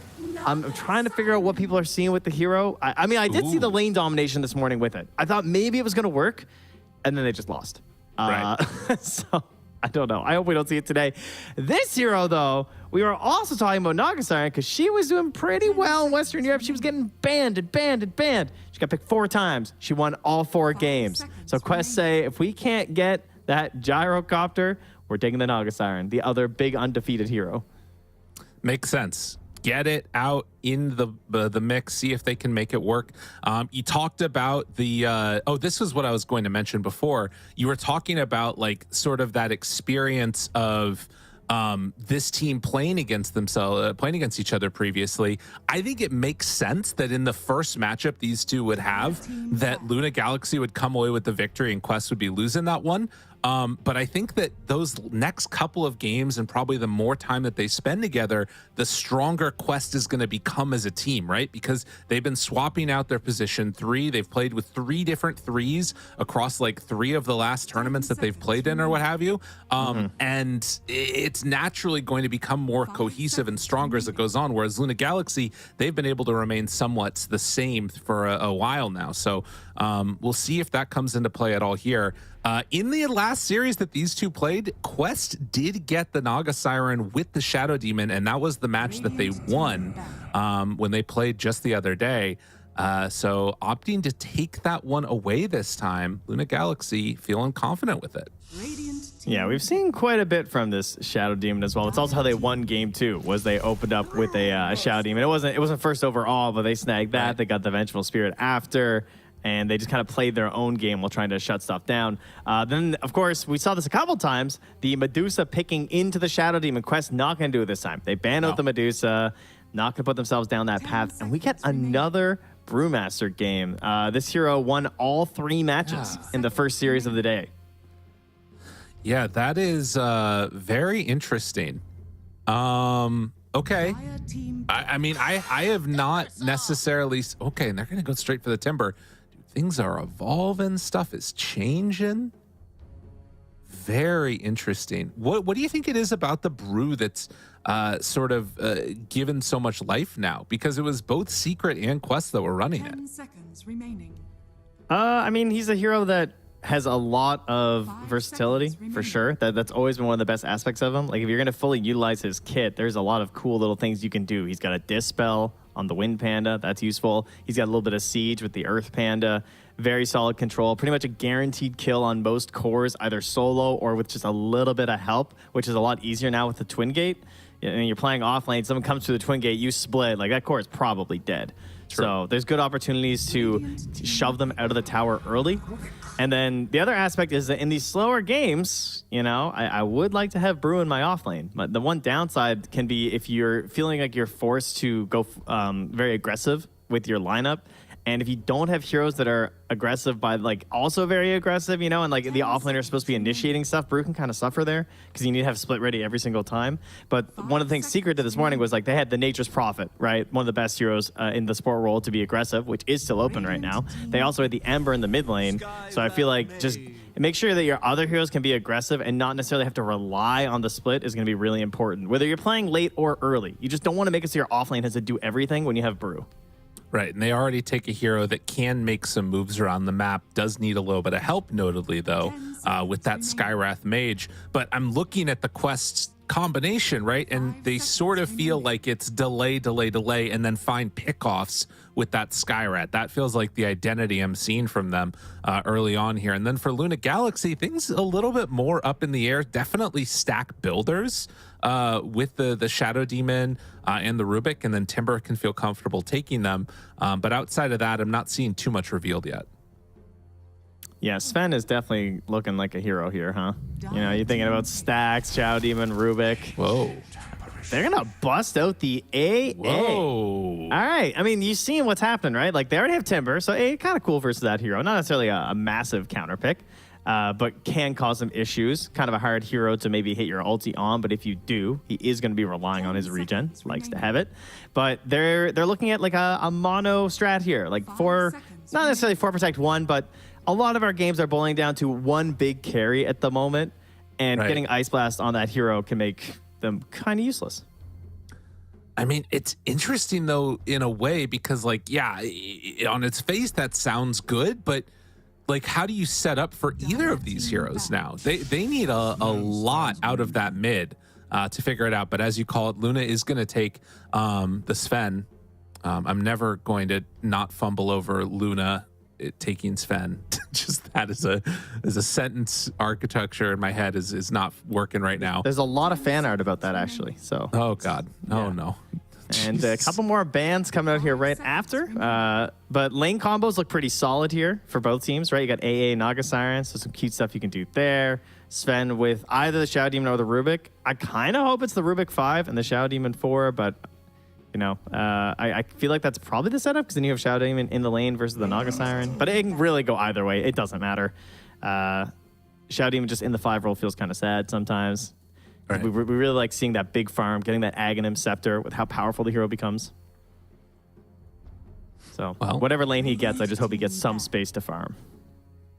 Yeah, that makes sense to me. And no matter what, they're going to be building stacks up like crazy. They take away the Atlantic Kunkka, as well as the Ember. Luna now looking for one last ban into their pick. And of course, Quest with that last pick overall, Is there any way they could work in like an offlane faceless void or something? Maybe that's too all in on the ulti. And then you'd have to run brew mid. So yeah, maybe not. That's a bit insane. You're getting a little crazy here. I mean, there's still some pretty huge heroes of the qualifiers remaining in this pool right now. The Earthshaker is still in here, so depending on what is left here from Luna, that could be an option for Quest if the matchup still looks solid. Of course, there is a Timbersaw, so they might want to keep that open as well in terms of who's going mid and who's going offlane. If they can find another powerful hero there, like the Dawnbreaker's still in, is another hero that she's looked really strong, but we haven't seen that flex. But we had a couple teams try and run her mid. It wasn't necessarily the most successful, but they will get rid of the Shaker. Kind of makes sense because they're sort of looking like they want a playmaking mid hero. I think Ember or Kunkka would have been fantastic, so those are solid bans. Don't want to see the Puck. Just Pango? But I understand if they do it. Yeah, Pango's banned. Oh, Puck's banned too. Oh my God, they're all banned. They're all banned. The playmakers, they're gone. Are we finally going to see Void Spirit? 5 seconds Is it remaining. Death Prophet game again? I don't know. I feel like Storm, right now maybe? there's not a ton of options. Oh, let's go. We needed a Spirit. I like that one. I like that one a lot. Let's go a little bit deep here. Yeah, I think like Storm or Void were definitely my top two, but they go Earth Spirit instead. So a little bit bolder. Unintentional pun. But it's been looking really good. I wish we saw a little bit more of the mid Earth Spirit across the different regions. When we did see it, I thought it looked pretty successful though. I have a feeling this is going to get nerfed before TI because 100%. It feels so insanely strong when you manage to get it and it like gets off to a good start. The problem, of course, is getting through the laning stage. And with that in mind, I wonder if Quest try and take some hero that really bullies there. Batrider, we haven't seen him in a long time. That could be something maybe. That is actually a pretty sweet call. That hero has been pretty non-existent for a while right now. It would help them quite a bit if you get off to a good start on the bat too, like chasing through Timbersaw, Sven, and Earth Spirit. Damn, dude, that's a really good bat game. Let's see if Noob wants it. What are you gonna take, buddy? Or what about the Noob Classic, the Snap? Is that a bit too much? I mean, they don't really have the control for a Snap because they have Sky and AA. So like those heroes don't set up that well for the kisses. So we're gonna go Primal Beast instead. We want someone who has a little bit of lockdown to try and enable the Ice Blast as well as the Mystic Flare. And of course, one of the major benefits with Primal Beast is that you've got that grab through the debuff immunity, trying to make sure KO is gonna hit this. Right. I like it. I think that the other thing is just like the ability to constantly get in there. Like you kind of need the lasso from Bat to be able to really set up for things, and Pulverize just being on such a low cooldown. Like Batrider, I think it's at like almost 100 seconds or something for the first level, and Pulverize is just so low cooldown that you can just keep playing with Omar and Kaori. So yeah, Primal feels good. I still like Luna's draft a little more, but Primal was a really, really good pick. Thinking about Dispels, this game looked pretty solid for Nigma Galaxy, like fitting out Lotus Orb onto the Timbersaw, the Shadow Demon eventually with the Shard and the Aghanims could be really powerful. Ducalis steals this game's not too crazy. And of course, the Shadow Demon Primal Beast matchup, that is one thing we've talked about a lot. Oh, right. Yeah, because if you ult the Primal Beast, he can't onslaught. It gets dispelled off of him. He stops moving. Very sad. So we'll have to watch out for that. On the other side, though, right, you're onslaughting in a lot of the times. That doesn't necessarily have to be a relevant factor in the matchup. Right. I mean, I'm seeing at the end of the day a lot of single target damage into a Shadow Demon. So I feel like they have the tools at the very least to be able to keep themselves alive against this. Let's see if they can put it together in practice. Let's go into it. Game number 1. 1 best of 3. Winner is going to TI. Is it going to be Nigma Galaxy or is it going to be Quest? Let's find out right about now, baby. And we're getting some tips to start, a little bit of all chat of the good luck, have fun. People are excited. If Divine Llama had one of the most heartbreaking games we've seen in a while in that last series, where he was absolutely dominating on Beastmaster. One of the best Beastmaster lanes that you're ever going to see in a pro match. He was making them look like fools. But then they lost because they went up into the Ancients area. They got wiped by some fantastic spell casting from Entity. Then they lost the game. But now, moving from one other Siggy, as they say, to another Siggy, the Divine Llama Timbersaw. and into the Naga Siren. That feels pretty good. He's going to have a 30 seconds fairly left. solid lane, assuming he doesn't get blasted out early. Just needs to make it to 2 points in reactive armor, and then going to be camping down here. And with the high rotation and like the quickness that you can get there with an Earth Spirit, I feel like they have a good chance to bully this Naga Siren early. I'm really surprised they left in the Sven as well. I feel like with how early they got the Naga, it seems kind of crazy that Sven ends up being the answer, considering he's one of the carries that people like the most versus Naga Siren, but just putting more stock in some of those other bans that they wanted to do. Battle begins. Yeah, and feeling like they're okay with this matchup at the very least if they can get the other components working for them in a good way. Does look like it's going to be a trade-off there of just 2 runes apiece for both squads, and Noob heading off to lane against Exantic on this Earth Spirit, who did, it looks like, miss his creep block a little bit, and then puts out the game as hard. Still meets right about in the middle, so should be fine.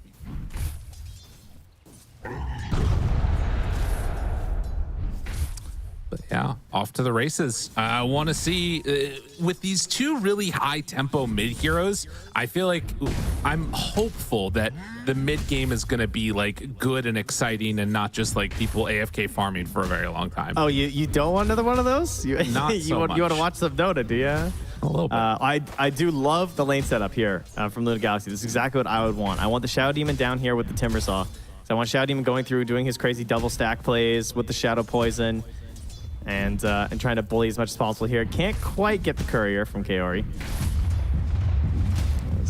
There's some solid micro coming up from him there as he beats back onto Theolkor. Great play here early from Kaori, really getting a lot out of this AA, a hero who's traditionally been seen as a bit of a liability in the laning stage. Right. Oh, just putting some good pressure on there, making sure that Theolkor doesn't feel super comfortable, and they're Look at doing a that similar pull. thing with the illusions. Got the single pull onto just the range creep too. Not even the half pull where you get 2, just range creep and gone. Well done. Meantime, up top there, you can see also just trading hits consistently. In the mid lane, it's pretty even so far, a slight lead for that Primal Beast, though there's creep waves coming in. So it's not really a huge differential yet. I believe that is Bottle coming out a second later for Exantic on the Earth Spirit. But he did get one play earlier that was kind of nice. He went for like a kickback on Noob underneath the tower. Doesn't it get right there? So trying to get some pressure on, you can see at least a little bit here. As up top, Shad's taking a beating from Toby. Omar still nearby with a blood grenade. This could get into a kill situation if they're not careful. Ooh, and Exantic is forced to roll as well for that water room. Really wants to make sure he doesn't miss that. That would have been bad. But no chance for Noob there as the onslaught was still on cooldown. And gets the snipe with the kick. Nicely done. Ducalis going to be able to walk away from that one. They did play that a little weird. The Cinder Brew not being activated by Omar, but they're still pushing back Shad a bit, and a blood grenade even used onto both of these heroes in the lane. But this one's pushing in. I think this is a pretty decent position right now for Toby and Omar. Having a good time, it seems. Noob is also getting low. These mid laners just playing things right on the edge. No Fairy Fire left on the Primal. Stun, walking away, gets out. So that will be Healing Lotus passed over to Shad, so he'll be able to survive through this. Although, now that they're kind of going on both of them, breaking the salve, Shad gonna be forced to use it, tries to turn onto Toby, but no, it's Omar that actually gets the kill. Getting that early pressure here from the Brewmaster. Multiple points in this interview, just what you're looking for. Nicely done here. I mean, that is the goal of all position 4 Skywrath mages, right? Try and bully that safe lane as much as you possibly can, and hopefully get to your 6, because that's something that we've seen a lot of support struggling with, especially obviously if you miss it on the Wisdom runes. So grabbing this, and then with first kill going to him, and then a Primal Beast being in the mid lane means you might get some early rotations. So if that opens up, you get to go soak mid a little bit, get that early 6. That's the kind of plays Omar wants to be making here. A little bit more harassment there on the Ducalis as they're going to fight over the runes once more. Theolkor ends up denying it in Kaori's face. Yeah, that one right in front of him. A little frustrating for sure. But yeah, not a whole lot to write home about as of yet. It is going to be just like some more stacks built up, it looked like. And Toby going to be forced back, but they do get that pull off there. So that's going to pull the wave a little bit closer towards them. And should secure some good farm underneath the tower for the combination of Toby and Amar. They decided to go on Shad. No. Oh, yeah. They're definitely putting the pressure on right now. You have money creep and I don't? Did he not get a flag bearer? Is that what happened? I don't know. We're gonna have to check that one after, I guess. Seems like an issue. Yeah. I was gonna discuss the fact that Theolacor is like getting mad stacks up already. What? I wonder if he kicked it or something. He might have. I mean, I see flag bearer creeps. Listen, Radiant's been winning a lot. I don't know. They had to nerf it a bit. As Ducalis is going to get chased down and ends up being brought down by Toby. Nice connection.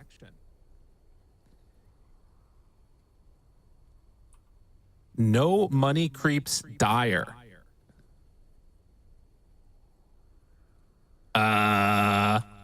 Your waves, not spawning money creep. That is interesting. I'm not sure what the heck's that's about.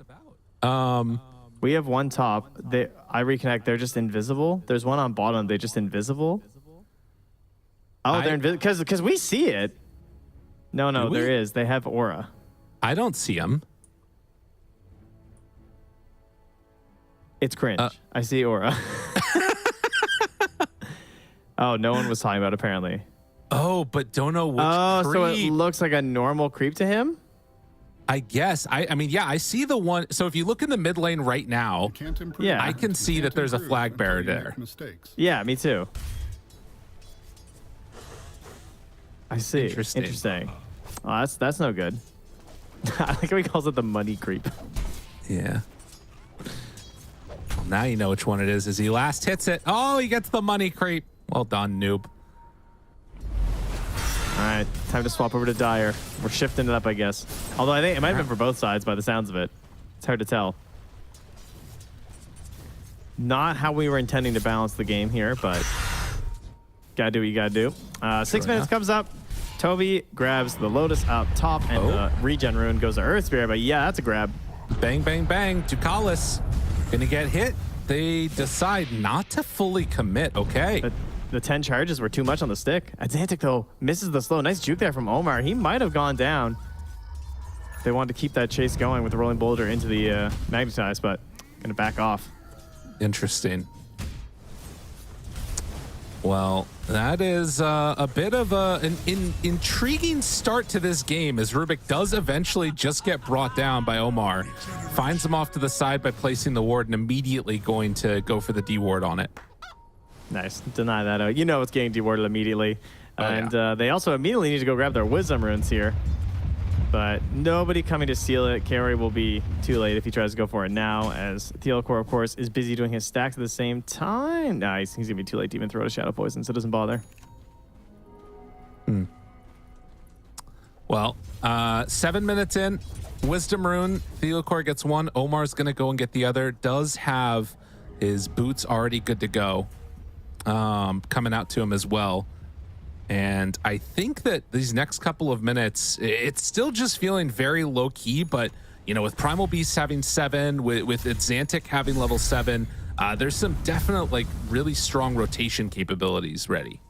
Yeah, and Carry is just going to try and leech 6 down bottom because it's Naga Siren versus Timbersaw, and Timbersaw has hit level 6. So there's really no benefit for the Naga Siren to be in the lane. You're going to gain more just by going through the jungle and using your illusion. So this opens up one of your supports to just soak, get as much XP as you can. And speaking of XP here, again, Theolacor going to get these stacks moving. This is why you want position 4 Shadow Demon, because it is so easy. Oh, yeah. No, it's completely getting filled up. And I mean, if Sven can come on through and clear these, that would be huge. The other thing to watch for is if Noob has any inkling that this is going on, that's a big move to make to go and try and steal those. As Xantic rolls down bottom, and immediately Theolacor is just mid spamming poison on the waves. Nice kill. Yeah, just another easy rotation coming in. I don't even know if you had to use the onslaught. You just reached out and grabbed him. Radiant's bottom They That's tried what to you do the wanna same see. thing bottom too, right? They tried to hunt Kaori with a similar rotation from Exantic, but he was hiding further up in the lane, and then he placed a ward there too. So he's really just lurking. Like, he's not being super greedy in terms of trying to get as much gold as he can. He's just trying to get that XP. He only has 7 last hits, despite soaking down here for like 2.5 minutes. I know. Because he knows he's just gonna die to Timber if he shows himself. I mean, it's an easy kill. Absolutely. Got to play that one safe. There's more stacking going on. Omar manages to take one away or build up some more on the Ancients there. Toby, yet to use an ulti as of yet. Kaori close to 6. Something to watch for with that AA soaking up all that experience. Noob still hunting up on the top side of the map, but not finding anybody. And while this is happening, to help. They clear out one of the stacks that he's been prepping there, so it's going to boost up Exantic now to the top of the net worth with the help of Yolakor. And of course, giving himself a lot of XP and gold at the same time. The Ancients are still there, awaiting Shad. Bit of camp gifted over to Earth Spirit, so he's going to be involved in these fights. They're going to smoke up. They want to come and make a play here. I don't know if they can defend the tower necessarily, but they want to get some cleanup after. But the split is here, and it can be very tough fighting into this. There's also no 6 yet on Ducalis, so he's got freedom here on the split. Doesn't have to worry about too much. Oh, yeah. In terms of giving it up. Yeah, this is a really scary attempt, right? Because you also have that AA blast that can come in from the other side of the map. Yeah, they bailed. Yeah, don't want to do it. Interesting.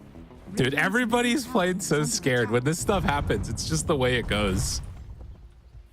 Even just Quest giving so much space up top there on that tower too, respecting the fact that they could be coming in, noticing that, hey, Exantic's missing. Like, he wants to have these fights as Earth Spirit. And now Ducalis is just trying to get his 6. Probably going to die here. I don't imagine your teammates are going to be able to help you. That's an easy run down here. Well, Ducalis is 4 of their 5 deaths. So I don't know how to feel about that one, but he's bearing the brunt of it, that's for sure. Toby ends up taking down that tower. And I think that was a Blade Mill completed on the Earth Spirit too. So just going to try and make maximum usage of that big HP pool this guy has. Yeah, Toby has Spirit Vessel done too. Yeah, they're big. Classic Brewmaster item here. Maybe the Midas after, I would reckon, based on how Dota's going. Speaking of Midas, TA2000s is done on the Naga Siren. Nice. Very good, very good. I mean, why aren't we just buying Radiance at this point? I mean... Honestly, like, you're just putting waves out anyways. Might as well. Well. Oh, look at Divine Llama. Oh, look at that gold. I love it when Timbersaw gets the Ancient stack.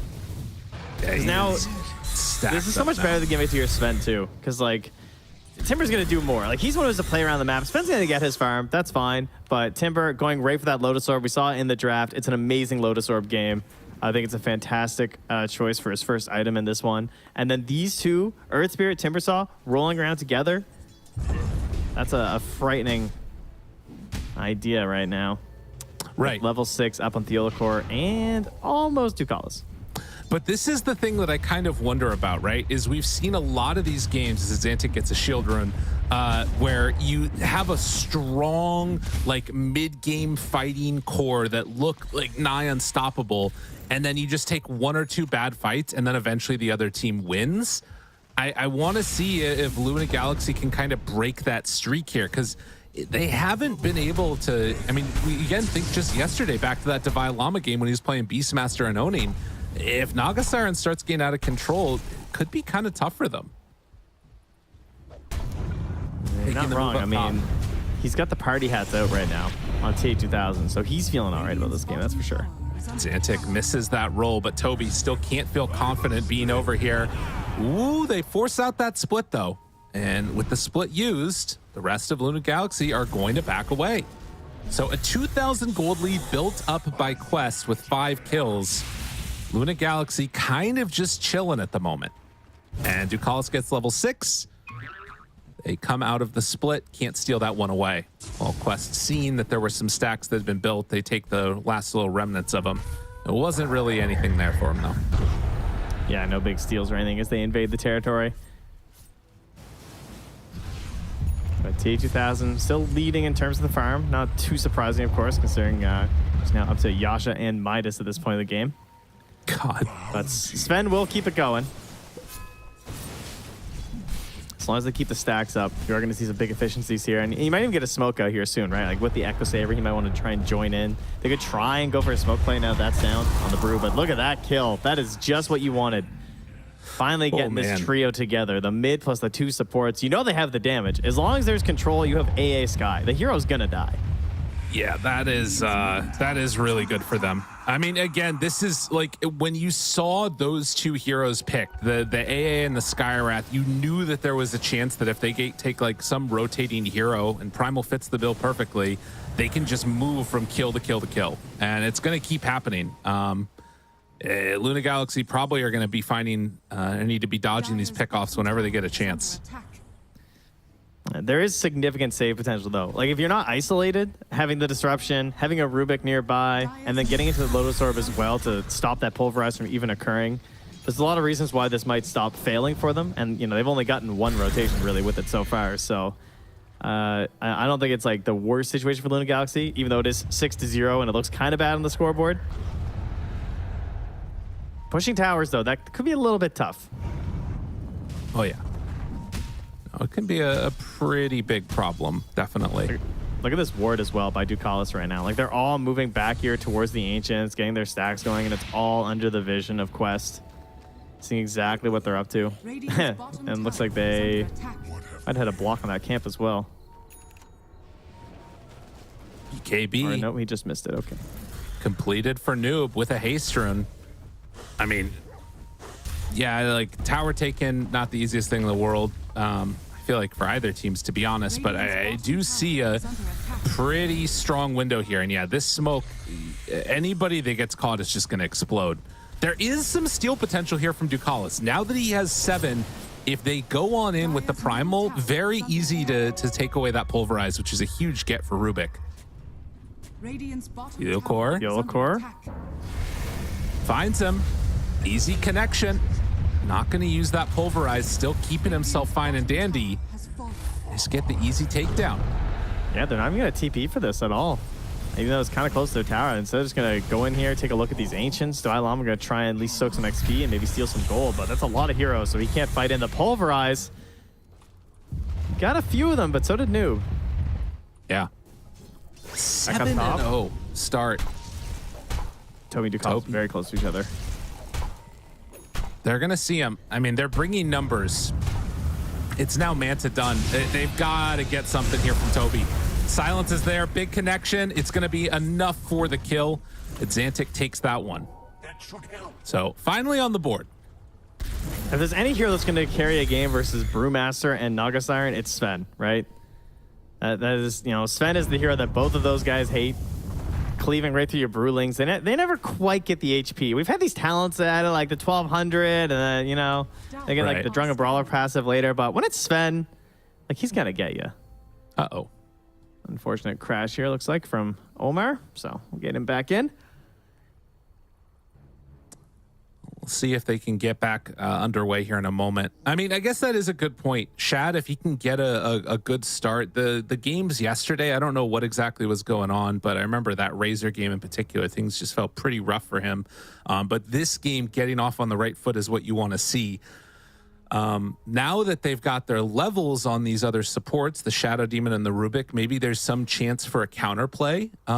But they also are kind of in a situation where it feels like you need to be shoving out waves with these supports constantly because Naga Siren's just going to keep them pressured in.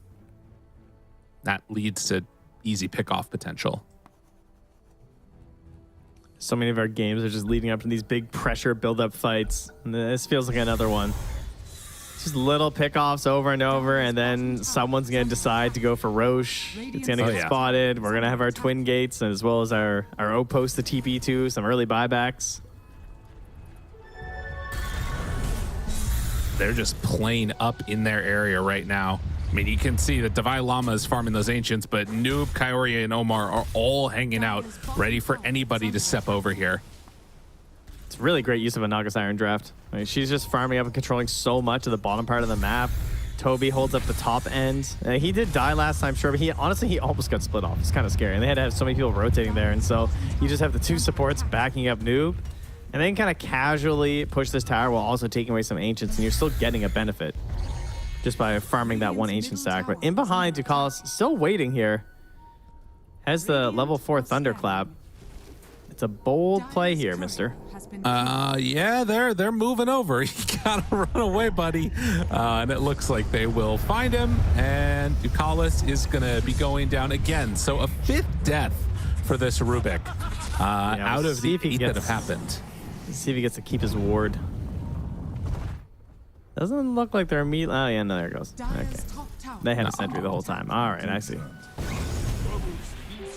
Shad being forced back a bit there by Toby, and they decide, fine, you want to fight? We'll fight you. And then he runs away because he has a pipe and a spirit vessel and is not afraid of anything. Yeah, Shad actually tried to pump fake and force the split. Right.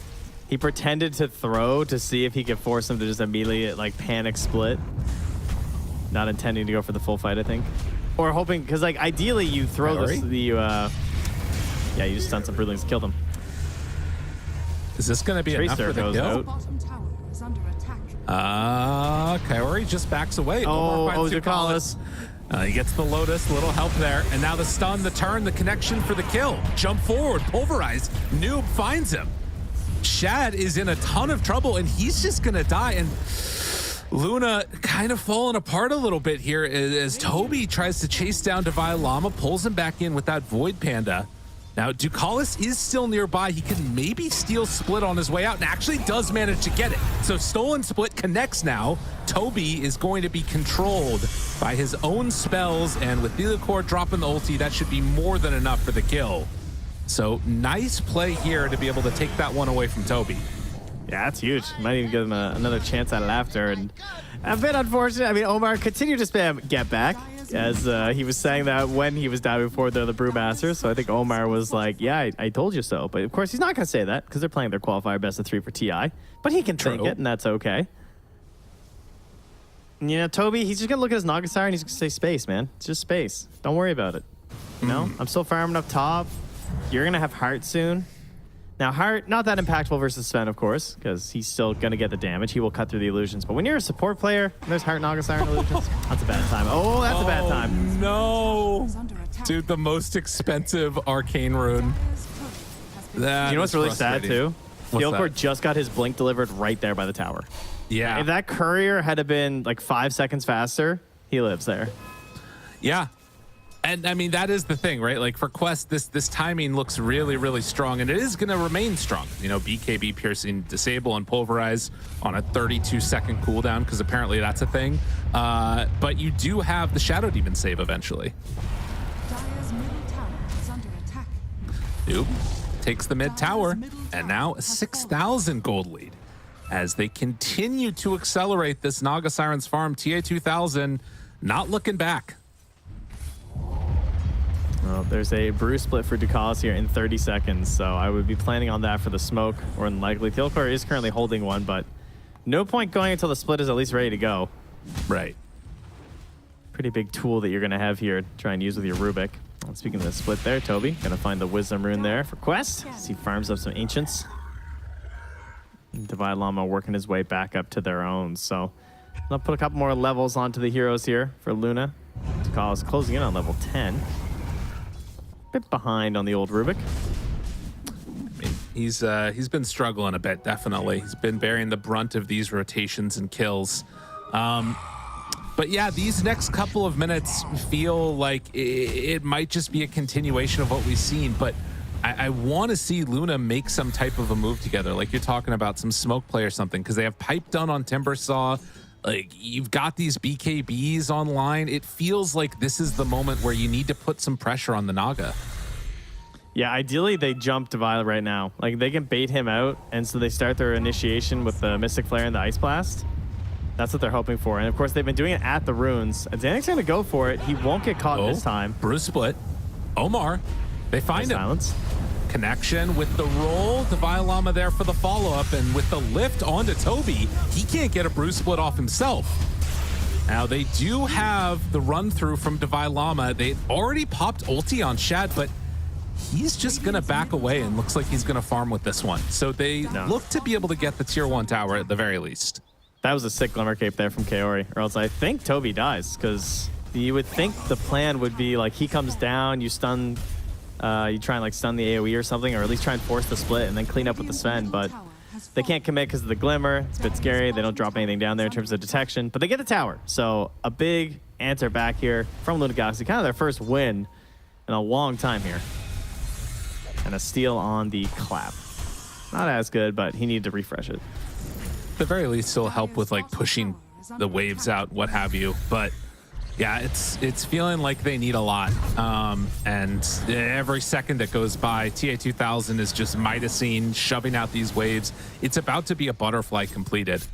The game feels very difficult to control the map against the Naga. Another 0-0-0 game, huh? Carry players, they see a game like this, they're just like, ooh. Getting everything she wants. Because they're so happy. True. You guys know, like there are games where you don't actually have to see other players. Yeah, it's PvE. Like if you guys, you guys don't have to come play Dota. Like if you just want to hit creeps the whole time, you know, they got like these dungeon divers. You just keep hitting creeps. You know. I mean, everybody said that we were going to be getting a PvE mode. Little did we know we already had it. It's ready to go.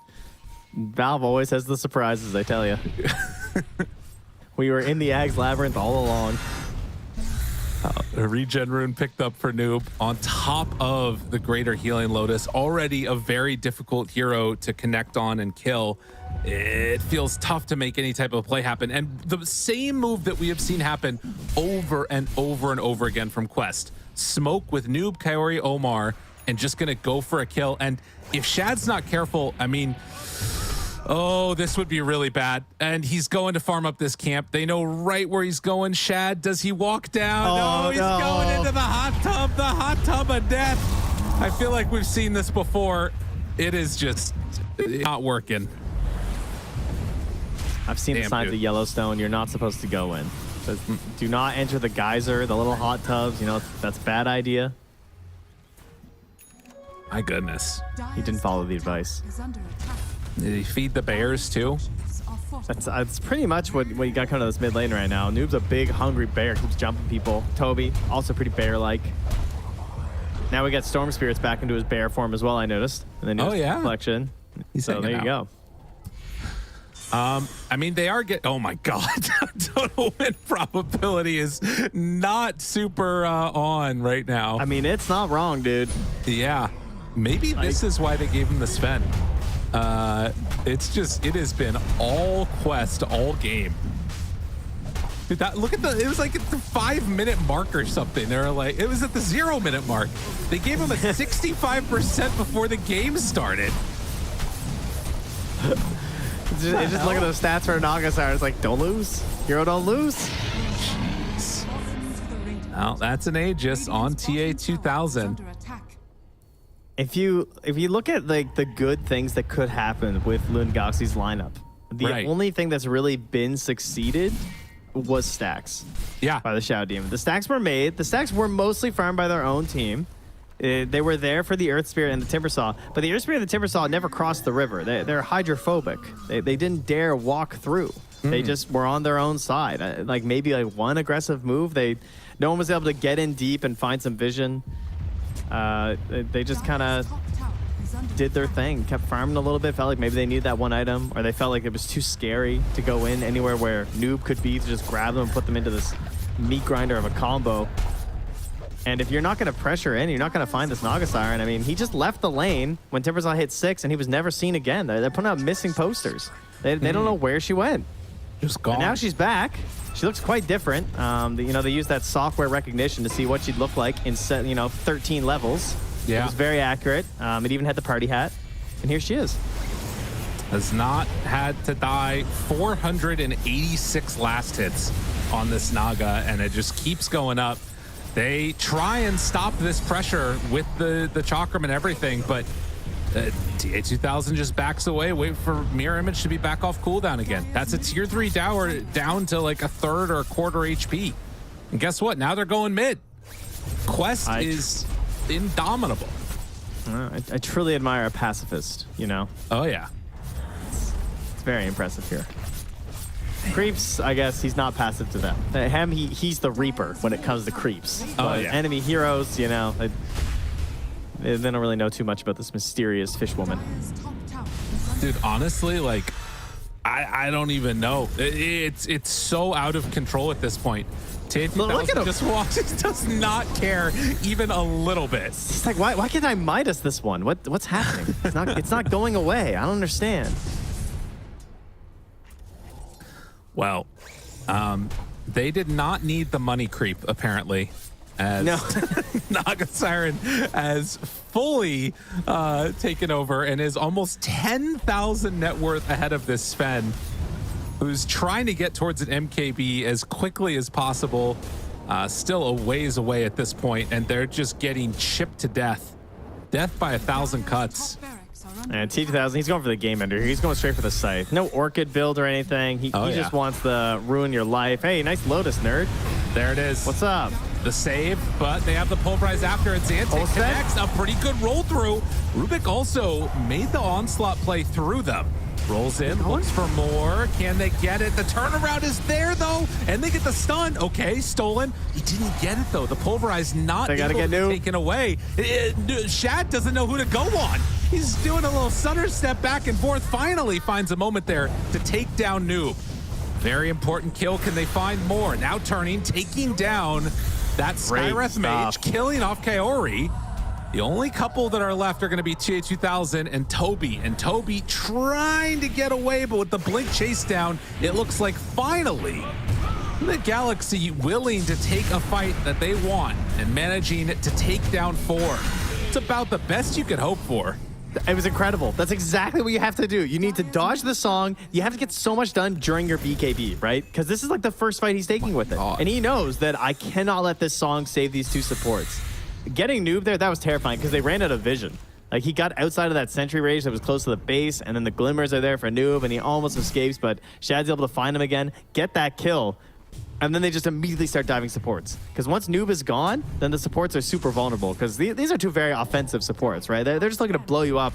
You're not supposed to get a turn versus Skywrath Mage and Ancient Apparition. They don't play fair.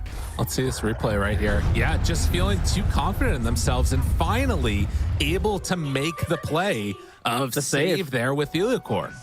And look at Shad at the top of this fight too. He waited for so long. He's like, is this it? Is this the fight? I need to know. Alt, still, I thought the song was going to come out and this was all going to get ruined. I was genuinely concerned at that point.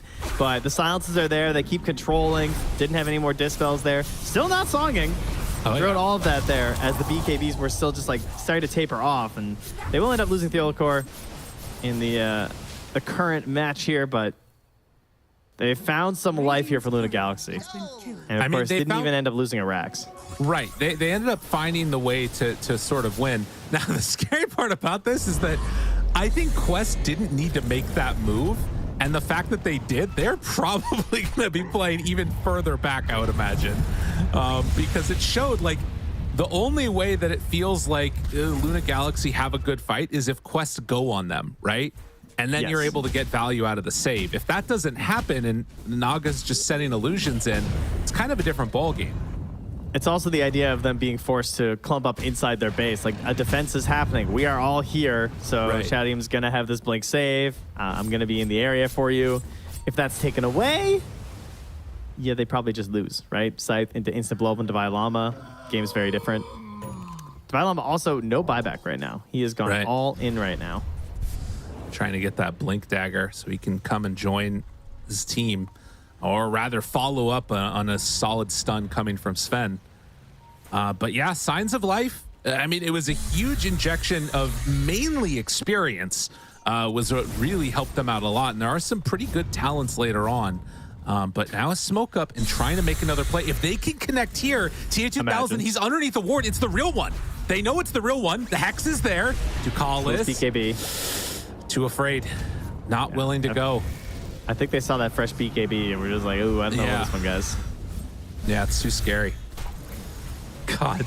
Dire's bottom tower is Only under a attack. 2,000 gold lead now, down from what it was. And instead, it's going to be Quested Smoke up. Shad showing on the bottom lane. Does not have a TP to join his team. The Galaxy backing up, but they find him. Jumps in, looks for the save, doesn't need to use it. He's trying to save the second save. He's able to get him. Now needs to roll in. It's Antic trying to find somebody. Ducala's in trouble, going to die. Shad running over from the right side of the map. And they top the Song of the Siren. Shad is ready to turn. Dude, he's ready. Buyback comes. Thinking about going. Thelio Core taking a lot of damage. Still waiting. Shad jumps in. Jumps a stun onto him immediately, but they don't go in for more. Popped ulti, not BKB. Oh, he didn't like They're just trying to hold out. He's like, I don't have the damage. It's not quite enough. We waited for so long there, too. So one thing that was really clever that Quest did is they did a double initiation. So while they were smoking through mid and scything towards the Rubik and the Earth Spirit there, they also just jumped and grabbed Divine Llama. So they're trying to split the attention right now of Theolocor, because he's only going to have one super solid save. And that being said, they will soon have the Rubik Shard, I'm sure. Right. So that could be a potential second save just to displace people outside of something like the Mystic Flare, maybe even the Ice Blast if you happen to get a little bit lucky. Scythe again, though, on the Divine Llama. Don't have that and save Lotus. yet. And yeah, the Lotus, it's not going... Ooh, maybe. Disruption. Blink out. Nice play, Divine Llama. That gets him away fine. Oh, there's so much pressure on the supports right now. They have to do everything. 34 minutes in, and a Silver Edge on the docket for Shad. He has almost all of it completed. Ah, well. Remember that time we were fighting? That was crazy. Right? That was weird. I mean, it might happen again at some point here soon, potentially. We'll have to see. Because I think at this stage in the game, if you're Luna Galaxy and you split up, it's too dangerous with Skywrath and AA on the field, right? They have to be nearby each other. Yeah, what they want to do is try and control these waves as much as they can, which is the hardest thing, but also see if they can get some deep vision to make these assassination plays. But it's so hard. Like, the Nogstein is just sending in these illusions right now, so she's not only scouting you out as she moves between the lanes, but she's going to keep that push going. You can try and send them back to Shadow Demon, but obviously they don't last that long. So it's kind of hard to have the same impact. But Roche in 1:40 seconds, so that will be a nighttime Roche, and that is what everyone is getting set up for right now. They got to know, are they doing it right now? AC done.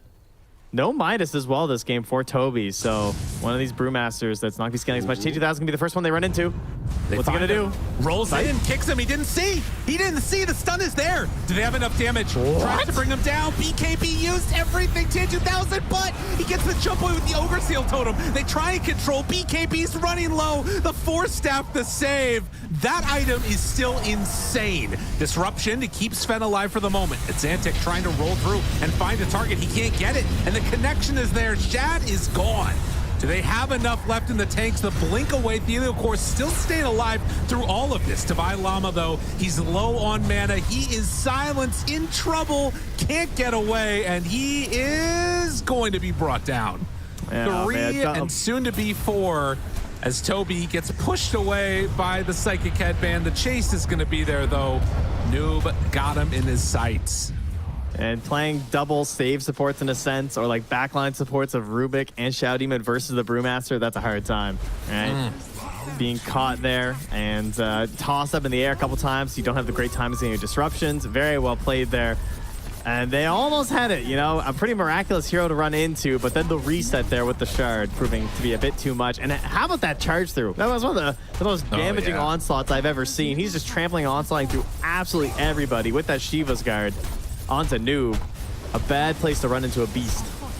Well, and again, you know, Luna Galaxy, maybe memories of what happened yesterday as their base starts to fall.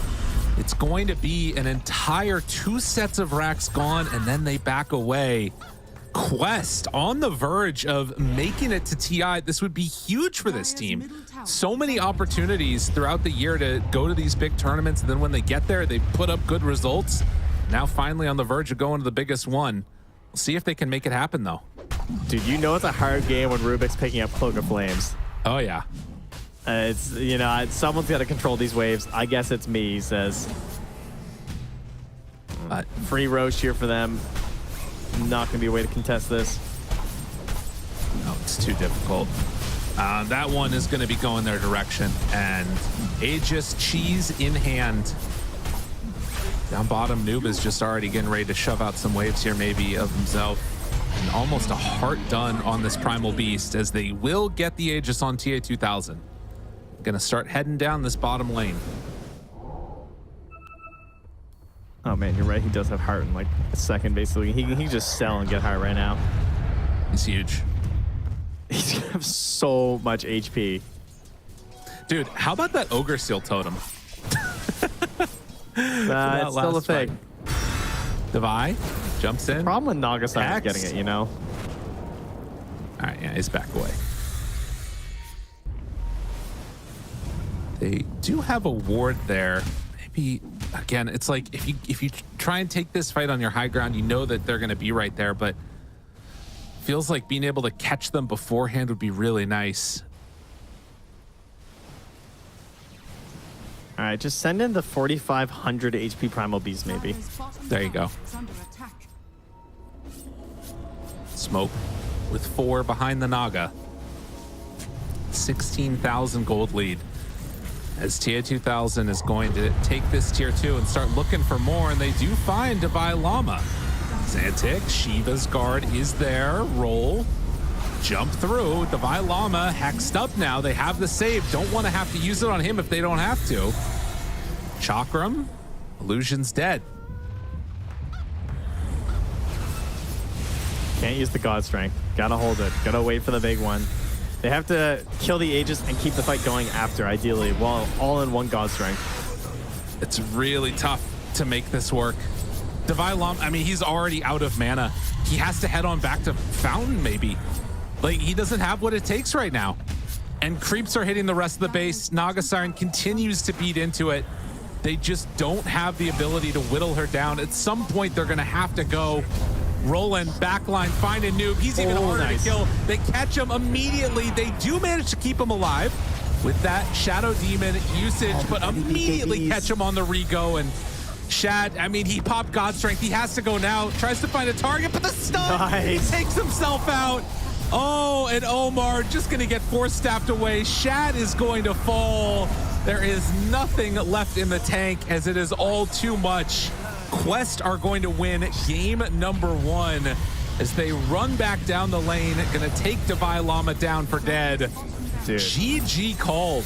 What execution. You know, this guy, he's got the Phoenix fingers there, always going Scythe first. What a crazy Lotus. This Sven jumps in, tries to hit the Skywrath Mage, and instantly Carrie just throws the Lotus over. He's like, I got you.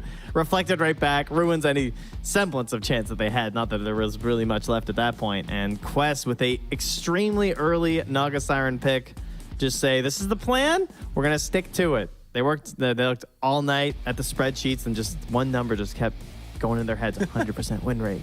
She just keeps winning. Absolutely. What if we pick her again and then she doesn't die? God, I am.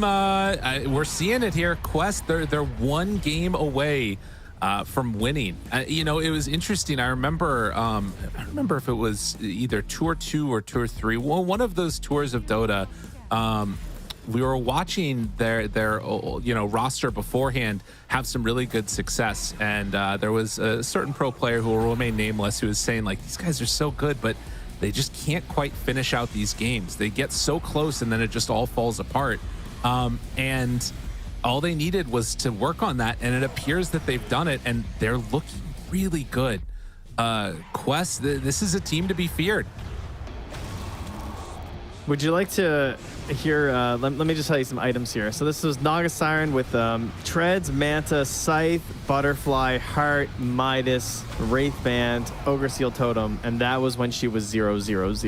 That was that was before she encountered an opponent. Yeah. That's the kind of game that we just saw out here from Quest. Just the control of the map was fantastic off of this Radiant side. Just Naga Siren owning virtually everything behind the safe lane tower all the way up to the tier 1 tower off lane pretty much. Toby Right. would farm like the Ancients and a little bit of that area, but mostly keep top pushed out. The Illusions could handle mid and bottom, and then you just had Noob and the two supports roaming around, sort of this, playing like a shield, right? They would essentially position themselves in spaces where they would ensure that there was no one invading in that could possibly find TA2000, and they're going for these aggressive kills because they have this assassination plan of just grab, and then Ancient Seal, Mystic Flare, Ice Blast, that hero's going to be dead. And Nigma Galaxy, you know, they have Earth Spirit and Timbersaw, but they didn't really have anything to do. They made some space for Shad, sure, but Right. if you're just making space versus the Naga Siren and she's out farming you, you're gonna have a bad time. True enough. I would still say Noob for me is like my go-to guy in this one. He had a really, really good laning stage and then rotated and made a ton of kills happen. You know, when we're talking about how good TA2000 is doing and all those items, I feel like as a carry player, that's just like, it's a force of nature. It's like gravity, right? Noob went out there, he built the ramp that allowed TA2000 to just sort of like boxcar his way down to victory and get first. I got you. He put him up on the pedestal to give him the potential energy to achieve what he achieved. Yes, that's right. Yes. Yeah, You were no an potential engineering energy major, you without get that it. height there. No, my wife was. Yeah, you were. No, you definitely were. But but Noob, he had to work. He had to find kills. He had to handle these two wild supports. Omar Kaori, you know, he's in a pub. One guy picks Sky, the other picks AA. You're like, ugh, I got no initiator. Guess it's me. And that's what he did. Very well done. Impressive. Kind of scary heading into the next game for Nigma Galaxy for sure. I do think the picks were actually pretty all right. The Earth Spirit instead of the Storm or the Void Spirit can work. They just never found those plays. They weren't able to get across the river. They weren't able to get the vision down. Things just weren't quite in sync. But I don't think the draft was necessarily to blame. I think it was more so just not finding their groove and just getting outmatched here by Quest.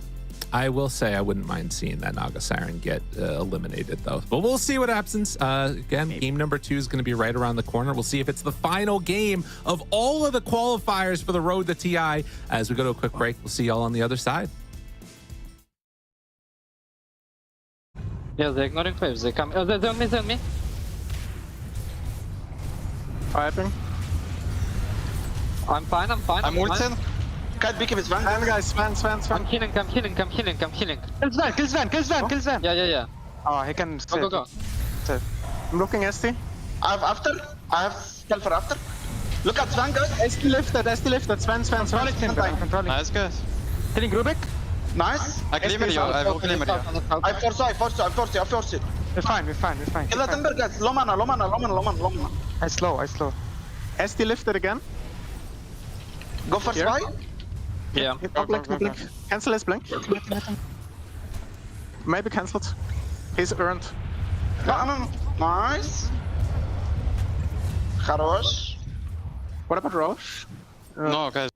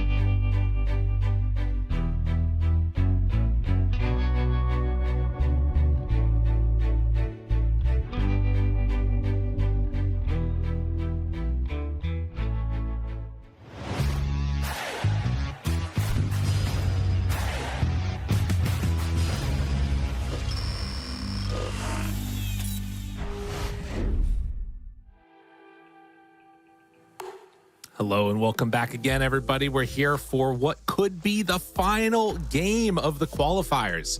Here in Western Europe, we'll see if Luna Galaxy can push us to a game 3 or if Quest are just going to be able to run away with it. Trent, I think that we're getting close to a draft already, but how are you feeling about it? I mean, are we just going to see that? Well, okay, spoiler. Yes, Naga's gone, but Quest get Gyro instead. What? Oh, What? no. You let them both through. These heroes haven't lost a game. Oh my goodness. Oh God. All right, that's kind of shocking. So heroes more frightening than Gyrocopter. Phoenix, Pangolier, Naga Siren, and Shadow Demon. They got first pick. 5 seconds remaining. I don't know. All right, is it time? Team ban. Will he finally lose his first game of the tournament here in Western Europe? That's our question. I mean, I think with Doom out of the pool, Underlord is probably one of the best offliners that you could run against this. But I still don't think it's necessarily Eevee, right? You're mitigating damage, all the rest of it. I think you maybe ban AA. Is that the play here? What do you think? I mean, it's the same thing again in terms of we saw this before with the Gyrocopters that people did it. Right. And yeah, they're just gonna ban it. So it's, I mean, it would have been a solid route, obviously, and they just played it, so they recognized the potential there. This whole idea of one hero and trying to shut it down. AA is one of the best heroes in the game for it. So Team ban. yeah, I'm concerned for Luna Galaxy. I'm really curious to see what their plan is, because obviously they have an idea of like when they get first pick, we're gonna give Gyro. Or maybe they were going to give Naga Siren based on what happened last game, and they decided to switch it up. But they have to have a plan, right? Like they've had some time to think this over. So I want to see a solution here, and I hope it's not Razor. I mean, the thing that's interesting to me is that, yeah, I agree about the Razor, by the way. I don't understand how they got first pick again. That to me is the part that's most crazy. No, they had first pick last game. They took the Shadow Demon instead of Naga Siren. No. Right? I'm. Oh, Luna Galaxy had first pick last time. Yeah. Oh, I thought that Quest had first pick and they took Naga. Okay, yeah, that makes more sense. I like the bench here too. Jeez. This has been one of the other most successful heroes of the tournament. They've won some games. They've lost some games with the bench themselves, but she's looked pretty good overall. And again, a lot of the big heroes still left in the pool. The Earthshaker, Right. the Dawnbreaker. Those are probably the two biggest ones. Alongside that, Primal Beast, I think, can also be fairly decent alongside a Gyrocopter. The roots of Underlord can be a little bit annoying, but we're in no rush to pick it up too early here for Quest. Man, you got to imagine the pressure these teams are feeling right now. I mean, we talked about it earlier, but both of these teams at this stage have been one series away from going to TI. Whether it was Quest at Bali and, a bunch of other situations too earlier in the year to go to other tournaments, or whether it was Luna Galaxy just yesterday, and now Quest get IO Gyro out of the second phase. I mean, do they just run a Marcy? 5 seconds. Like, I don't know if you have to go that hard. It is interesting that Gyro's gotten to the point now where we don't necessarily even always see the IO, even when it's left in, picked up, right? Like, Right. This is just something that they're just happy to get it. I'm sure Luna Galaxy were expecting it based on the fact that they went Underlord and Venge. Like these two heroes are both pretty solid versus the IO +1 combination. They have their own reasons that they're good. You have matching rotations across the map here with the Fiend's Gate, and then of course the swap that can split. Plus the Shard on Venge is pretty good versus the IO +1 now as well. So she got a little buff in that regard. But they bring right back out the Skywrath Mage. So whatever they're going to put in this safe lane could be under a little bit early pressure once again. Hopefully not going to get first blood once more. Yeah, absolutely. I wonder if Spectre is an option. Like, I'm already seeing a lot of damage mitigation coming out from Luna. It feels like it's a decent matchup against Gyrocopter, where you can still kind of go toe to toe with him and have Blade Mail as a bit of an answer in the mid game when he's really starting to hit hard. We just haven't seen a ton of the hero. Maybe this is going to be like the Shiki Leshrac thing. Maybe they've never played Gyro, and he's so good at all the other carries that you think TA 2000, you're thinking like, well, TA.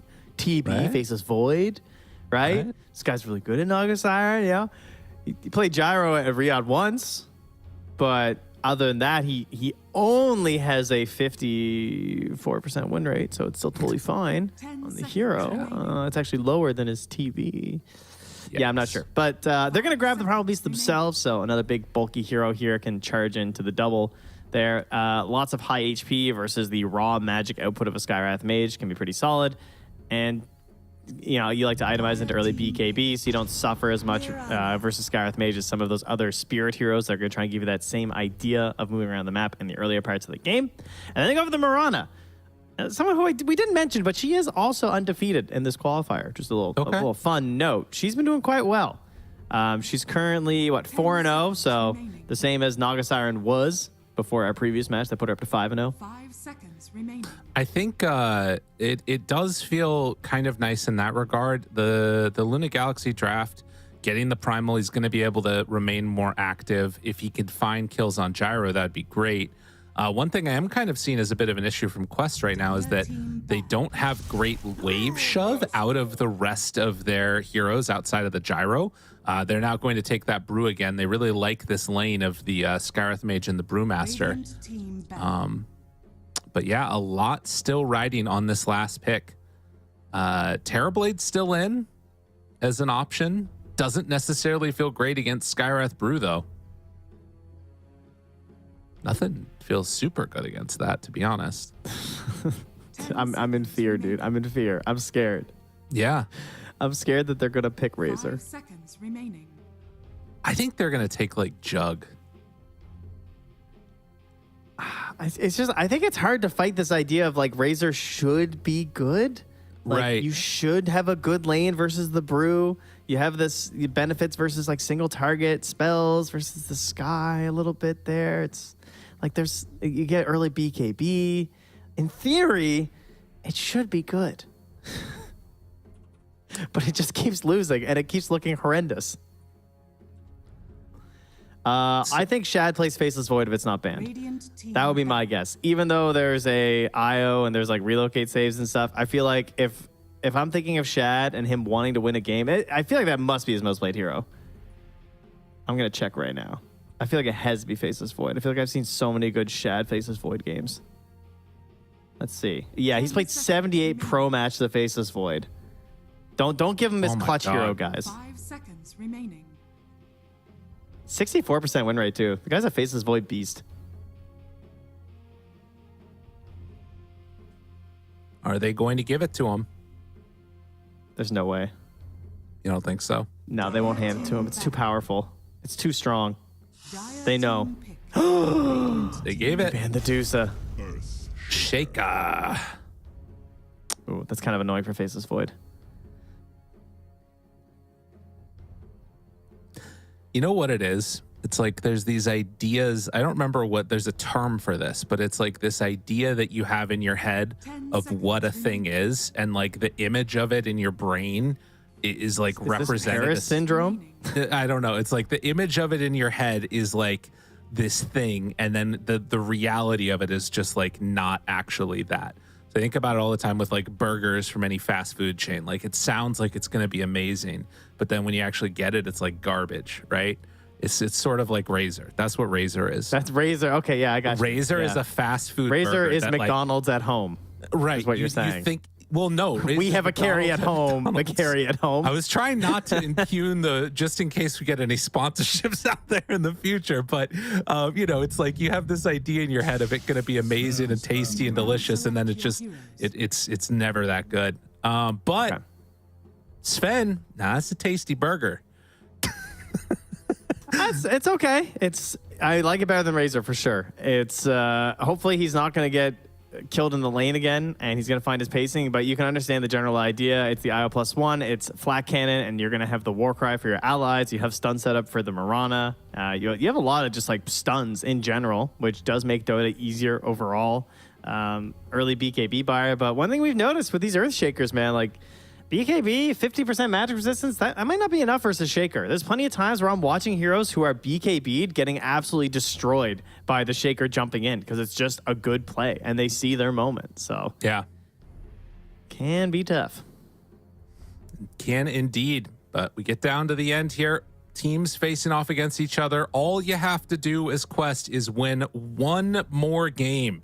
Can you win a game of Dota 2? Get yourself to TI, or is Luna Galaxy going to be standing in your way? It's going to be a tough one. I think it's not as easy as the sort of script was in game number 1. I feel like it's not just. Oh, do you have the updated script? I can send it to you if you want. Oh, thank you. Please. Yeah. What's it say? No, I think Luna get this one according to the show the show plan here. It doesn't say secret anywhere on there. Run a show says Luna wins, and game 3 someone's injured on Quest, and Puppy has to come in and play, and then he qualifies the TI. Yeah, Puppy shows up. I like it. That's currently what we're running with here, so should be good. Should be a good show. I'm excited. That's going to take place like 6 hours from now when this game is done. Right. Yeah. That's also part of the show. Yeah. Well, we're going for those viewers' minutes watched. You know, we're trying to up the numbers around here. Okay, get those stats up. That's fair. You know, you love to see it. Well, we're into this game number 2. Let's hop right in. Can they do it? I think Quest has got this. This feels pretty good right now. And I think, again, they got like that Bruce Sky matchup again. I feel like that combo was pretty dirty. You just start spamming out Cinder Brew, make somebody feel bad. And it's against Sven again. They are in the groove. It's true. But there's some big differences in terms of the overall setup of how they're going to be playing this game. Well, first off, they're playing on the Dire side, so maybe not as much fun these days, according to most players. But more importantly, this mid hero, this Earthshaker, right? The timing on the Blink Dagger. Can't charge like a Primal Beast. Needs an item to do Primal Beast things. Great ward early here. Will spot the smoke pop on the noob. Of course, noob, seeing his own smoke pop, says, no thank you. I don't want any part of this. Toby's over here. He's smoked up too, though. Sorry. And it doesn't look like they're going to find him. Interesting. They are going to see Xantic maybe in a moment. No, they passed around the other ward that was there. So a lot of wards, they're just like sort of skipping right through that area. There's that one up on the pillar, but there's also the other one that's more towards the mid lane that might see the rest of them. And it looks like they're just out of range of it at the moment. So yeah, Quest don't realize they're all here right now. Now they see Xantic. Toby thinking about walking in. The battle begins. And yeah, they're just going to let him have it. 2 apiece. Do you think the new Collector's Cache will empower him here? See, we got the same brain. The Observer and I. We are one here. It is kind of cool. Oh my god, dude. What does that look like? It looks like a Dr. Robotnik like beast. This is the leak. Sonic's coming, guys. Our next Sonic's hero. Coming to Dota. It's not actually Bird Samurai like we're theorizing. Okay. Yeah, it's Bird Sonic. Bird Sonic. It's gonna be very good. I think Xantic can run this game. I think he is the person for Luna Galaxy that can make this happen, because he basically just has to do the exact same thing that Noob did. Just play like Noob, right? I mean, we've heard that before. Just copy your opponents to great success. That's going to be the plan here. Because there's going to be difficulties in this game that Quest didn't have in the previous match. You can't control lanes the same way with Gyro IO as you can with a Naga Siren, right? You can be a bit more aggressive early with relocates, that's true, but you can't just be 0-0-0 at 30 minutes. It's not going to work the same way. It's not going to give as much to Toby in terms of like the ease of just sitting in this one spot on the map. He'll probably have to be a little bit more active. And I'm hoping that Xantic's going to take a faster speed in this game than Noob is, right? You want to try and ensure that you take advantage of the fact that this Earthshaker wants that Blink Dagger before he does a whole lot on the map. Yeah, shut things down as much as you can and try and make that map feel small against them. Absolutely. I don't know if I've heard a ton of people saying, just play like Noob, more like you play like Noob is, the other thing. No, I get play like Noob all the time. Okay. People say that constantly whenever I'm playing any game, really. Devi? Oh, buddy. He's living. Never in doubt. Easy survival there, but the flat cannons come immediately back out, and you regret playing against Gyrocopter very quickly. God, dude, this lane is just, it's really not fun. God, you just get bullied like crazy, man. Yeah, he's going to bring out some more tangos here. Theolcor even buying some more to try and pass over, to try and get him to this ring of health. Devi? Oh, God. 30 HP. Less tower armor, honestly. And regen, you need every little bit of it that you can get. Bottom, was a Shad has had nasty an deny. okay time at least, but Toby also off to a hot start. And man, the real problem is that in mid, Xantic has not really been able to get as much as he would want. 9 denies on the Earthshaker. There's a reason the Shaker gets picked a decent amount. Yeah, he really shuts down those other melee heroes.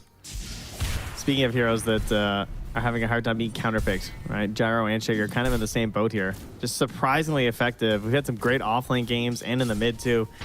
Sometimes having a bad one when he's picked really early, but came up pretty late, and there was a very specific thing that they needed on Luna Galaxy's lineup. And you know, you think about heroes that can be that same rotator as a ranged hero. There's not many. Dire's courier has been killed. Shad.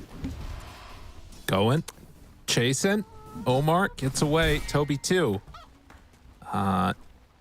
Does have stun back up again soon, but not the mana to cast it for Shad. As couriers are being brought down. Theolcore making those moves over. Classic Theolcore. Oh yeah. And very good for Mirana players. They didn't even have a ward to do it. You'll often like get some early wards down as Miranas just for the free courier snipes. But that was also a ring of regen there too. So that passive regen for T2000 won't be here. Now that he really needs it, because he is the one on the aggressive here and not looking like there's much chance of a turnaround here. But in the bottom lane, Toby is level 3. So I'm kind of waiting to see if they can find that play again here too. Because that's how they got the kill last time. 2 points in the Cinder Brew. It's a lot of, it doubles from level 1 to level 2. They're going. Starting to. Toby backs away. Didn't use the Thunderclap. So having a really big mana pool right now actually is an interesting situation to be in. He does have a salve coming out. So after using a lot of that momentum, he can maybe just go back in onto Shad again, as Divine Llama is still hurting up top. But yeah, they might go on Shad here in a moment with Toby having that salve to heal him back up. Cancelled by the Wave of Terror at least, so didn't get the full value out of that one. Oh my god, noob. Going on to Xantic as another enchant totem. Not going yet for much. Still God, can dude. beat him down. The enchant totem connection for the kill. He just stood there, couldn't do anything. He wanted that last hit. He thought it was going to die faster. I think he thought something was going to be swinging. I don't know if it was the Fisher that messed him up or what, but that was painful. That is a tough way to die. And now he's got the creeps in the tower too, so he's going to miss out on some extra stuff here. That's hurt. That's gotta hurt. Oh, that creep's dead too. Oof. Man. So we got 14 denies and then 2 creeps just dying in the tower too while he's dead. Should note also, oh, actually, hold on. Toby going in bottom onto Ducalis. Tries to bring him down. And the Thunderclap and the kill. Nice connection there. We got some insider information when we were waiting for this game to get started from the one and only T-Governor, who is actually on a team as the arrow connects. Wait a minute. Do they have enough to kill off TA2000? They do. Nice kill there. He was on a team with both Xantic and Noob. They were on the same team together that Divine Llama was also playing in the tournament, their first ever tournament together. And now they're battling off against each other in a spot for TI. Just a little bit of a small world in the Div 2's tier scene. And T dug a hole for patch notes. Oh, yeah. So I think they're all really achieving big dreams right now, I think. That's a good point. Yeah. Yeah. We all. It's a nice hole. I think we can all agree. All right, you worked hard on that. That's amazing. That's amazing. Right there. Noob's level 7 right now, dude. Yeah. Noob is like, he can't go in the wave right now as a Xantic. He just sees his Earthshaker and he's I'm not farming here. I'll tell you that much. And I need this Primal Beast. If I'm on Luna Galaxy, he's my motor. You know? And he needs a big oil change because he's sludgy. He needs That's some not help. good. He needs some new tire fluid. He needs some new light fluid, you know? All the things that the mechanic tells me I need. Transmission. There you go. No, that's real. Okay, got it. Yeah. Oh, you were saying fake ones, I see. Yeah. I thought light fluid was a thing. No. All right, you should not take the card, by the way. All right, well, in the meantime, it is going to be Quest picking up the Wisdom Rune for Toby. The other one's still sitting there for the moment. I don't think that Quest are going to be able to get over to come and get it. And instead, just for now, it's a rotation over from Theocore. Going to try and get active down bottom, try and get Luna Galaxy on the map here. Stun, Follow-up stun, arrow connects. They don't have the damage. They don't have it. And now Noob shows up, just echoes the old walk-in echo connection. Pretty devastating. Xantic shows up, tries to take down Toby. It is going to be enough for the finish, not level 6 yet. So they get something at least in return, but losing the Sven there hurts. He needed that so bad in Xantic, though. Like, they have to get him back into this game desperately right now, because he has to be going around and making these plays on the map, and it's going to be more difficult for Nigma Galaxy than it was for Quest last game, because last game it was just simply click Pulverize and the hero will die. Ancient Seal, Mystic Flare, Ice Blast, they're going to go down. This time, it's not quite as simple. It's going to be more delayed when you're combining things with the arrow afterwards. You're going to need that damage from the trample there, too, from the Primal Beast, so there will be time for rotations, which could be a problem. There's level 6 on the IO here. Toby's still not 6 as he's bullying Shad towards his tower, but this just means that if he's low on HP when he hits 6, it's going to be a bad time. Right. No, totally. Man, and I think one of the other problems too there, as you see, is like starting to put for Theliocor more points into the Starstorm as opposed to the arrow means that when he does connect onto those, it's not doing quite as much as you might anticipate sometimes seeing that combination do. But yeah, it's a tough one. We'll see. Shad again gets gone on a bit here as Toby, but now with Split, they can't really threaten him anymore. God, and Noob just still sits in the creep wave, and Xantic just has to look at him. He almost has Blink, man. I feel like one of the best ways they had a hope in this game was trying to slow down Noob, but him being in a melee versus melee matchup and getting their early advantage, plus no rotations coming in because of the pressure onto the side lanes, has put them in a very tough spot. Move in to Violama.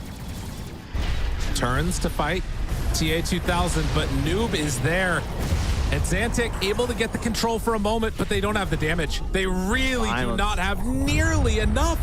He's trying to get away and looks like he is going to get some separation. So it's only 2 going down, but Theliocor also, I mean, he might be dead here also, but traps the echo as he's walking by. Noob thought maybe he could get the range there, but that gets him his Blink Dagger. I don't even know if he saw Theliocor, actually. Yeah, I think he did. But yeah, he might not. I might just be like, oh, that's a fat stack. Thanks. Thanks, team. The old drive-by. Collis throws out the stun, gets the bottle refilled too onto Xantic. As it is going to be a haste rune down bottom. That is a gift, but Noob, he's going to get there first. He breaks it. Oh, man. That was one thing that Nigma Galaxy actually did very well in game 1 is they controlled all the runes for the first, I think, almost like 14 minutes. They got every single rune onto their Earth Spirit, and they weren't able to cross over there. And I was kind of hoping maybe they could do the same thing again here at Xantic, but they can't find it here. Now Noob, now they don't know there's no echo, right? Oh, actually, he probably saw it on the Mirana. So Xantic gives a little tip back as they manage to get that important kill. Now, he did have the Blink Dagger already done, but nonetheless, you need these kills on Xantic. He just has phase right now. It went to the Venge, but that's okay. Yeah. I'll take it. Would have been nice on Xantic because he's going to need his BKB really badly to play this game. Oh, yeah. I mean, anytime you can kill the top net worth hero, it's really important, but need to try and find TA2000. They have a very good save hero at the ready as stacks are being built up. Io is online with his level 6 now. Dire's middle tower. And Tukalis gonna get found. Noob, easy bring down. It's a matter of I'd like to see some deep vision here as well from Quest to keep this up. Yeah. Noob has played a phenomenal series. MVP game number 1, and if I had to choose my MVP right now, it would be him again. Yeah, no doubt. He's just, I mean, this is just how you win the game. Like, no one else even has to do anything. And this game is already looking so firmly in their control. And Xantic's doing a great job of catching back up, though. Like, he's not as far behind, honestly, as I would have expected. He's only 1,200 gold behind at almost 12 minutes, but it was that rough of a start. Noob, though, he's just ready to go and slay. Like, I imagine him and Omar are going to smoke up in a second after this wave clear and just go. Just try and find somebody. Stacks are being built up here, though, for Shad. They got to protect these, though. Might want to take them sooner rather than later, but he doesn't want to give up this bottom tower for free. Right. Yeah, I mean, that's the weird situation that they're kind of in. Toby even just denying 2 creeps in his face, anything they can to try and slow them down. There is going to be a window here, right? BKB's queued up and probably this coming is good. out soon. They're coming through the twin gate. They're trying to gank onto Shad, but they're rotating through the jungle at the same time. They might break this up. They already get the split off, though. And now moving over with the Xantic. It's going to be too late. Shad is so close, almost dead, but the swap away keeps him alive. Doing good damage, but they get the relocate out. Are they only going to get the IO out of this? Wow. That's crazy. Really nicely played by Quest to get everybody else out of harm's way. Oh, wait, come back? T2000's here? Toby moves back in? Okay. Ducalis is going to just die. So nobody dies on the side of Quest. And the Ilkor too. For more. Ilkor escaping. Gets 1 leap charge off. Omar still chasing here. It's only 1 point in the Arcane Bolt, so it's not going to do that much damage. But if he can get the concussive shot, which it looks like he will, killing spree. Spree nice and early here, huh? 3-0 and 2. Another great start here from Omar. And although it was a great defensive play to keep Shad up, it was a little bit better there from Quest to fully commit and bring down Noob, the big boss. But at least he gets Shad out alive and farming that top stack. He takes down the Ancients. He takes down the Hurricane. He's now top of the board because of that save from his team. Just going to try not to give up too much else here as Noob moves in. They have Mystic Flare in 20. They even need it.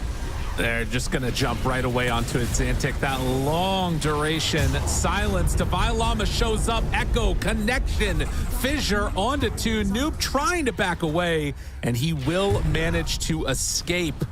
Well, Divine Llama, not sure if he's going to be so lucky. They're trying to get way through and get out of there. But the jump in, Noob finds a boat, breaks the move through the portal. Just an immaculate performance from this Earthshaker.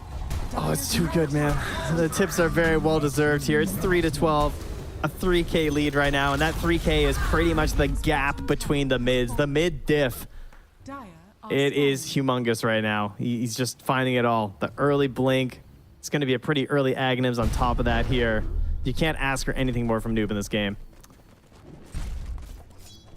Absolutely killing it. And maybe playing things a little bit greedy, not going right back to Fountain yet, but he doesn't feel like he's worried about a thing. Going to farm up the rest of that stack and then head on back himself. Unreal. But is he really going to lane right now? Dude, this guy's crazy. This is confidence right here. This is an insane level of confidence. Like, they have Fiend's Gate. He's got wards. He sees them, right? I mean, that might tip them off. They're like, they must have some nasty vision if this guy's going to go mid like that. Yeah. That's nuts. Like, he's so much of the gold lead. The fact that he just walks into that lane like that, it shows how confident they're playing right now. Oh, you got to find some new solutions here from Luna. It's not as bad as a position as the last game, that's for sure. And also the fact that Shad is still getting that farm on is huge for them. Noob going to jump right back out onto Shad, but it's not a hero that he can really just combo down all by himself. But they don't have that assassination power that we saw from Quest last game. They don't have the stun into immediate blow up from the AA and the Skywrath Mage. You got Vengeance and Mirana, who are a little bit more versatile, right? We got some save potential here. We got long range chain stun from the arrow. We got Moonlight Shadow giving us some mini smokes throughout the game, but there's been amazing vision by Quest through a lot of the series. Lots of Ob Sentry combos I've noticed. Now there's just more of them, like right now, walking right through that on the Mirana. Yeah, I mean, they're there. And TA2000 just throws out a missile and heads back towards farming. You know, you're right, though. It doesn't feel as, like, sort of crushingly hopeless for Luna Galaxy as it did last game, but I'm not sure if much would. Top, Noob. Can they get him? Oh, they got him. They cancel his blink, swap back. Echo dropping, but the turn, it's there. Oh my God, Ducalis took How the do kill. you steal that? Ducalis, sir. He's too good. He's too strong. We gotta talk, my man. Oh no. Oh, I'm sure the tree block about that. The tree block from Kyrie, it wouldn't have mattered, but still, that is the type of kill that they need. That was crazy. How? How does that happen again? It looked like that last punch did so much damage. It was 113, just happened to be directly after the Sven did 500. Okay, gotcha. Ben just strong. Yeah. Universal heroes. I mean, she has 5 deaths, so she is vengeful right now. She's becoming more and more powerful. Well, that was big. Those types of kills, if you can find Shad and take him out, and particularly playing around these BKB timings, right? You've almost got it completed on the Sven. You almost have it done on Primal. They're really going to be able to mess these heroes up. The key, I feel like, is going to be down to Kaori being there for the saves when, people get gone on. That, and in terms of how are you going to play these initiations? Because Toby's game last time was much easier on the Brewmaster. That's one thing I like about putting Primal Beast and Brewmaster on the same team, is that you're going to have this Primal Beast onslaughting in and creating a lot more openings for your Brewmaster to decide when to split, how to split, and what the fight's going to look like. But you have Shaker now, who doesn't tend to go in first. If anything, you're kind of hoping the Brew goes in first to clump a fight and provide good stuff for the Shaker. Unless you have like a dream setup, obviously, then Shaker can just do his dunk thing. But you kind of have both somewhat counter initiators here with the Brew and the Shaker, so it's not as clear. And then they also don't have like a ranged 4, or sorry, like a melee 4 that goes in, like your Tusks, your Earth Spirits, your Spirit Breakers. So the fight buildup isn't as easy for Quest as the previous game. And that could hurt Toby's game overall. I mean, that's probably why we see it all the time now anyways, but that's probably a big part of the reason why Noob is willing to rush this Aghanims after the Blink too. Because then you can play maybe a bit more of that, like go in there, make some magic happen without dropping the Echo and especially jumping in and once out of you the have fight. BKB. That's when it like all comes together. Oh, Theocore. He's going to survive that, actually. And now a move in. Moonlight Shadow. They're around the area, but not going to go for the full commitment yet. Divine Llama standing in a creep wave. He has Pipe. He has a Healing Lotus. Does he want to stick around long enough? The tower is dead. Noob can still jump, but the swap is going to be there. Shad looks for the turn. They're onto him. Toby pops the ulti. He did pop. Oh my God. Explodes one, but the turnaround is going to be there. Sven's starting to lay into them. Does he have enough to take down Noob? No, he can't control him. The Aghanim Scepter, too strong. It was a buyback also from Ducalis. I think Shad thought they swapped in, not the Beast. I think he thought they were bringing in an enemy, and that's why he popped his ulti like that. Because it looked like he was ready to just go on that swapped target, not go up the hill after. It still almost worked out after with the stun and the immediate damage afterwards, but like you said, not quite enough control to get through. You can see the possibilities though. Like those Broodlings start getting pretty low. The Shaker gets dunked on pretty fast. I mean, he still only has 8 armor because he wears Strength Hero. But fortunately, there's not a whole lot of minus armor when you blow up Ducalis. So just don't get hit by that. Fair. In the mid lane, Noob immediately onto Divine Llama. Connects for the kill. This is starting to come undone a little bit here. Theocore in trouble. Arcane Bolt going to connect, but he should be able to survive through that one as it does eventually hit off the back of him. But yeah, it's really starting to come together for Quest. They're on the verge here.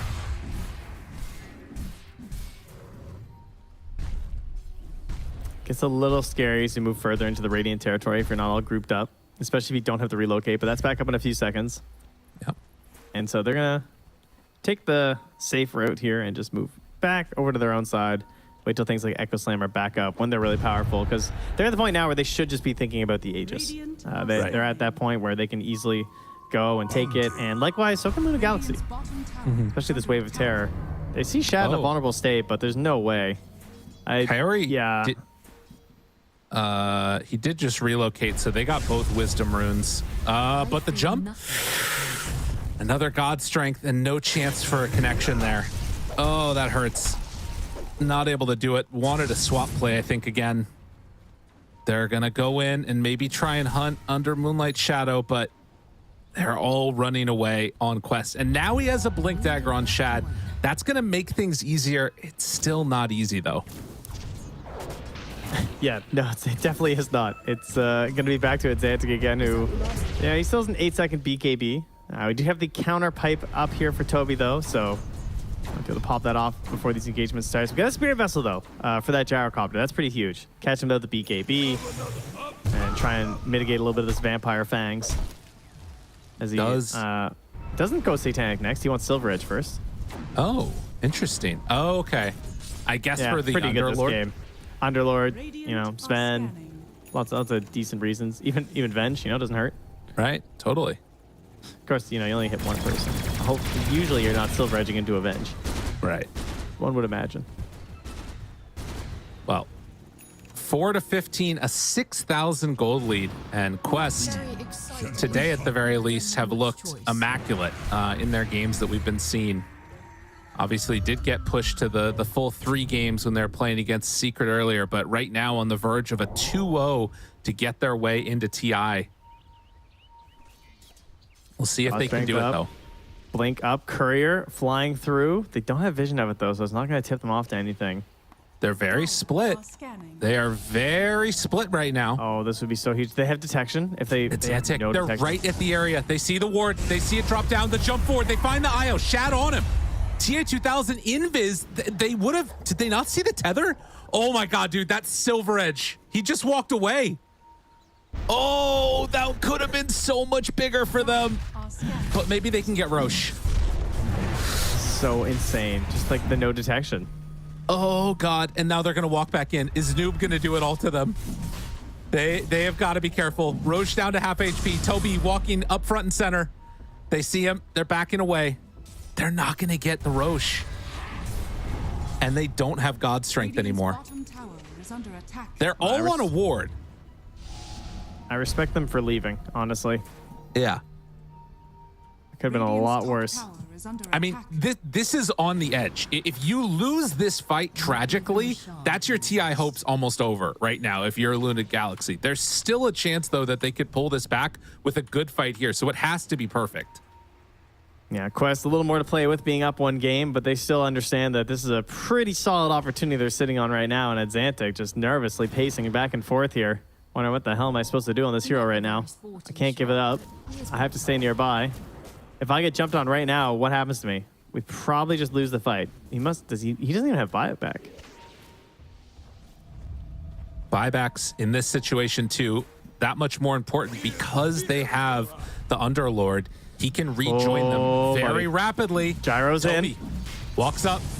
He's on high ground. Oh, they run. He saw them all. They ran away.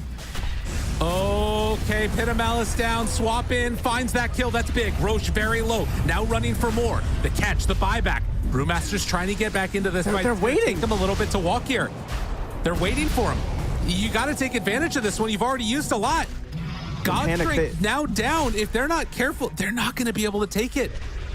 Oh, but Roshi goes through. Oh my God, Nigma Galaxy. They're in a decent position now. Quest going to run forward. If they control this area, they're in trouble. They find him. Oh, Divine Llama, they're onto him. He's silenced. He's dead. I can't fight. And Xantic tries to run away. They're going to find Ducalis as well, and that is going to give Quest Roche. They knew with God Strength down, they could run it. Yeah. It's too tough. They tried to make a bit of a call out there, I think, where they were hoping the relocate would maybe get burnt or something. I'm not sure.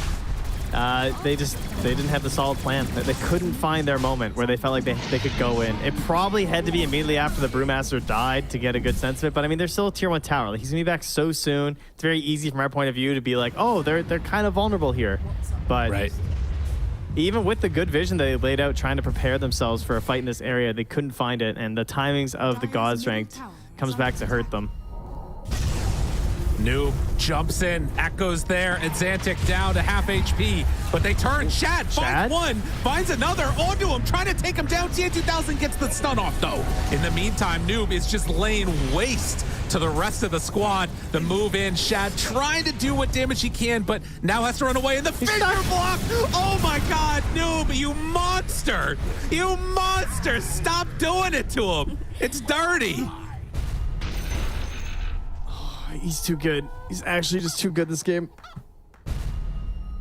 Really well done. I mean, you just can't ask anything more of this guy this series. absolutely owning that. The call out there to just jump and dunk onto the Underlord, right? Because he just wants to start a fight. We have Aegis Gyrocopter. I just want to fight right now. And you can see the power that Shad has when he gets right in there and he starts putting the hurt into the Gyrocopter, but then the control comes back out from Noob. Didn't BKB very early in that fight because, you know, he's been feeling the timings. So thinking like, I can't God Strength too early. I can't BKB too early. All the windows are so short for myself right now. And I just don't have that playmaker getting in there for me. They haven't been able to find that. Like, Xantic has not been able to get a game going with this Primal Beast. I mean, it is not been able to since the very beginning. It's just been all Noob. And you know, you're laying out, like we've talked about, this sort of red carpet for TA2000 to get incredibly farmed and just beat into these heroes. And it's not stopping, you know, with Aghanim, Scepter done, and Aegis for another 3 minutes. They're going to pressure this bottom tier 2 tower. My goodness. Radiant's bottom tower has fallen. My goodness. Yeah, grab a couple tier 3 tokens here. See if they can find some bigger items. I already saw Noob got the Ogre Seal Totem, so in case he gets locked down, he'll be getting out of there, but gonna find one as well for Divine Llama. Keeps that top wave pushing out as Gyro ascends to the high ground. Swap still just level 1 here, so shorter cast range, and with a Aegis and a potential relocate save, it's kind of hard to do any big swap plays. So they're gonna try to swap into immediate pulverize by the looks of it. No, they can't hit it. Not quite in range. They get him now. Noob, they jump in. Shad finds the stun onto 2, trying to take him down, but there it is. That Ogre Seal Totem that you talked about in TA2000, not dealt with, not killed. They're trying to take down the rest of them, but Shad ran out of his BKB. He is going to fall. They might go for more. They have creeps coming in a moment, but 60 seconds without the Sven. Quest are going to take this set of racks. Tier 2s in the other lane. Dominance. Just chill. Divine Llama. Chill. Divine Llama missile going out, connected. Toby, he wants to go back to TI. They're going to connect. They are taking racks down, but Quest feeling themselves at the moment, and the call is to go on. All right, relax. We've seen this before. Teams, they get a sense, a moment where maybe TI is in their grasp, and they're just going to go for it. Another glyph used. TA2000, he doesn't want to go home. Is this the throw? Is this the play that ends up sending them back, or are they going to be able to punch their ticket to Seattle? They are right on the verge. They're doing it for the fans. They've seen the game timings. They heard your cries. They want to end it right now. Quest going for the all-in play. End this game. They're back up soon. They're backing away. Dude, they have Echo just back. did it? Guys, the throne is exposed. It takes so much tenacity, but look at him, he's now the jump in. Noob finds a boat. 2 are gone. Can they take him all the way down? Xantic is out, but they got back on Murata. Shad starting to lay into these heroes. He wants to turn onto Noob. Noob has the jump away, ready with that enchant totem to back out. Throne is exposed, but they went in very far. If they get TA2000 now, this would be huge. They find Omar. Shad, he gets the 3rd. Nope, he's looking for the turn. The Fisher's going to be there. TA2000 pops BKB. Kaori buys back into this one. Shad turns, kills him too. Ultra kill. Can they find more? The stun. They get him. They're on to TA2000. It's been good so far, but 15 seconds left on the Aegis. TA2000, the stun. The Aegis is expiring soon. Noob is off to the side. They went in so far, and now they're getting punished. Noob onto Xantic. They get that kill. TA2000 still in trouble. Where's the stun? Aegis is gone. Noob is starting to die. Shad got him. That's a delayed rampage. They find another buyback. They are crumbling on Quest. As just like that, they find a sign of life. Why is he buying back? Dude, the pressure is real. They wanted TI so bad. Look at the swing. Is that a 15,840? Is that 6,000 experience? Oh my God. Dude, how many times have we seen teams 1 game away from TI put themselves in that situation? They went for the tier 4 towers. They're still a tier 1 top. Oh my God. My respect for them has just grown. Oh no, Trent. Oh, Okay. when you can feel it coming, you know you're at your moment. That's when it can slip through your grasp. All right, but is it still out of reach? Okay, is it maybe it's okay. They're still pretty strong, right? Oh, I mean, they were up 15K. They still had Aegis. Look at how much was given away. 30-minute, 15K gold lead. It is insane. I can't believe the kills just kept stacking up too. And it almost like it was so close to maybe going back. We're like, oh, this is it though. T2000 turns it back on. Kaori buys back, and then Noob's lurking in the side. Then they just get worked again. What a defense here. What a crazy play to try and go for the throne. And yes, it is exposed. That is huge, but there's still a lot of defense in that middle and that top lane. The question now, we basically just moved into a like, oh, this game is kind of easy for us now, to a just make sure we get the next Roche. And we're probably still fine. I mean, oh, look at this. It's done before the butterfly. Yeah. No. I mean, that's one thing for sure. I agree with you that like they still have a good window, but we also have to consider those buybacks. There's no buyback on the IO or the Earthshaker. If Earthshaker dies right now, this entire game is flipped on its head. That's so insane that he just bought MKB and Gyro just finished Butterfly. That is crazy. They basically gave him MKB with that fight, like that ultra kill into I think another double after. And I can't believe he got moved in the end too. Dota, a momentum game. Dude, they're lurking. They're waiting. They're walking in. TA2000, he heads out, but they're Mirana ulti. Do they have detection? They don't have detection. Right now, they find the Earthshaker. Noob is dying. This is a dieback. He's gone. They find the IO. IO is also gone. TA2000 is going to fall. Shad starts to take him low. Do they have enough heal? It doesn't quite look like it. Swamping to let him hit harder. Shad, he did it again. Oh, he blinks out. The missile. Unbelievable. Can he survive through it, though? Get that bounty rune. That will save you, surely. He lives. Oh! He dropped down to double-digit HP. Atlantic's still fighting right now as Divine Llama's getting pretty low. Carry's back in the fight. I think Atlantic's down. No, he's not going to do it. They end up losing 4. Okay, it's a dieback for Shaker, but they won the fight on the back end of it. I don't know how. I don't know what the hell's happening in this game. All I know is that Omar did mad work. He almost did 5k damage on a Skywrath mage. That's insane. And this guy has a Psychic Headband and an Atos. So shoutouts, insane shoutouts there. Must have been the Shield of Scion. It's all in the shard. Dude, what the hell? What the hell? I can't believe it. They got nothing out of Shaker. He just went down. Like, that's a fight with no Noob, who has been one of the most stalwart forces they've had this whole game. You look at the net worth chat right now. It's Gyro, and then it's a lot of Luna Gaming heroes at this point. Like, Nigma Galaxy, the gamers of the Luna. And the Roche, by the way, a very long spawn. We were close to maxing out on that one here. So that has just meant that whole fight was just a little bit of a preview. It was nothing but an appetizer, because everything's going to be back up by the time we have the real battle here in a minute.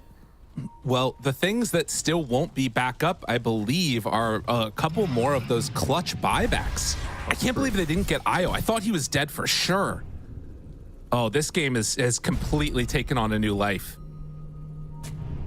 You're almost at level 20s on the Underlord and on the Primal Beast. Underlord about to hit it here. Oh, man.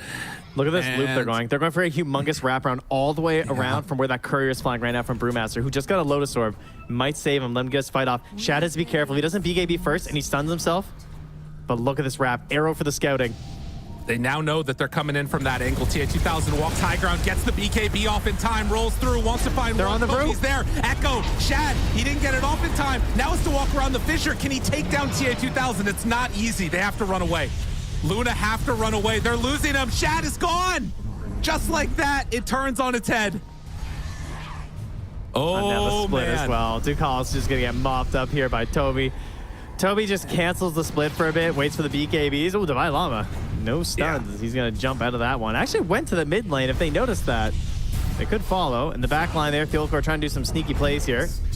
He's just going to get brought down too. All right, just like that, Quester back. I mean, it's been a crazy couple of minutes, but they are now back in firm control of this game. And with an Aegis and Cheese in hand, this is going to be the safe window that I'm anticipating we see some slow pushing coming out from Quest now. Time to reevaluate the battle plans a little bit here this time, you know. Noob also going in towards an Aeon disc, does not want to find himself in another one of these situations where he's only getting one chance and being blown up, not getting to actually play his hero. Invis rune popped here. They've been getting annihilated by the Invis. Not a lot of detection laid down. As I say that though, Ducal's going to get a sentry down. Maybe they're going to catch Noob if he gets really greedy coming high ground here. Oh, Noob blinks in. Dude, this guy's crazy. He still doesn't have buyback. Swap out, nice. Swap out. Still in trouble. Shad gets line. 1, 2, 3 takes him down. Can they get more? Looking down onto this gyro. Gyro's gone. Toby doesn't have anything, doesn't have ulti. They went in again and lose the Aegis. They don't have the IO. Shad gets done. Starting to fall. Shad is a monster. They get him again, and TA2000 starts to go down. He's gone. You've got to be kidding me. Shad is a monster unleashed. Defy Llama drops the gate down, wants to fight, just barely out of range of Omar, as Toby's still trying to escape, but Xantic is on him. They run through, find him with that pulverize.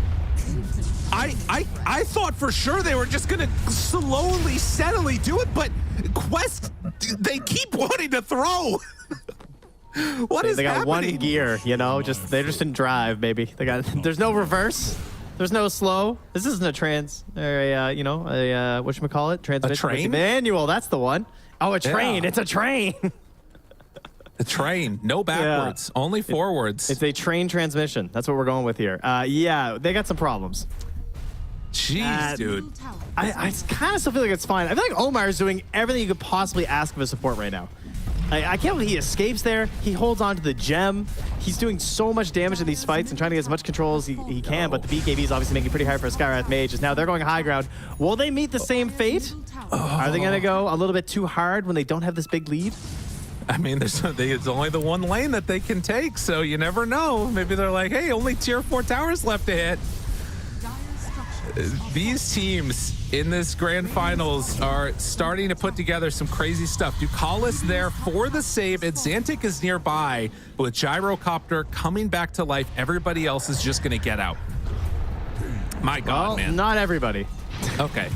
Bye, Ducalis. Noob's still hunting. Chasing, forced to use a leap.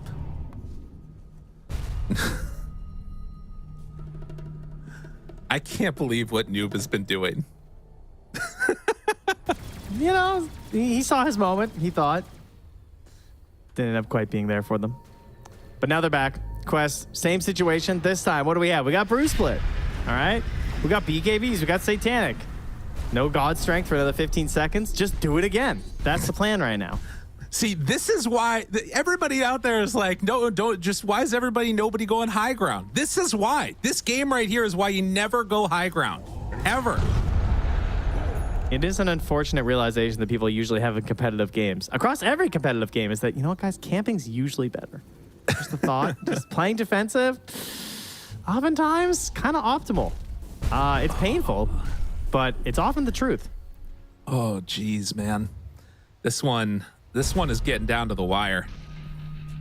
Radiant are scanning. And I mean, the scary thing as we've seen is that all it takes is like one bad positioning mistake by Quest, and Shad will run them down. Also, he has more room to grow. Right now, he's got the Echo Saber. I would love to see him pick up a Harpoon. Yeah, I mean, he's doing so well getting on top of the IO anyway. But It feels like Carrie's trying to hide, and that little bit of extra mobility would be a great reason for it. They might also want to try and get a nullifier because there's going to be a lot of Aeon discs coming out of this game, right? Probably Brew eventually if we keep going. Earthshaker is still looking at one, but didn't commit for it. Right. Yeah, I mean, there's so much that you need at this stage.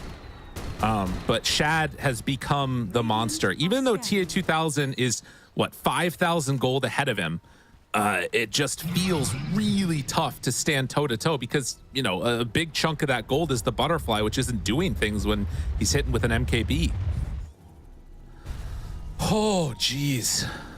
All right, we've settled down a bit, Trent. Yeah. We've settled down. Seen what's happening here. been a bit much going high ground right now. They want to try and catch them out on the map where they have a bit more advantage there and things aren't so easy for them because Ducalis is just getting way too much of these swaps up on the high ground. He's saving people from behind the fissures. It's nice and easy for him. You know, make things a little bit more complicated because remember, he doesn't actually have any mobility. He has drums, but there's no blink, right? There's no force staff or anything like that. So if it's not such a sedentary place, like up on the high ground, he's going to have a hard time getting those sweet swaps. Has to play pretty tight. Divine Llama as well. The Halberd came in at a pretty clutch time. It's been doing some work here in these fights as they make their way down by the Twin Gate. We still got a long road till that next Aegis. And I'm not sure what the tournament timings are. Oh, there they go. Are they going for the throne? Dude, our quest, it is exposed and there is a creep wave. Oh my God. No, they have Glyph. They have Glyph. But they're in the base. Dude, T2000. Oh my God, jump in, noob. You never expect the Echo right next to your Ancient. What in the hell? They're in so deep. They drop down the Pit of Malice, realizing we need to get here for this fight, but he's already gone. What a gank. Hey guys, the Ancient's just right there. You could just start hitting it. It'd be fine. Surely nothing bad would happen. Oh my God. Now this I like. Do not go Ancient. Just get your kill. Jump in. Take a little prize. Shad wanting to find a target, but he's controlled by Noob. Divine Llama comes back into this one. God's Strength already popped. The control is there. Great lift up by Toby. Nicely done on that Primal. And Shad, I mean, he's getting pulled every which way. He's not able to do anything. TA2000 takes down Divine Llama. That's a dieback.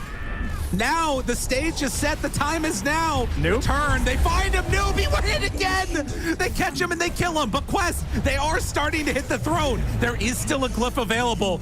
Oh my God, Quest, they go for all of it. Again, they want to just end this game. Get me out. But is it going to come back to haunt them? Shad, he's hanging on to that BKB. God's Strength back up in 10 seconds. Can they afford to wait that long, though? And Xantic rolls through them all. Ancient, half control. Still moving in, trying to take it down. God's Strength 4 seconds away. They need that damage. They need it now. Control, Shad is there. He has the Satanic. Turning, stunning, starting to beat into him. Does he have the damage? No, the Satanic from TA2000 is too big. Luna is going to go down. They just need to hit the throne a couple more times. Quest is going to TI. Oh, the hands were already on the headsets, ready to take it off as the throne was being hit. Oh, that had to be a little bit frightening for Quest. They go for it early. They get a big break there on getting down those tier 4s. Yeah, I can see them. Oh, taking some deep breaths there, but the smiles there. Toby going back to TI. They say, guys, private party, please. They're shutting off the cameras. Oh, unbelievable. What a series. What a game. Normally, like in the past, this qualifier, they haven't been that exciting down towards the end. But Quest just decided to go tier 4s and try and end the game. What the hell? They're a wild bunch, you know? And it eventually does work out. They do find themselves a win. And I mean, we have to go back a long ways to realize that this game, for a very long time, was pretty firmly looking like it was going to go Quest's way. Oh, yeah. I mean, just look at this moment here, 13 minutes in. They're diving behind, getting kills on cores, and then this big jump that comes out from Noob right as they thought he was getting away to cancel to go through the gate. Unbelievable. Oh, man. What a game. And again, you have to give just so much credit to Noob. There's no doubt. Like, again, it was a while back, and yeah, at the end of the game, he ends up dying quite a few times, but it was really him that took control. His domination in the mid to ensure that Xantic really didn't have a whole lot of gameplay to go for there. That play in the mid too, where he just knows they need to fight with the Aegis. I actually thought it was the Underlord he jumped when that happened, but it was the Underlord that came through the portal, of course. But it didn't really matter. He's just like, I need to grab somebody to start this fight because we just want to engage them with our Aegis right now. And then he just kites the Sven out, gets back in, the Insane Fisher out. Like, that play alone is what got them the firm control of this game. Oh, Insane. yeah. No, he was absolutely owning for so long. I think we got to give Noob the MVP. And then whoever told him to stop running in, which hopefully we'll find out in a little bit, is the secondary MVP. Because holy moly, that one went crazy in the last little bit. Just want to go to TI, man. That's right. Just wanted to go to TI. Never been there before. The only player on that team that has been to TI so far is Toby, and there are going to be 4 more coming out here from Quest. Really, really exciting stuff to see from there. And yeah, you can see just 12, 5, and 20. They had 39 kills total, and he was a part of 32 of them. Unbelievable. Just like to come in today and just dominate so hard. Very, very impressive. After a pretty scary series as well, of course, this morning. Having to fight through that first and then get through with the double best of 3s, but making it look like they were nice and warmed up coming into this one. Straight drive right to TI. That's the plan. And I'd be feeling pretty confident heading into it with Noob on my team, I got to say. Like, they have a really solid-looking squad here. And Toby making this Brewmaster work, a hero who I think game 1, it was really nice. Like, I think it made a lot of sense their lineup. I think game 2 was slightly harder to get the good plays off, but you could see at the end of the game how much he was kiting around and just controlling with his brew and really getting the most out of the hero. So definitely putting the work in on that. And that is why you see them make their way through that lower bracket after losing the first time to Nigma Galaxy and saying, not again. Unreal. Yeah, and you know, I think this bears repeating. Sometimes a change in a team can be better for both parties. Entity were not looking great going into the end of the year. They end up qualifying, and on top of that, Toby, the other guy that left that team, ends up qualifying too with a different squad. That's what you want to see when you get a change. You know, sometimes it can be better for both parties, and it's very appropriate that it ends up being both of them. And then, of course, Quest, who have been trying to find this position 3 that can stick with them for a while, is going to be heading off there with him. Man, love Dota. We're blessed today. This is some good stuff, Trent. Loving it. Whew. Yeah, we had SMG this morning, and now we're getting Quest there too. And that's it. We've settled all of our teams, which is kind of crazy to think. And TI, you know, it's not that far away at this point. It's gonna make its way here, and I didn't even know that graphic was coming. Oh my god, unbelievable! Production's too strong. They're killing it, man. Yeah, look at that. Qualified teams. We've got all the squads that are coming through with the points, which are over there on the left-hand side. And then, of course, the regional qualified teams. Azure from China, Nouns, Virtus Pro, the Key Stars, I believe is what that one is, along with Thunder Awaken, Team SMG, which qualified earlier today, and then Entity and Quest to finish it all off. Love to see some Dota 2 that all of these teams are going to be bringing us very, very shortly. The road to the international group stage starting just around the corner. And yeah, I'm super happy about this. This is a nice little bunch, a mixture of new and old coming out. And it's we're going back to where it all started. Well, I guess not technically where it all started. I mean, I guess Dota kind of started, and it kind of started in Germany, to be fair. But then after that first TI, back to where they all started. Back to Seattle, to the fresh new arena. So these teams will be getting their first chance in a long time. We've been there since TI 7. That's crazy. Feels kind of, that would have been 2017. It's been 6 years since any of these players. I mean, it would, wait. I should have looked this up. Would anyone possibly be returning? There must be someone. I like Shopify, no, sure. Right? Shopify Definitely. Players, obviously. Yeah, there's lots of players. Ooh, we're gonna have to get a list of that later. Some players. A lot of coaches will be returning after having been players, as it's been a few years for some of them. It's been a little bit of time. Yeah. No, yeah, but they've moved on to higher places. Exactly. On to new endeavors, which is what you want to see. A couple of potentially casters returning as well. Who knows? There's a chance in terms of former players that now are coming back in a different light, which is messaging Puppy right now, guys. We'll get him. All right, it's fine.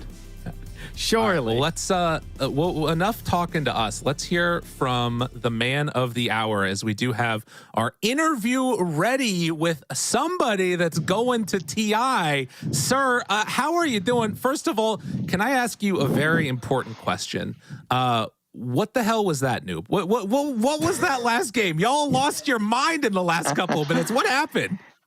There's so much pressure, and we're all very excited to win, and we're like, go, kill them, finish this game. It's like we're very excited, and we did some mistakes.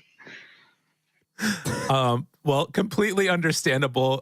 We gave you the MVP for both games that you played today, at least in the last matches that we watched.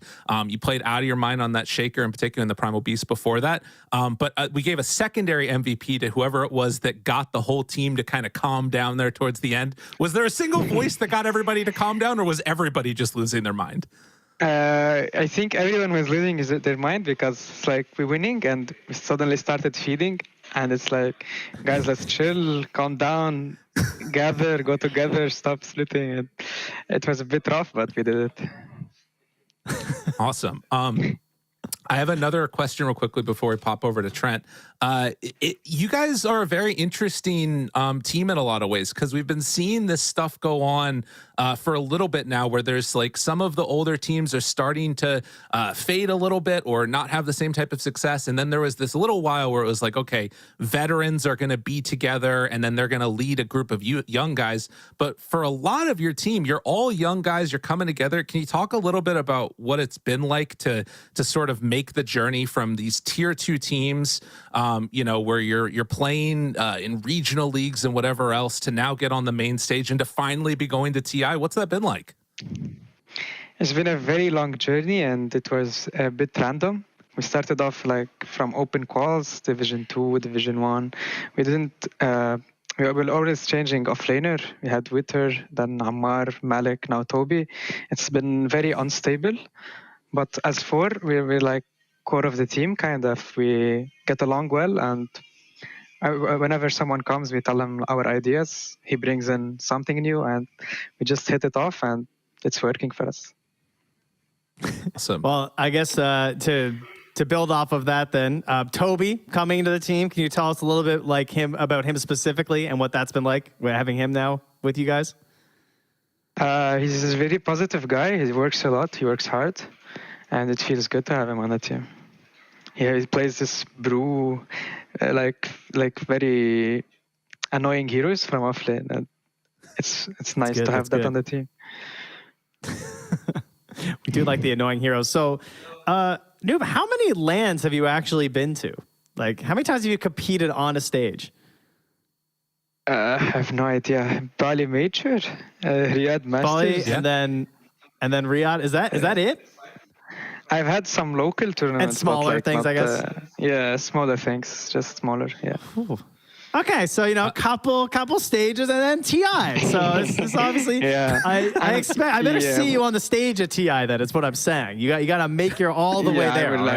I will go there. Okay. I mean, Riyadh Masters is kind of like TI, so it's true. Same. Yeah, there you go. Fair enough. Easy peasy for you. I guess I want to talk real quickly about sort of that experience of Bali again. One last question for me, which is, okay. At the very least, you were only a couple of games at that point away from like punching your ticket and getting your way through. When you guys dropped down to the lower bracket here in this qualifier, was there ever a moment you're like, oh my God, not again, don't take it from me now? Or was it like, we're going to be able to punch through this and it's going to be no problem regardless? I mean, I was confident we could make it anyway, even from lower bracket. But yeah, I'm going to say there was this feeling that we might just not make it, and it's hard, but we punched through and we did it. Awesome. Did indeed. Congratulations. Thank you so much, Noob. Good luck in just a little bit here when you guys are heading off to Seattle. I'm sure you guys are doing great, and congrats. Your entire team, go celebrate. Thanks, guys. Bye. Bye. How go one, Noob? What a guy right there. There you go. You can take the headphones off now. You're good. Man, really, really good performance from Quest as they are the last team to qualify for TI, Trent. Whew. I'm excited for TI. It's going to be good. It's quite a field of teams, man. We got a lot of new players. We got a lot of old players. That's what we like in Dota. We got the news that the most terrifying force, I don't know if you saw the announcement, Gaming Gladiators have announced that their full roster has secured their visas and will be there. So, everyone can put away the voodoo dolls they were trying the other teams. Whatever incantations and curses they were attempting to try and stop Gaming Gladiators apparently have failed. So thankfully, our biggest hero so far of all the majors will be there. And we got to see if someone's going to get there and keep the tradition alive of making sure that whoever has done the best all year doesn't win TI. I mean that, you know, there's at least one tradition that stays steady. We'll see if that can continue or if indeed they're going to be able to come away with the victory. But at least for now, that's all from us. Thank you so much for tuning in throughout the entirety of these qualifiers. More to come in a little bit. Dota's in a beautiful place. Play some games if you haven't. It's a good time to do it. Toxicity has been removed. Just make sure you play the down, game. items up. I mean, let's go. Get in the game, people. All right, and with that, we're going to head on out. Have a good one, everybody. Go play some Dota. Look, guys, look. Yeah, I will Lotus, yeah. I found Sven. Nice. Sven fucked up. Go, fuck them. I'm killing Sven. Yeah. Chase Sven. Look at Sven. I'm killing him. Sven's dead. Chase others. Under. Bench is dead. You can just more. I'm trying to catch Mirana. 3 second items. Okay. Can we burst Roche? It's up. Go. We can reel after Rush base. Yeah, there's a throne next to us, but